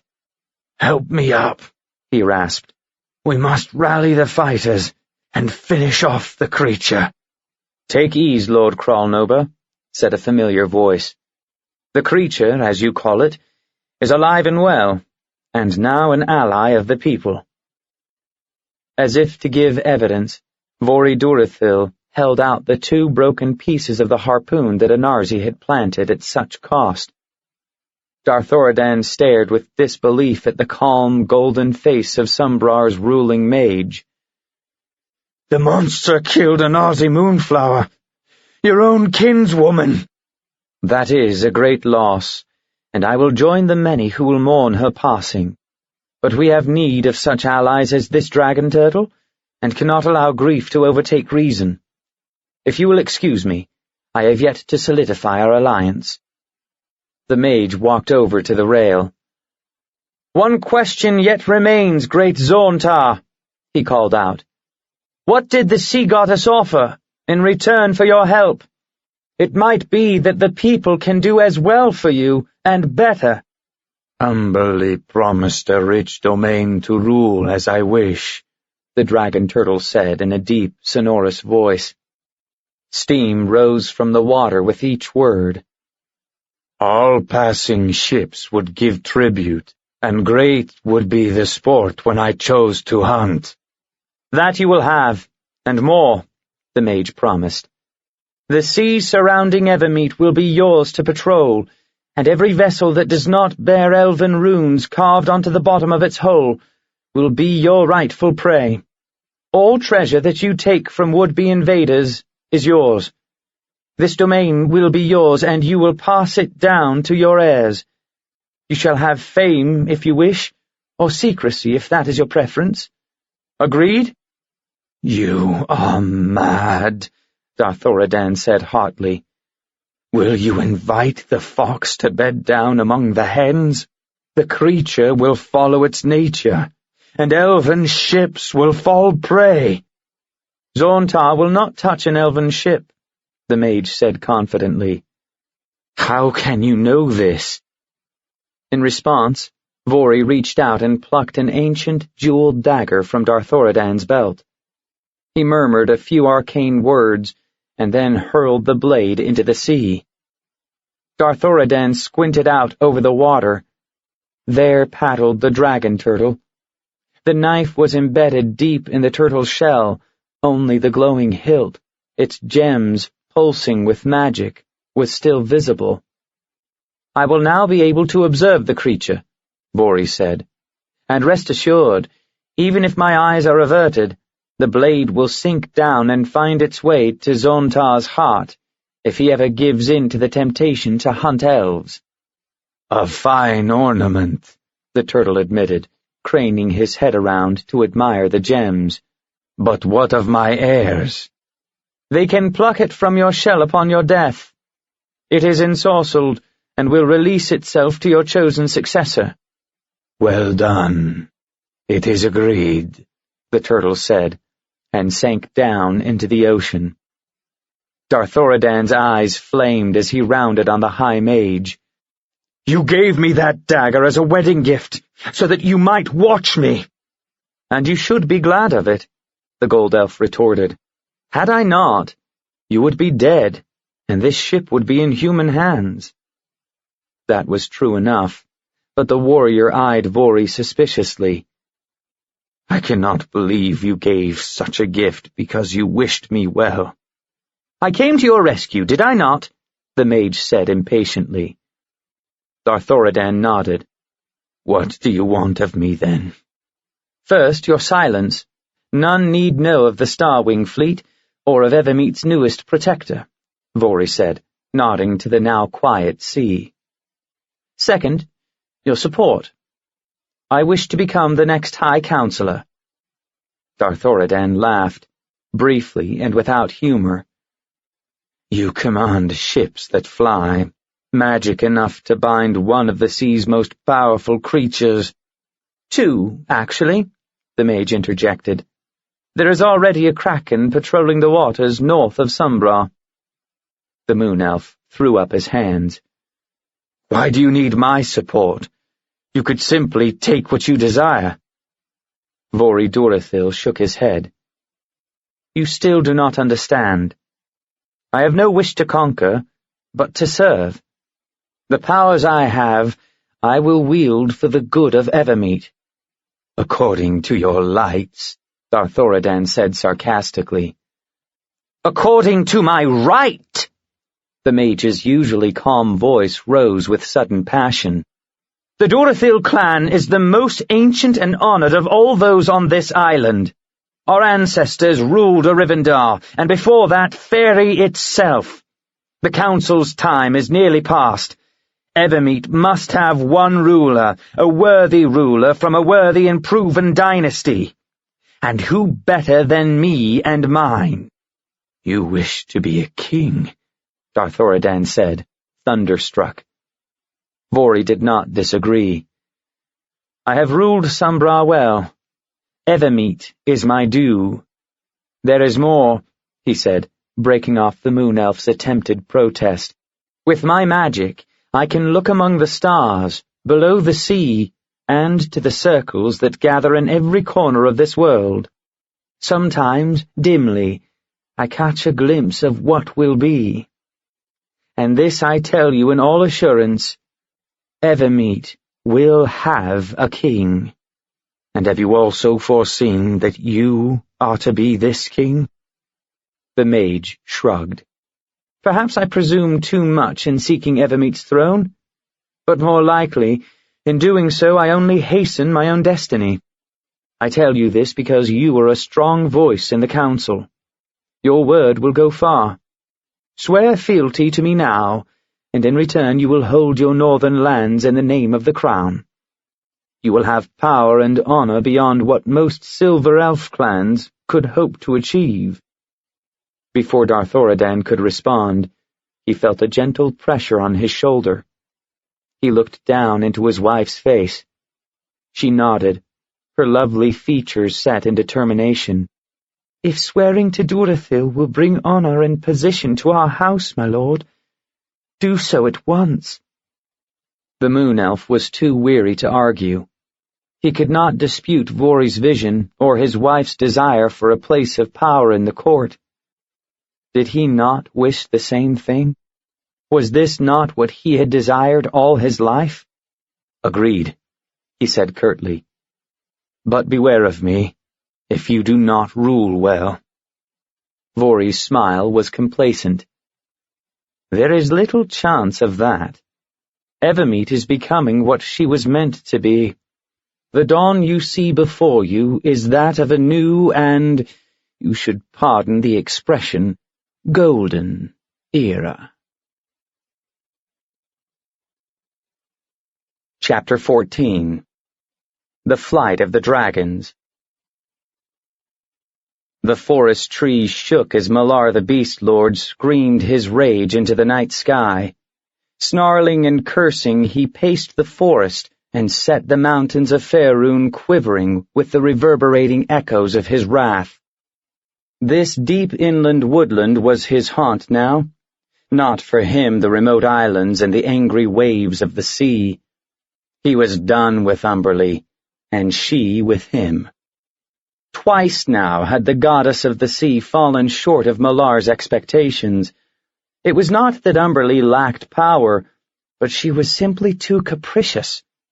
The goddess had none of Malar's single-minded focus.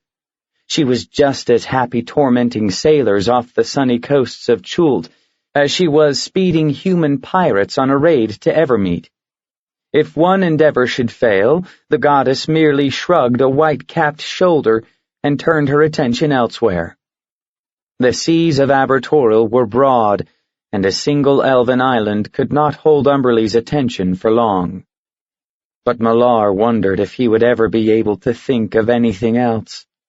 The passing of centuries had done little to cool his hatred for elves, or to blunt his desire to see Corellon Lorethian bested.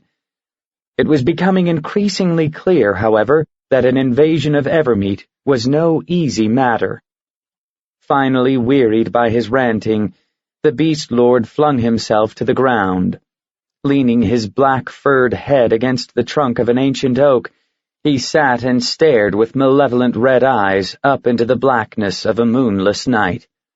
The night was as dark as any he had seen. A fine layer of clouds obscured the stars. This pleased Malar, for starlight was a source of joy and magic to the accursed elves. In his current mood he needed no such reminder of his elusive foes. A faint, rosy pinprick of light in the eastern sky caught the brooding god's attention. He squinted up, trying to remember what about it seemed so familiar. Suddenly the years fell away, and Malar remembered a distant time, a time of terrible destruction at the hands of the mightiest hunters known to this world. The god sprang to his feet and sprinted through the forest. To the nearest mountain he ran, and he did not pause until he had left the tree line below him. Finally, he stood near the mountain top. The night sky lay open before him, a naked void of darkness bereft of any light but one. By now the new star had risen high in the sky, huge and bright enough to shine through the mist. It hung over the mountains, glimmering like a single crimson eye. Malar threw up his arms and crowed with triumph. It was as he thought. The King Killer had returned. Perhaps some gods understood the rhythm of the stars and marked the occasional coming of the brilliant red star. Malar was not such a god. But he remembered one thing, one very important thing. For reasons unknown, when the King Killer shone bright above Faerun, the dragons gathered and took flight. At last, Malar knew how best to serve vengeance to Evermeet. The god began to dance in the dim red light of the King Killer. Tendrils of godly magic wafted off to search for the Beast Lord's followers and to slip into the dreams of those who listened. To all his priests and shamans, Malar sent the same message. Gather the faithful. The time has come for a great hunt. The orc horde crashed through the forest, making no effort to conceal their presence or to mute the sound of their approach. There didn't seem to be much point. The path of the dragonflight had passed over this land, leaving a broad swath of charred and lifeless forest. "Don't know why we's a-comin' this-a-way," muttered a young grey-hided orc who trailed along near the end of the procession. This was his first raid, and so far it had fallen far short of his expectations. A great hunt indeed. They had yet to kill a single elf. Even four-legged game was scarce. His companion shrugged and shifted his own unbloodied spear to the other shoulder. "That god says come, we come." "Not find nothing here," the grey grumbled. "Why dragons gotta burn forest anyhow?" "Humph, you do not remember the hungry winter? Hard snow, too many wolves come south, hard for orcs to find game." The grey orc grunted. Of course he remembered. He had not yet been old enough to be accounted a fighter, but he'd been old enough to hunt. His ears still rang with the memories of his mother's blows when he came back to the cave day after day with an empty bag. "What do we do back then?" His companion persisted. "Ah!"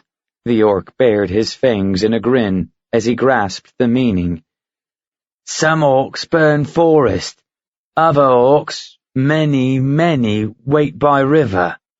I hear Vapgard's brother float boats down river. Boats carry many orcs, more than many. They wait. We come behind." The orc stopped his march and planted his spear into the thick layer of ash. He held up his taloned hands. "Them. Us," he said, gesturing first with one hand, then the other. With a fierce grin, he smacked his palms together. "Smash 'em," agreed the Grey happily.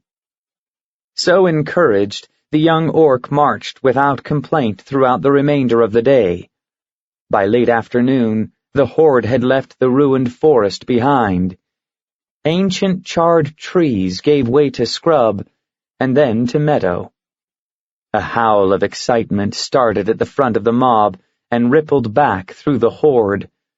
The orcs began to surge forward. The Grey waited for the wave of movement to reach him and grant him space to run and to kill. "Long past time," he grunted when at last he could level his spear. He ran out onto the meadow, noting that the grass was not only dried and brittle from dragonfire, but slick with blood. He pulled up short to keep from stumbling over what appeared to have been the haunch of a wood buffalo, probably a morsel that fell from some dragon's mouth. The horde had spread out by now, and the orc had a better view of the battlefield. It was not what he had hoped for. The field was littered with bodies, some of them forest creatures that the dragons had not eaten, but most of them elves. Some had been torn by massive claws and fangs, some blasted by dragonfire, others melted to the bone by a black dragon's acid breath. The carnage was entertaining to observe, but it offered neither sport nor satiation. The young orc wanted to kill. He needed to kill. Baring his fangs, he began to zigzag back and forth across the field, imitating the older orcs who kicked and prodded at the elven bodies. Every now and then, one of them found an elf who yet breathed. Each discovery was heralded by triumphant howls and the sounds of thudding clubs and spears. But the young orc's status had placed him too near the back of the horde, and he was too late to claim any of the trophies taken that day. It occurred to him, when at last the second-hand battlefield fell silent, that this was not hunting at all. Not really. They were more like ravens and wolves, cleaning up after the dragons. The Grey shrugged. Ravens and wolves. These were not so bad to be. And if he could not kill elves today, then tomorrow was nearly as good. The river was but a half-day's march to the south. Along the edge of the river was a large elven settlement. Though it had been fortified with walls and magic, it would fall readily enough. How could it not? The forest elves, archers, and fighters, who were the city's advanced defenders, were all dead. Moreover, the dragonflight usually followed the course of the river, and surely dragonfire had tumbled parts of the walls, perhaps even toppled those wicked towers. And there were many, many orcs on the move, orcs who were in near frenzy from their first taste of slaughter. Tomorrow, the elven city. Tomorrow, the joy of the hunt and the pride of many trophies would be his. Chandrel Durethil, the powerful daughter of Evermeet's High Counselor, led her circle in yet another spell of summoning. Even through the deep concentration of the spell, She could hear the unmistakable sounds of dragon flight beyond the tower windows, the thumping of giant wings, the screams and roars the massive creatures emitted as they wheeled and swooped. She could also feel the powerful crackle of the magic that thrummed through the air. On all of Abertoral, no creatures, not even the elves, were as inherently magical as the dragons. Only the rebirth of the dragon riders, the union of dragons and elves in an incredible joining of magic, offered the elves hope of survival against the approaching orc hordes. The elves of Faerun were not the only people to suffer from the flight of rampaging dragons. Wars between the races of dragons had been long and costly. Now the evil dragons of the south, red dragons mostly, with a few smaller but no less deadly blacks, gathered together in nearly unprecedented numbers for the northward migration. Along the way, they deliberately destroyed the holdings of the peace-loving worms. Bronze dragons found their lakes reduced to drifting steam and cracked, lifeless beds. Gouts of flame melted rock, sealing entrances to the caves of silver and gold dragons, and trapping many of the creatures within. Chandrel had been among the first elves to travel through the new gates that in recent years had linked Evermeet to the mainland. Her husband, a newcomer and a distant relative who also bore the name Dorothil, had helped establish the gate between Evermeet and the city of his birth. Now the city lay in near ruin. Once it had been a fair place, protected by walls and powerful magic, and situated on the banks of a broad, trout-filled river. Dragonfire had destroyed the farmlands and forests beyond, and had blasted huge gaps in the walls. An entire quarter lay in smoking ruins. Only the Mythal, a powerful shield of magic, had kept the city from utter destruction. But the tower still stood. High Magi joined with the scores of other Magi sent from Evermeet to help buttress the tower. They chanted powerful spells that summoned and bound the goodly dragons. In ancient times, dragon riders trained their mounts from birth, bonding to them with deep and mystical connections. There was no time for this now. Shouts of excitement from the city below alerted the Magi to their success. Chandrel skillfully tapered off the flow of power and released the Magi from their collective spellcasting. 7 more have come, she said in a voice that still thrummed with power. There are now enough dragons for us all. Along with the other mages, Chandrel hurried from the tower to greet the newcomers. One of the dragons, a gold female, stepped forward and dipped her massive head in a gesture of respect to the High Mage. We have heard what you plan to do, the dragon announced in a voice that shook the tower. It is madness. It is needed, Chandrel insisted. Your people cannot fight the evil dragons alone, nor can we. We need your powers of flight to overtake and surround those who fly north. You need our high magic to stop them. And when they are slain, what then? Then your kind can once again live in peace, and we elves can rebuild our cities. The dragon shook her golden head. So much power, so little wisdom, she murmured. You will not help us? Chandrel pressed. We have little choice. Your magic compelled us to come. It compels most of us to serve.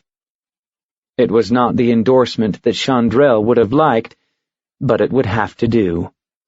The mage quickly explained to the newly arrived dragons their part in the plan. Hastily fashioned saddles were brought and strapped onto the creatures. Today was the practice flight. There could be only one. Excitement mingled with trepidation as Chandrel climbed onto her dragon mount. Dragon riders had used magic for centuries, but never before had a circle attempted to join together while riding dragons. The creature's wings unfolded with a loud, booming crash. Before Chandrel could catch her breath, the dragon was airborne. As a high mage of Evermeet, during her years in the towers of Arivandar, Chandrel had seen many wonders. None of them equaled dragon flight for sheer exhilaration. They soared upward like a shooting star in reverse. In moments the city was as vague as a forgotten dream, the river a mere ribbon. The elf threw back her head and laughed into the racing wind. When the clouds lay below them like mounds of snow and mist, the dragon leveled off and began to circle. Other dragons broke through the clouds, and one by one they fell into formation. It was time for the casting to begin. Chandrel sank deep into herself, seeking the magic that flowed through her, and with it reaching out to the minds of the other magi. One by one she pulled them into the weave. The elf gathered the threads and wove them into a single spell of destruction, the most powerful spell attempted since that which had sundered the one land in a time of legend. At first light the following day, the High Magi and their dragon mounts gathered for final preparations. Their mood was somber, even though the testing of the spell had gone well. Perhaps because it had gone so well. The magnitude of the destruction they would soon unleash was not an easy thing to contemplate. Nevertheless, more than 100 pairs of dragons and riders took to the air that morning. They climbed high into the sky until they were well above the sunrise clouds, and then flew with magically enhanced swiftness toward the north. The path of the dragonflight was not difficult to follow, sometimes in search of prey to fuel their flight, sometimes just for the love of destruction. The evil dragons burned the land and slaughtered all the creatures they found. Black and red these dragons were, and in the charred and blood-soaked land they left a grim reflection of themselves. Before high sun, the dragon riders overtook their quarry. The horde of evil dragons swept low to the ground, intent upon their orgy of destruction. At that height the winds were capricious, the air thick with a blend of morning mist and smoke from the burning woodlands. The evil dragons could not fly as swiftly as those that pursued them. At a signal from Chandrel, the dragon riders dispersed and began to form a wide circle over the horde of dragons below. They flew in careful formation, like an enormous flock of glittering gold and silver geese. The elven magi began the chant, summoning the magic and spinning it in a dizzy circle. Together they formed a whirling cone of air and magic, a storm larger than any the world had known, and sent it plunging down toward the dragons below. There was no warning, no time for the migrating dragons to pull away from the attack. One moment the sounds filling the air were those of their own making, the boom and crackle of the burning woodlands, the distant cries of fear and pain from the forest creatures below, their own triumphant roars. All these were muted, suddenly and completely, by the descending cone of magic. The whirling winds caught the dragons and spun them helplessly about. Many were killed in the first sudden rush of explosive sound and power. Their enormous bodies acted as bludgeons as the wind whipped them against their still-living comrades. Nor did the destruction stop there. Burning trees were torn from their roots and sucked up into the vortex. Within moments, the whirling cloud was a ghastly shade of reddish-gray, a mixture of smoke and carnage. The gold and silver dragons above instinctively shied away from the force in their midst, fearing, despite the success of the day before, that they themselves might be drawn into the surging, killing magic. But as suddenly as it came, the whirlwind died. A terrible black and crimson storm rained down upon the blasted countryside as the slain dragons, perhaps as many as 200, were released from the terrible vortex. And just as suddenly, Chandrel was falling. The magic she had fashioned was gone. For the first time in her life, a spell had disappeared too fast for her to withdraw carefully. Dimly, she noted that her grasping hands still held the dragon's reins, that the forest below was still passing by in the giddy blur of dragon flight. Her mortal body was safe, but nonetheless, she was falling. Instinctively, the mage realized what had occurred. The death of so many dragons, so many magical creatures, had severely torn the fabric of the weave. Her own magical essence, which had been bound inextricably to the casting of this spell, has been ripped free of the mortal world along with the dragons her magic had slain. She was dead. Her body simply had not yet had the chance to grasp this reality. As if from a distance, Chandrel saw her form grow translucent and fade away into motes of golden light. Her dragon mount seemed dazed and confused by the sudden break in the magical bond they had shared. The creature veered wildly aside, directly into the path of a venerable silver dragon. The crash of impact reverberated over the ruined land. The silver's elven rider was thrown off. The mage's limbs floated limply as he spun helplessly, unknowingly, down toward the uprushing ground. The pair of dragons grappled helplessly as they strove to release themselves from the tangle of wings and elven livery. Too late, they broke apart. Just as Chandrel's dragon managed to spread her wings, the massive, jagged trunk of a pine thrust up through her body like a spear. The impaled dragon struggled briefly, then sagged down, a glint of tarnished gold against the charred landscape. The silver dragon pulled into a glide, but there was nowhere for him to go. Nearby, the flames had flared up high and hot, stoked into a frenzy by the swirling winds. The dragon's brief and desperate flight ended in a thick bank of black smoke and the sucking winds that swept him toward the crackling inferno beyond. Voridurithil, the High Counselor of Evermeet, listened in silence to the grim tidings brought from Sombrar's tower. A flight of dragons was wending its way northward across Faerun, laying waste to the land. Many elven settlements had fallen, either as prey to the dragons or to the ravening orcs and goblins that followed in their wake. "What of the dragon riders?" he asked. "My daughter Chandrel sent word of her plan. We have sent many high magi to support her." A long silence met his words. The mage's old friend, Brindari Nirda, had risen nearly as high in his chosen work as had Vori.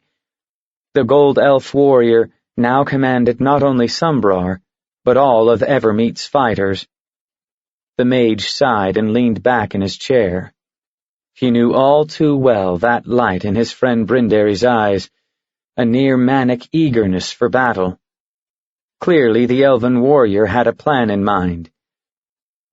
"What do you recommend?" "We cannot ignore the suffering of the people. There are a few magical gates between the island and the mainland. I say we create more. Many more. Those are not easily created, and should never be used lightly. The cost of magical travel is high." "And the cost paid by the mainland elves is not?" retorted Brindari. "We must send warriors to help counter the orcs and circles of high magi to fight the dragons." "And what of Evermeet? If we do as you suggest, her defenses will be dangerously reduced." Brindari sniffed. "I think not. Under your leadership, the island has been secured against all possible attack. When was the last time anyone saw a scrag or a sahuagin? When was the last time a hostile ship came anywhere near the island? Between the Guardians and the Starwing fleet, no foe can get near." "Say that I agree with you," Vori suggested. "Even so, the Council almost certainly will not." "Then dissolve the Council. Their time has passed." The mage considered this, Elven tradition had long considered the best governance to be a council of elders, a body that would give advice through collective wisdom, rather than enforce compliance through power. Though the people nearly always followed the council's advice, they put high value on individual thought and freedom of personal choice. The Elves of Evermeet would resist bitterly any perceived attempt to curtail these long-held rights. On the other hand, news of the mainland troubles would send many elves scurrying to arms. Some of them had not been long in Evermeet, and many of these newcomers had near kin living in the areas scourged by dragonflight. Other elves held firmly to the principle of unity among the people, and would fight just as fiercely for a stranger as they would their own kin. And regardless of personal circumstances, all the elves of Evermeet shared a sense of destiny and their place in it. Evermeet represented hope and haven for all elves. In times of such darkness, hope must be brought to the elves who were too beleaguered to seek it. Even if the council voted otherwise, the elves, with a little encouragement, would almost certainly rally in great numbers to the rescue of their distant kin. And when Evermeet was nearly emptied of warriors and magic, when the noble clans who held council seats were busy elsewhere, Vol.II would declare himself king. Who would gainsay him when the battles were over? Not even the most querulous grey elf on the council could argue with success. "Start gathering your forces," Vori said. "We will summon the circles and begin creation of the gates at once." Back in the shattered elven city, Brindari Nirda stood ready with his warriors. In the first moments of dragonflight, Chandrel Durathil had spotted the advancing orcs and had sent word to him through one of her father's speaking gems. Brindari was ready, even eager, for the battle to begin. He had lived all his life on Evermeet, and so he had never had the opportunity to fight the people's traditional enemy. In his mind, this day he and his would relive the legendary battle of Corellon Larethian and Groomsh One-Eye. His elves would prevail just as surely as did Corellon, and they would join in the legends and the glory of the elven god of battle. Suddenly the gold elf's senses tingled weirdly. Something had changed, something important. It felt rather like the rain and mist of a summer shower had disappeared in the blink of an eye, leaving the skies utterly dry and clear. To the elf's fey sensibilities, the air suddenly felt thin, empty. "The mythal," breathed the elf, understanding what had happened. The magical shield that had staved off the city's utter destruction was no more. A moment's panic swept through the warrior. He was confident of his skills and those of his elven fighters, but he acknowledged the cost of a failure would be enormous. If the defenders should fall, the gate to Evermeet would be left open. Never had Brindari imagined that it might be possible for orcs to set foot upon the island. The warrior snatched up the speaking gem that linked him to Chandrel Durathil. The stone was cold and silent. The magic gone. Chandrel was dead. The dragon riders would not be returning to lend their combination of dragon and elven magic to the battle. Brindari possessed one more magical gem, one that was even more powerful. He tugged a golden pendant from beneath his tunic and focused all his will upon the large, smooth stone set into it. In moments, the angular face of Vori Durathil appeared within. There was little time for words, no time at all for explanations. Already the city resounded with the clash of weapons along the breached walls, and the dull thuds of bombards as the orcs sought to batter down the riverside gates. "What is it, my friend?" Vori demanded.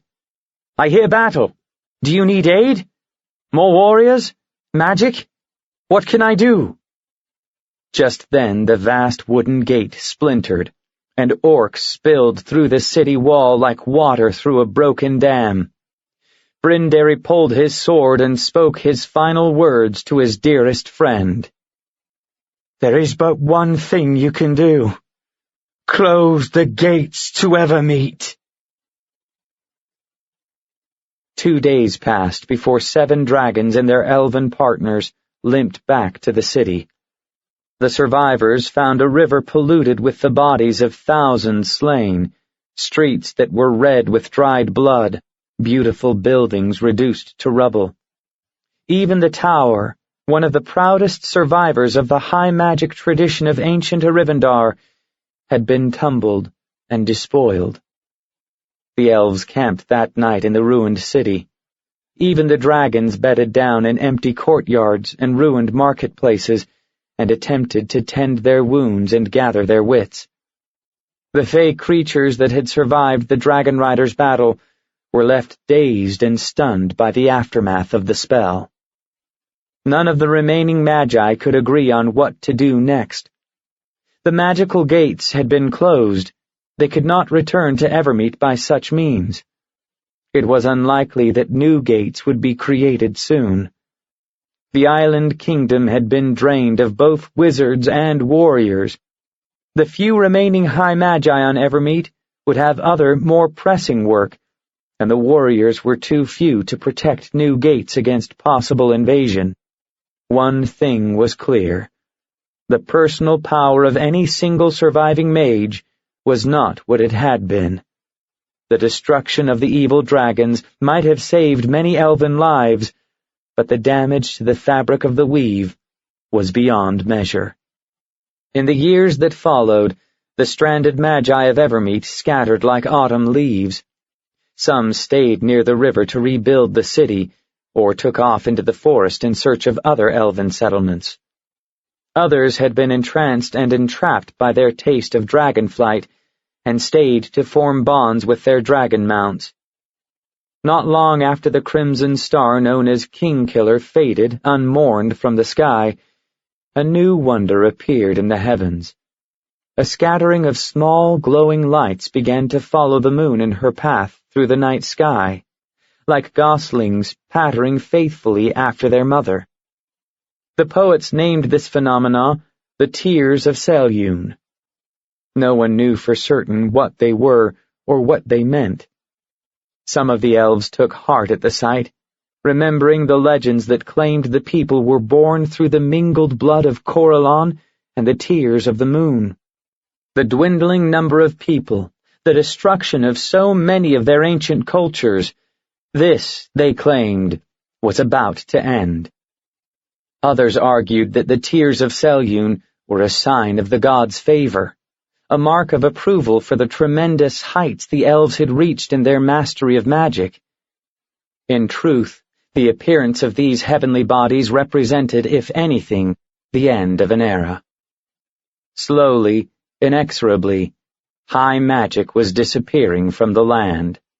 A few isolated enclaves of such magic still stood: Darthier Wood, Winterwood, Tangle Trees, Evermeet.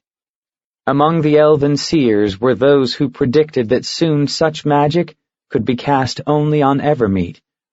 As this grim prediction came closer and closer to fruition, the island haven took on a whole new level of meaning to the elves. Voridurathil had been wrong about a good many things. He never ascended the throne of Evermeet, though he and his descendants controlled the council for many years to come. Evermeet's resources were not without limit, as the attempted rescue showed. But about one thing Durathil was entirely correct. A new era was beginning for the elves. It was not to be the golden era he envisioned, but a time of great trouble and confusion. Evermeet's importance grew as the troubles of the mainland elves steadily increased. It seemed to many elves that the tears of the moon, the very thing that legend credited with the birth of the elven people, might well signal their end upon Faerun. 11th day of Flamerail, 1368 DR. To Danilo Than does Athol of Candlekeep send greetings, reluctantly. Very well, I read your last letter, and the one before it, and the several that preceded them. In truth, I shudder to contemplate what your bills for parchment and ink must be. But this, I suppose, is the way it should be.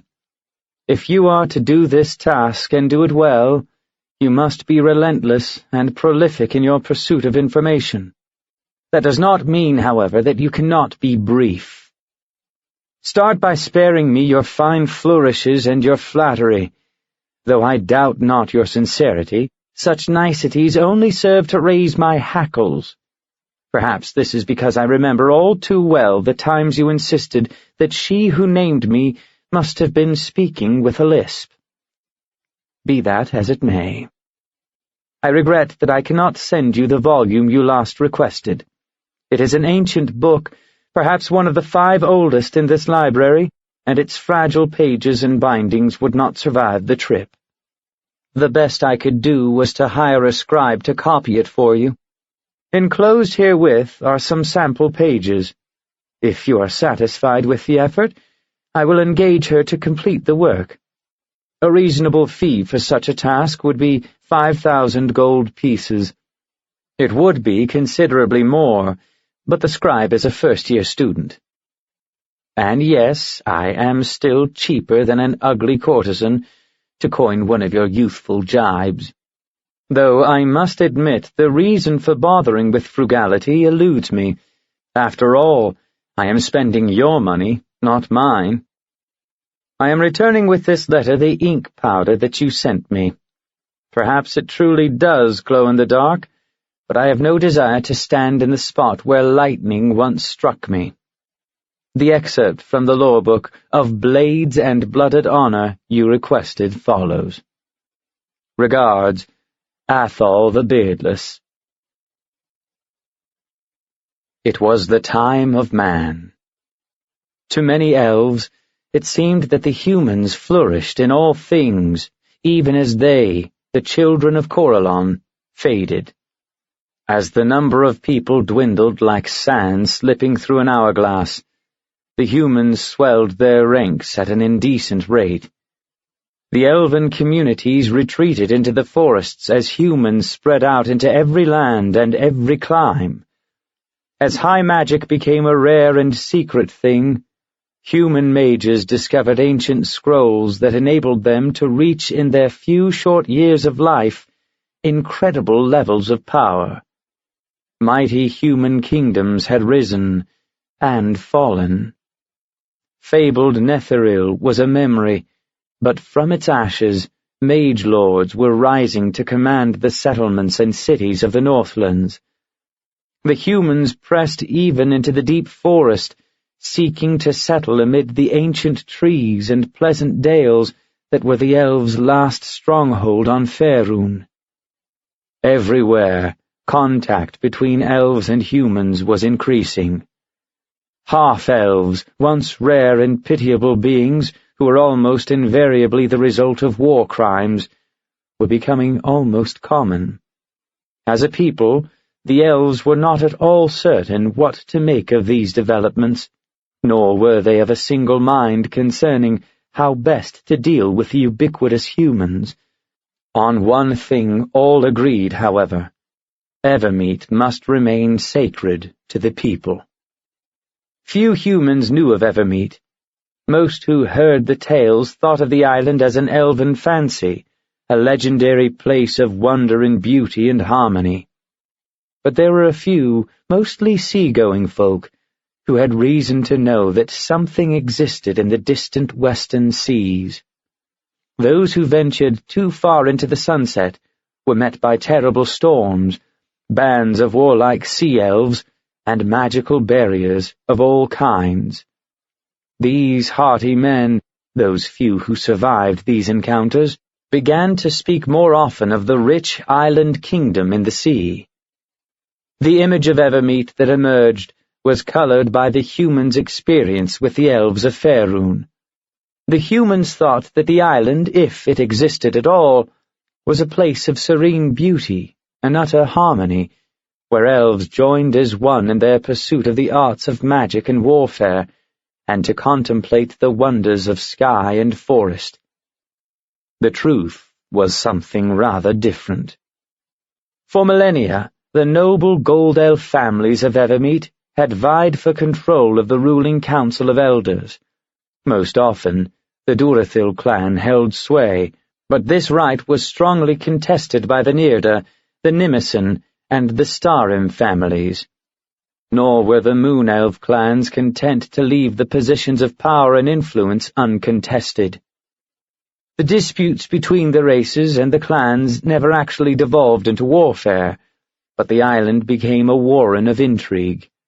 Elven culture, which had once been focused upon the creation of beauty and the assurance of a strong defense, focused instead upon the art of political maneuverings.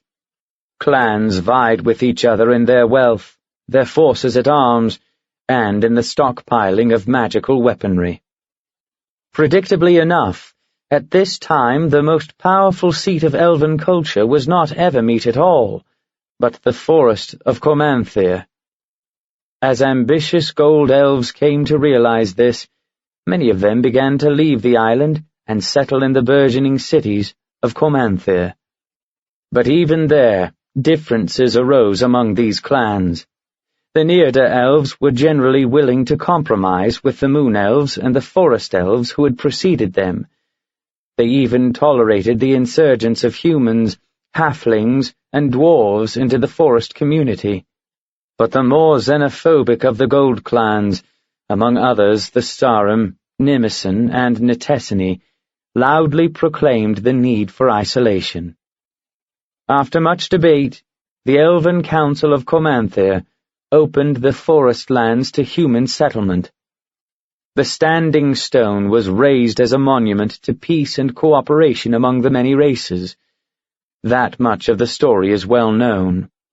But long before this year, a year of events so great that it became a measure by which time was reckoned, other, more secret events had occurred that were to shape the very course of the elven race. When the long destruction of the Crown Wars had finally come to an end, about -9,000 by Dale reckoning, some elves became concerned that such a period of strife might come yet again in the long history of the elves. They were determined to do everything in their power to prevent such a disaster. There was in Comanthir at this time an ancient elven seer known as Ethlando, a survivor from the ancient kingdom of Arivandar. He believed that this increasing division among the elves could lead to the destruction of all. Ethlando had lived long past the normal years for an elf, and was well into his second millennia of life. He was widely believed to have a special connection with the Seldarine, for the visions that were granted him proved infallible. Even in small matters, his word was greatly respected in the land. Oftentimes his opinion was sought and followed when arbitration between the more contentious clans was necessary. During the years when Comanthir's fate was still hotly debated, Ethlando declared that Evermeet must be ruled by a single royal family. This, he claimed, was the will of the gods. The plan that he gave for the selection of this clan was so complex, so dependent upon a magic beyond the reach of mortal mages, that the council decided that the Seldarine did indeed speak through the seer. On one matter, though, they held firm. Ethlando insisted that only Moon Elf clans could apply for this honor. But the Gold Elves held sway in Comanthir, and the ruling class decreed that all noble clans, excepting of course the Drow Elves, who wished to make a claim for Evermeet's throne, could do so. 300 master weaponsmiths were chosen, and each was charged with creating a single sword. Though each artisan was given license in the crafting, certain things were to be constant. All were to be double-edged broadswords, and the hilt of each was to be set with a large moonstone. Of all the gems known to elves, The moonstone was the purest, most fluid conductor of magic. Yet the sword-crafters were not to imbue the weapons with any magical powers whatsoever. That, Ethlando insisted, would come when the time was right. By the year of the Standing Stone, the swords were completed. In due time, the question of elven royalty would be settled beyond question or dispute. Prelude. Shadows Deeper. 1371 D.R. The silver dragon swooped down on Sumbrar, flying with dangerous speed directly toward the high, rounded tower. She was a guardian, and her task was to warn the elves of the approaching danger. She had reason to fear that her warning might already be too late. Her glittering wings beat against the air to halt her desperate flight, and her taloned feet caught and clung to the whimsical carvings that ringed the rounded dome roof of Sumbrar's tower. The dragon draped her wings down over the smooth stone walls to steady her perch, then craned her neck down to look into the high arched window of the upper tower. There the Magi gathered to cast their circle magic. She only hoped that they did not die of fright at the sudden appearance of her enormous, scaly silver visage in their window. But to her surprise, the chamber was empty. Silent. No Magi gathered to meet the coming threat. The dragon's first thought was that they did not know. Then her keen ears caught the sound of a rumbling deep within the caves of Sumbrar, and her senses quickened with the surge of magic that emanated from the depths of the outpost island. As the guardian watched, 6 ancient dragons burst from their age-long slumber and took to the sky. She watched in awe as the legendary heroes of her people leaped into flight as if from the pages of the lore books. Even so, her wonder was overwhelmed by a deep and profound feeling of dread. It was written that only in times of deepest peril would the sleeping ones be called forth. The guardian spread her silver wings and rose into the sky, setting a course for the Eagle Hills. There she would seek out the dragon riders and learn what fate had befallen her elven partner. Shonasir Durathil had not responded to her silent call. Though she feared the answer, she must know what she, indeed, what all of Evermeet, faced. Far from the shores of Evermeet, in a very different tower that stood in the shadow of Waterdeep's single mountain, another of Evermeet's guardians threw back her silvery head and let out a wail of mixed anguish and frustration. Kelvin Aronson, the human mage who ruled this tower, came forward and gently pried the guardian's white-knuckled fingers from the gilded frame of her enchanted mirror. "It is no good, Laeral," he said firmly, taking the woman by her shoulders and turning her to face him. "Everywhere it is the same thing. All the gates to Evermeet have been barred. There is nothing you or I or anyone else can do to change this." "But this elf gate is different. No one should be able to close it. Do you not remember how we struggled simply to conceal and move it?" "If ever anything in this world went as it should rather than it does, it is possible that we would all perish from the shock," Kelvin said without thought of humor. "Laeral, I would give anything if this were otherwise. You must accept that the battle for Evermeet is in the hands of her people." The woman moaned and sank forward into the Archmage's embrace. "We could make a difference, Kelvin. You and I, my sisters. There must be a way we can help." The mage stroked Laeral's silvery hair, a strange shade that proclaimed her elven heritage and served as a reminder of the ties that bound the woman to Evermeet. Improbably, the human mage and the elven queen had long ago become fast friends, and Laeral wore on her finger one of the elf runes that named her a trusted agent of Evermeet's queen. But even the magic of the ring had been silenced, its fey light blotted out by the strange pall that had fallen over the distant island. Evermeet was truly alone. "Trust in the elves," the Archmage urged her. "They have weathered many storms, and may yet find their way to a port in this one." Laeral slipped away from the shelter of Kelvin's arms. "There is more," she whispered, as tears began to spill down her cheeks. "Oh, there is more. I never told you about Mara." Flying high above the trees of Evermeet, Mara clung to fistfuls of golden feathers and leaned down low over the giant eagle's neck. Her black hair whipped wildly about her in the rush of wind, and her face was grim as she scanned the ground below for sign of the Elf-Eater's passage. Finally, she caught sight of the monster as it crashed through a stream, sending water spraying wildly upward in sheets and flying droplets that glistened briefly in the bright morning light. "Down here!" she shouted to her eagle mount, daring to let go with one hand in order to point. "Follow that thing!" "Oh, big bug," the eagle commented as he eyed the domed carapace of the monstrous elf-eater. "Crack shell, get meat for many eagles. We two not elves fight that? Eventually. First we must fly past it to Coralon's Grove and warn the elves there of its approach. Do you know where it is?" "Humph! Know where every rabbit den is.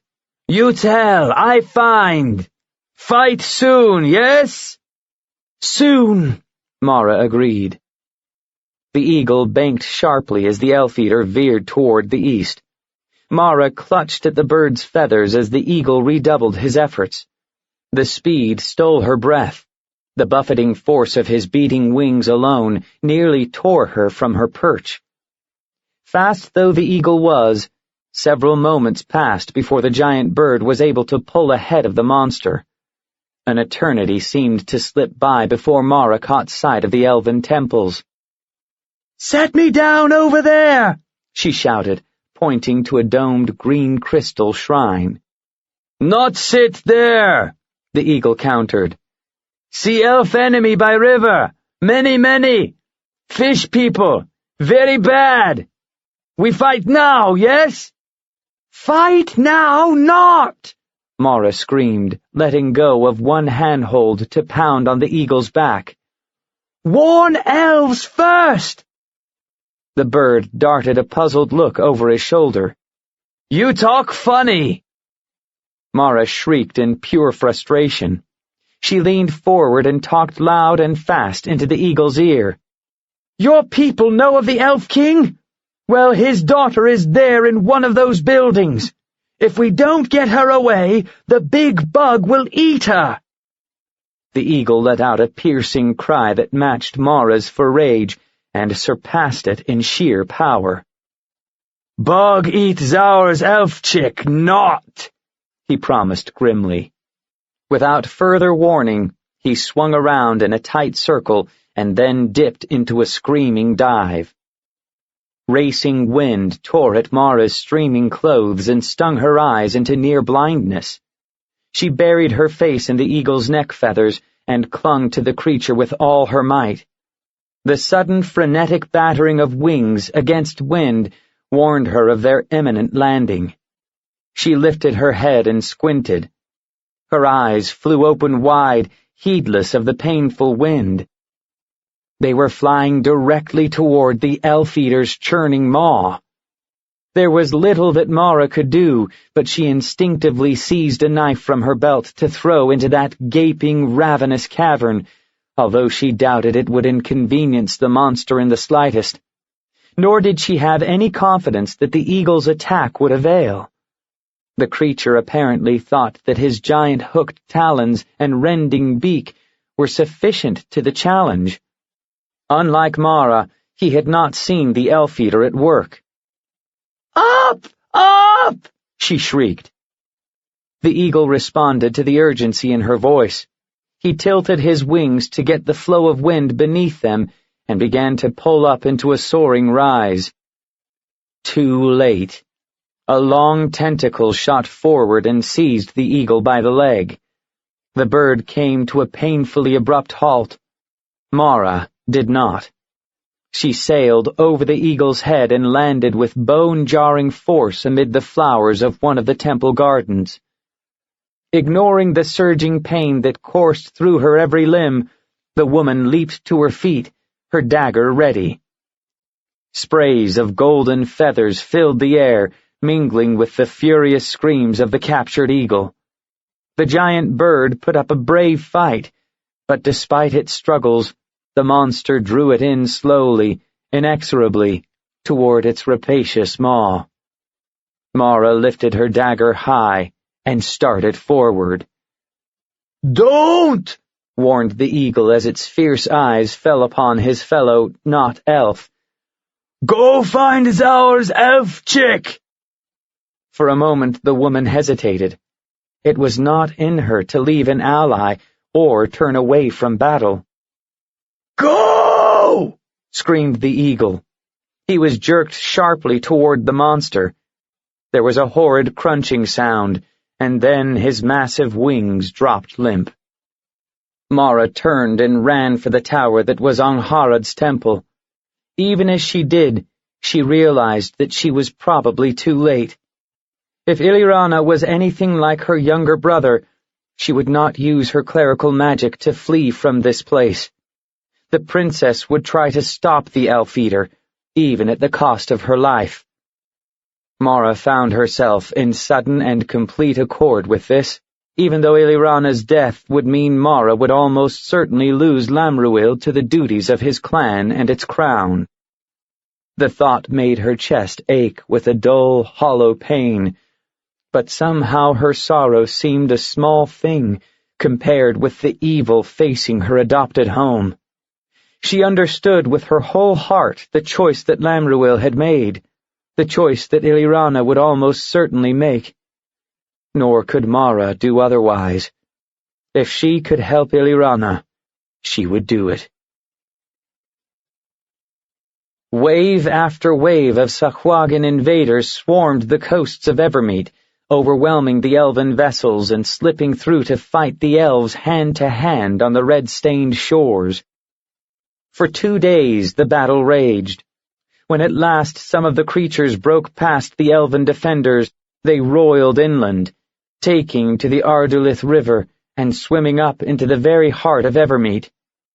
Behind them came the Scrags, terrible creatures that devoured with grim delight any being that had fallen to the talons and tridents of the fishmen. Along the way, villagers and fisherfolk gathered to do battle. Bonfires dotted the shores of the Ardulith, and clouds of oily smoke roiled into the skies as the elven fighters consigned the slain sea trolls to the flames. In the waters beyond Evermeet's shore, the sea elves struggled to hold back the tidal wave of invaders, but they too had been taken unawares by the massive multi-sided attack. Those sea elves on patrol fought as best they could, but all others were trapped inside their coral city by a siege force of enormous size. The kraken and the dragon turtle that patrolled the waters fed well, but even they could not hold back the swarms of sea creatures that swept over the elven shores. The elven navy, the wonder of the seas, fared somewhat better. In the waters beyond Evermeet's magical shields, elven man-o'-wars and swan ships battled against a vast fleet of pirate ships. They sent ship after ship into Umberlee's arms, and better still, they cleared a safe way for several vessels that fled for Evermeet, closely and deceptively pursued by the pirates. "Fools," Kimmel Nimison observed as he watched the fiery battle raging behind his ship. Captain Blethus, the human who commanded the flagship's rightful place, licked his lips nervously. "That's nearly the last of our fleet, Lord Nimison. There will soon be but 6 ships left." "That will suffice," the Gold Elf said calmly. The elven ships will go one to various ports, as we agreed. One will go aground on the beaches of Siluth, and from there our forces will march inland to take and hold Drelagara. The next will sail around to Nimlith and hold that city. Continuing northward, we will take the far meadows. This victory is key, both for food supplies and the horses we will need to ride south and inland. From the east, we attack 3 points. The Thavians will sail to the northern city of Elion to engage and destroy the drow scum that hold the keep there. Certainly the Dark Elves' usefulness is ended. From what I've heard of drow, that task might be harder than the telling suggests, Blethus muttered. Kimmel Nimison cast an arch look in his direction. And have you also heard of the Red Wizard's magic? The two are well matched, in power as well as loathsomeness. Those few vermin who survive the encounter will be easy enough to dispatch. The problem with this invasion, he concluded dryly, is not so much in the conquering, but in knowing how best to rid ourselves of our allies.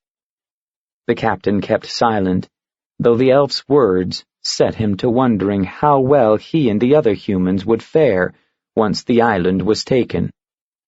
We will accept the surrender of Lightspear Keep at Ruith, the elf continued, and this ship, as planned, will enter the Luthilspar Bay to take over the court. You make it sound easy, Blethus commented. It has been anything but, snapped the elf.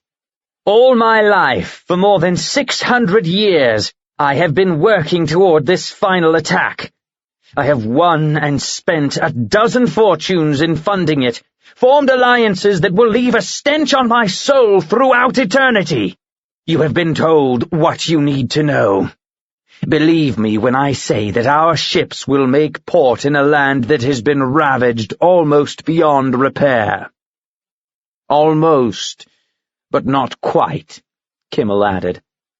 In times past, the people have rebuilt from less than we will leave them. The elves will merely be purified by this crucible, and the gold will rise above the dross at last. Evermeet will be restored in the image of ancient Arivandar, and from this place the elves will once again reach out to expand and conquer. It occurred to Blethus that the elf was no longer talking to him. Kimmel Nimison was reciting a litany, reliving the image that had ruled and shaped his centuries of life. Whether or not there was any truth in this vision, or even any sanity, the human could no longer say.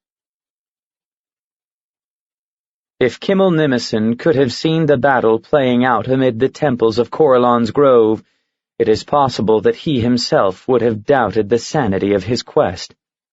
Not even his blind zeal could excuse the unleashing of Malar's vengeance upon the elven homeland. The elf-eater battered through a circle of standing stone, and a score of writhing tentacles reached out to ensnare the cluster of forest elf shaman who chanted spells of warding. As carelessly as a courtesan might pluck at a bunch of grapes, the monster thrust one elf after another into its churning maw. A few of the elves fled into the forest. Most stayed, fighting back with whatever weapons of steel or faith or magic they had at hand. From her window in a high tower of Angharad's temple, the Princess Ilirana gazed in horror at the carnage below.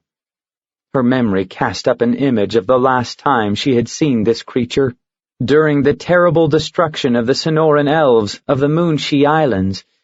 It had been a day beyond horror, and the worst of it was witnessing the disappearance of a blue-haired elven lad into that ravenous maw. Which of her younger brothers had met this fate she never knew, nor had she ever been able to learn if the other twin had somehow survived. The failure she had felt then, the utter impotence of a young and untried priestess, washed over her anew. A young human female, scarlet-clad and decidedly disheveled, skidded into the room. It took Illyrana a moment to recognize her as Laeral Elfriend's daughter. The woman propped her fists on her hips and glared at the princess. "The way I see it, you can either fight or flee, but you've got to pick one of those now." "Mara, isn't it?" Illyrana murmured in her gentle voice. "Not for long it isn't, unless you take action." The woman drew her sword and stepped to the door. For a moment, the elven priestess thought Mara intended to force her to flee. She realized suddenly that she did not wish to do so. She would stay, and she would fight.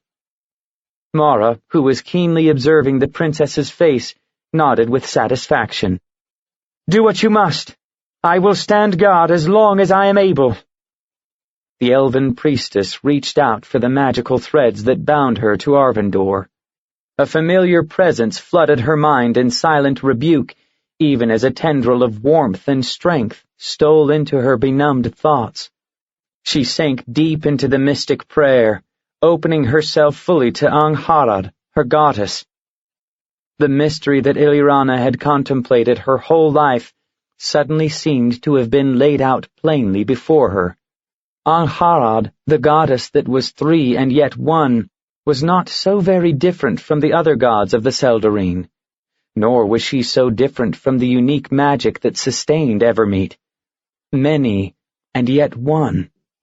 Perhaps the Magi were not the only elves who could summon a circle's combined magical strength. Illyrana closed her eyes and sank deeper still into the meditative prayer, until the power of the goddess seemed to flow through her like air, binding her in silver threads to the web. She reached out, seeking the power of the other priests and priestesses. One by one, she reached out to touch the startled minds of desperately praying clerics of Hanali Selenil, Airdrie, Sehanine Moonbow, all of the goddesses whose essence was mirrored in Angharad. They were many, yet they became one, even as the goddess herself had been given birth.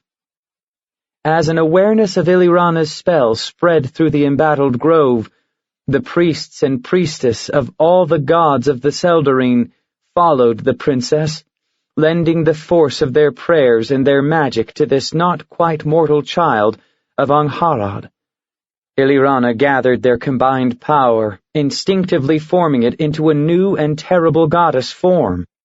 In response to the collective prayer, a warrior maiden clad in gleaming plate armor rose from the soil of Evermeet. Tall as an ancient oak, she held a spear the size of a ship's mast. The warrior stood her ground as the elf-eater thundered toward her and thrust her spear's point deep into the monster's mouth. With all her strength she pushed the blunt end of the spear down, levering it toward the ground. Then she dug in her heels and held on. The impaling spear thrust deep, abruptly stopping the monster's headlong rush. Although the mighty shaft bent like an arched bow, although the wood shrieked and groaned and crackled from the strain, the warrior did not release her hold. Then, suddenly, she threw herself backward, releasing the spear. As the lowered end of the spear sprang straight and high, the creature was thrust violently in the opposite direction. It flipped, landing on its rounded carapace and rocking like an upended turtle. Its three massive legs churned the air, and its tentacles flailed wildly, but it could not right itself. One of the tentacles found and seized the warrior, wrapping around her arm and pulling her close. The magical elf drew a knife and severed the limb, then ripped the clinging length from her arm.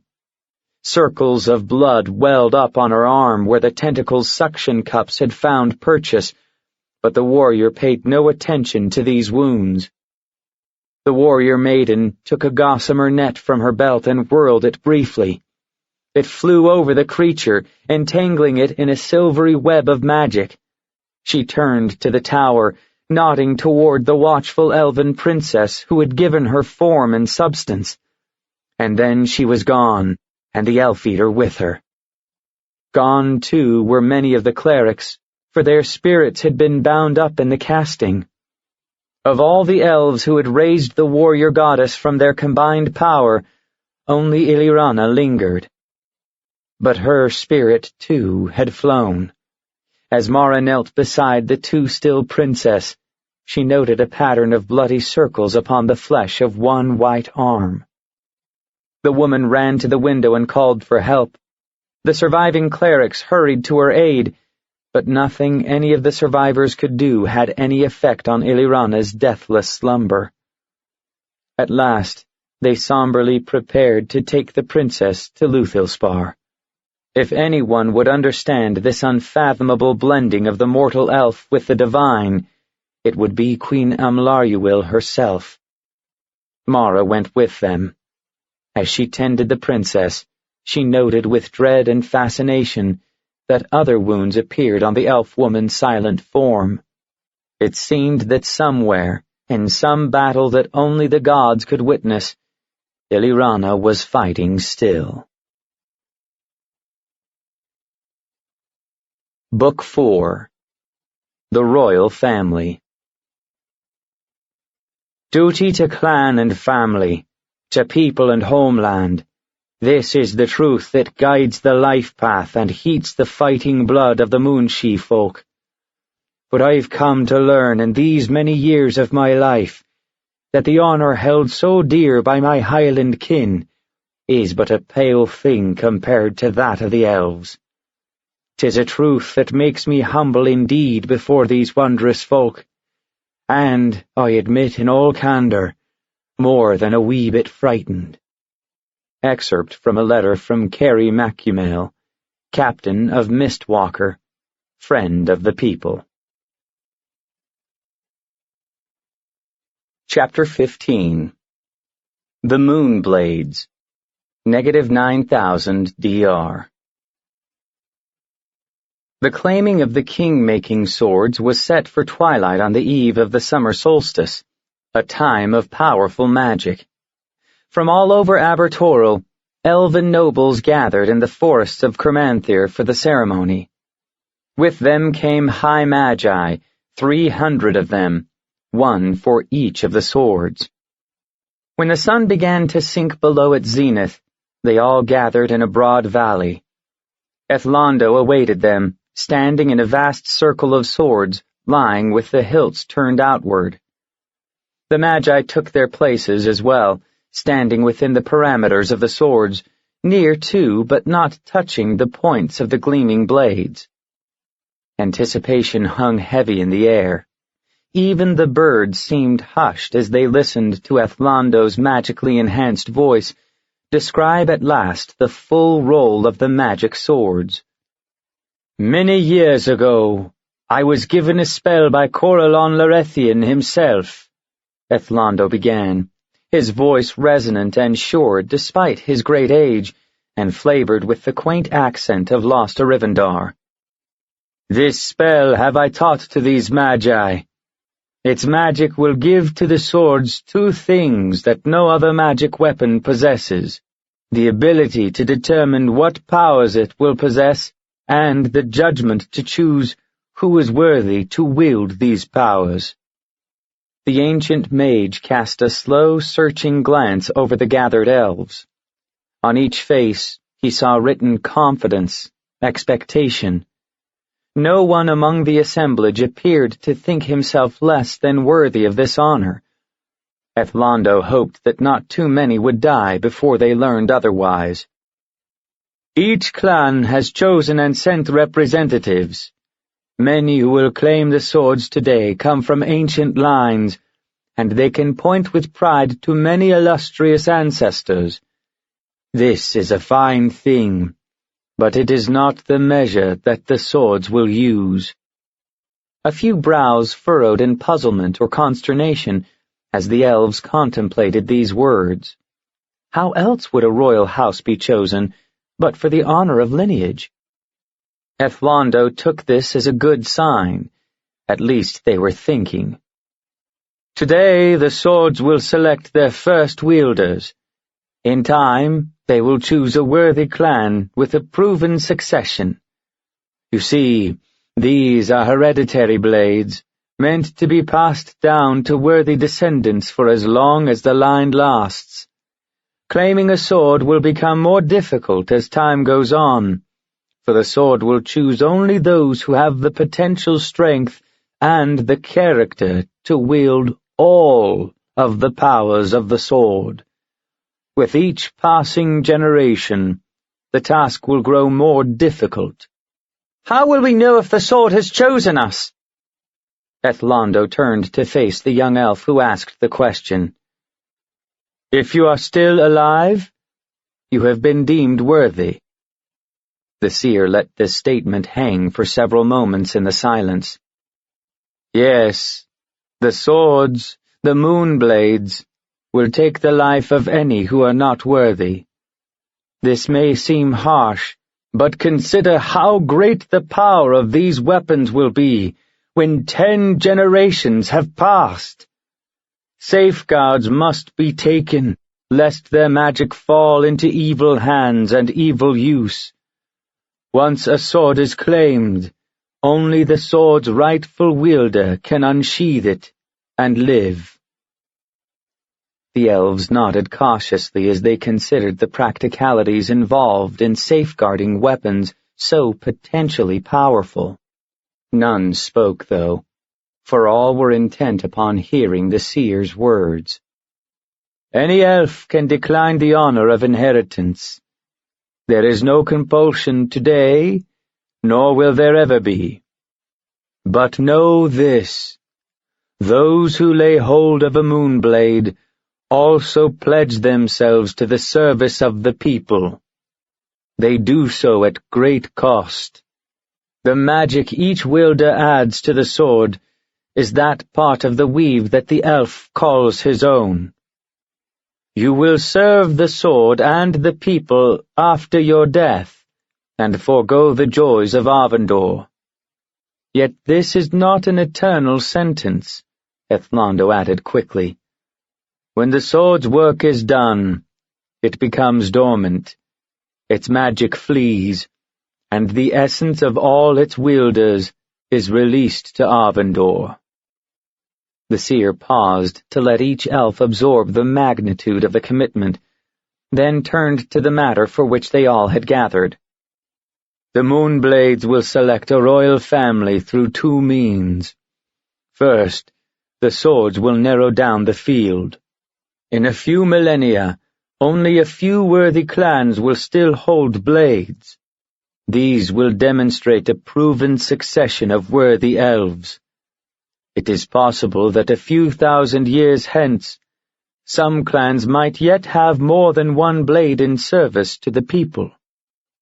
Second, the powers with which a particular sword is imbued will determine the clan's worthiness to rule. Some swords will become formidable weapons for highly skilled fighters. Others will become like the mage's staffs that hold spell power. 1, or perhaps 2 or 3, will become such a sword as a king might wield. Ethlando let the words echo long. There is one thing I would ask of you. This is not the directive of the gods, but my own request. Do not let more than 2 elves from any one clan fail this day. If you so desire, an unclaimed sword may be kept by the clan in trust for some future wielder to use in the service of the people. But understand that those clans who do not succeed today bear little hope of aspiring to Evermeet's throne. Now is the time to speak, if you have any questions. This is not a choice to be made lightly. No elf will be thought the less of for choosing not to claim a moonblade, now or ever. There are many ways to serve the people. This is but one. Predictably enough, there was no sound but the restless shifting of elven feet. no emotion written on the waiting faces, but confidence of the outcome, and impatience to begin. Ethlando smiled ruefully. "Very well, then. These are the last words you will have of me. When the casting is done, the Magi will see to the ceremony of choosing." The ancient elf's eyes drifted shut, and he began to sway as he hummed an eerie melody. One by one, the circle of Magi took up the weird casting. Before the wondering eyes of the elven throng, Ethlando began to glow with faint blue light. His form grew translucent, shimmering with gathering power. The chanting Magi, themselves enchanted, began to add words to their spell, albeit words that no mortal elf had heard or spoken before. Ethlando's form took on height and power as the spell drew magic from the weave and wisdom from the gods. Finally, the spell ended on a single high, ringing note. Ethlando's glowing form burst apart as if he were a crystal shattered by sound. The light that was Ethlando shot out like rays from a cerulean sun. Blue bolts of magic and power flashed to each of the moonblades. The swords were suddenly alive with magic and glowing with intense blue light. The watching elves flung up hands to ward off the sudden brilliant flare. When their eyes adjusted to the magical light, they saw that though the moonblades were still alight, Ethlando was gone. The meaning of this was clear to all. It had been as Ethlando said. The power of the moonblades would be fashioned from the essence of the noble elves who would wield them. The first power, that which formed the basis for all that would follow, was the ability to see and to judge. Who better for this task than the revered seer himself? A moment of reverent silence passed before one of the high Magi spoke. 300 swords, 300 elves. Let the clans who aspire to Evermeet step forward. Without hesitation, the first representatives of the clans came. The elves formed a circle around the glowing blades, knelt briefly in prayer to the gods and dedication to the people. At a signal from the Magi, they reached as one for the hilts of their moonblades.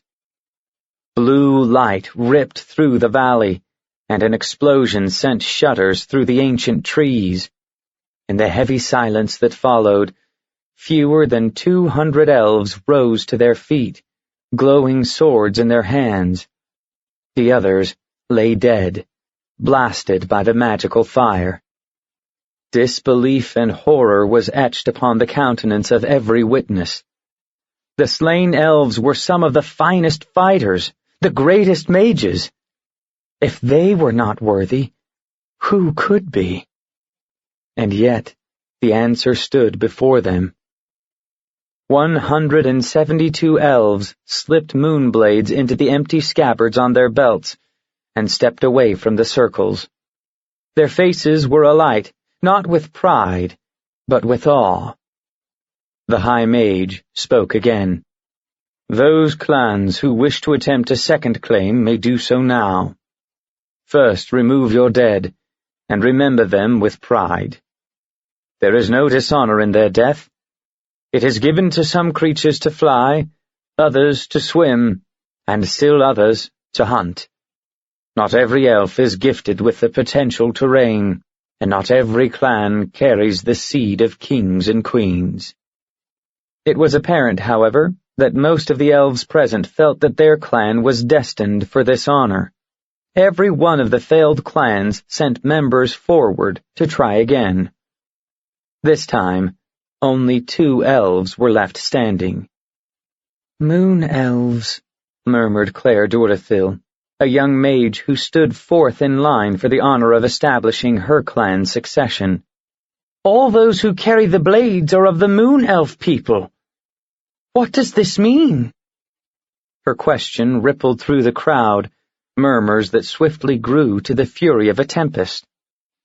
Finally, the coronel, the elf who sat at the head of Cormanthir's council, came forward to quell the angry elves. "It is true that Ethlando suggested that only moon elves be given the trial," he admitted. He argued that as a race, the moon people are best equipped by temperament and inclination to deal with the folk of other races. We elves have become the few among the many.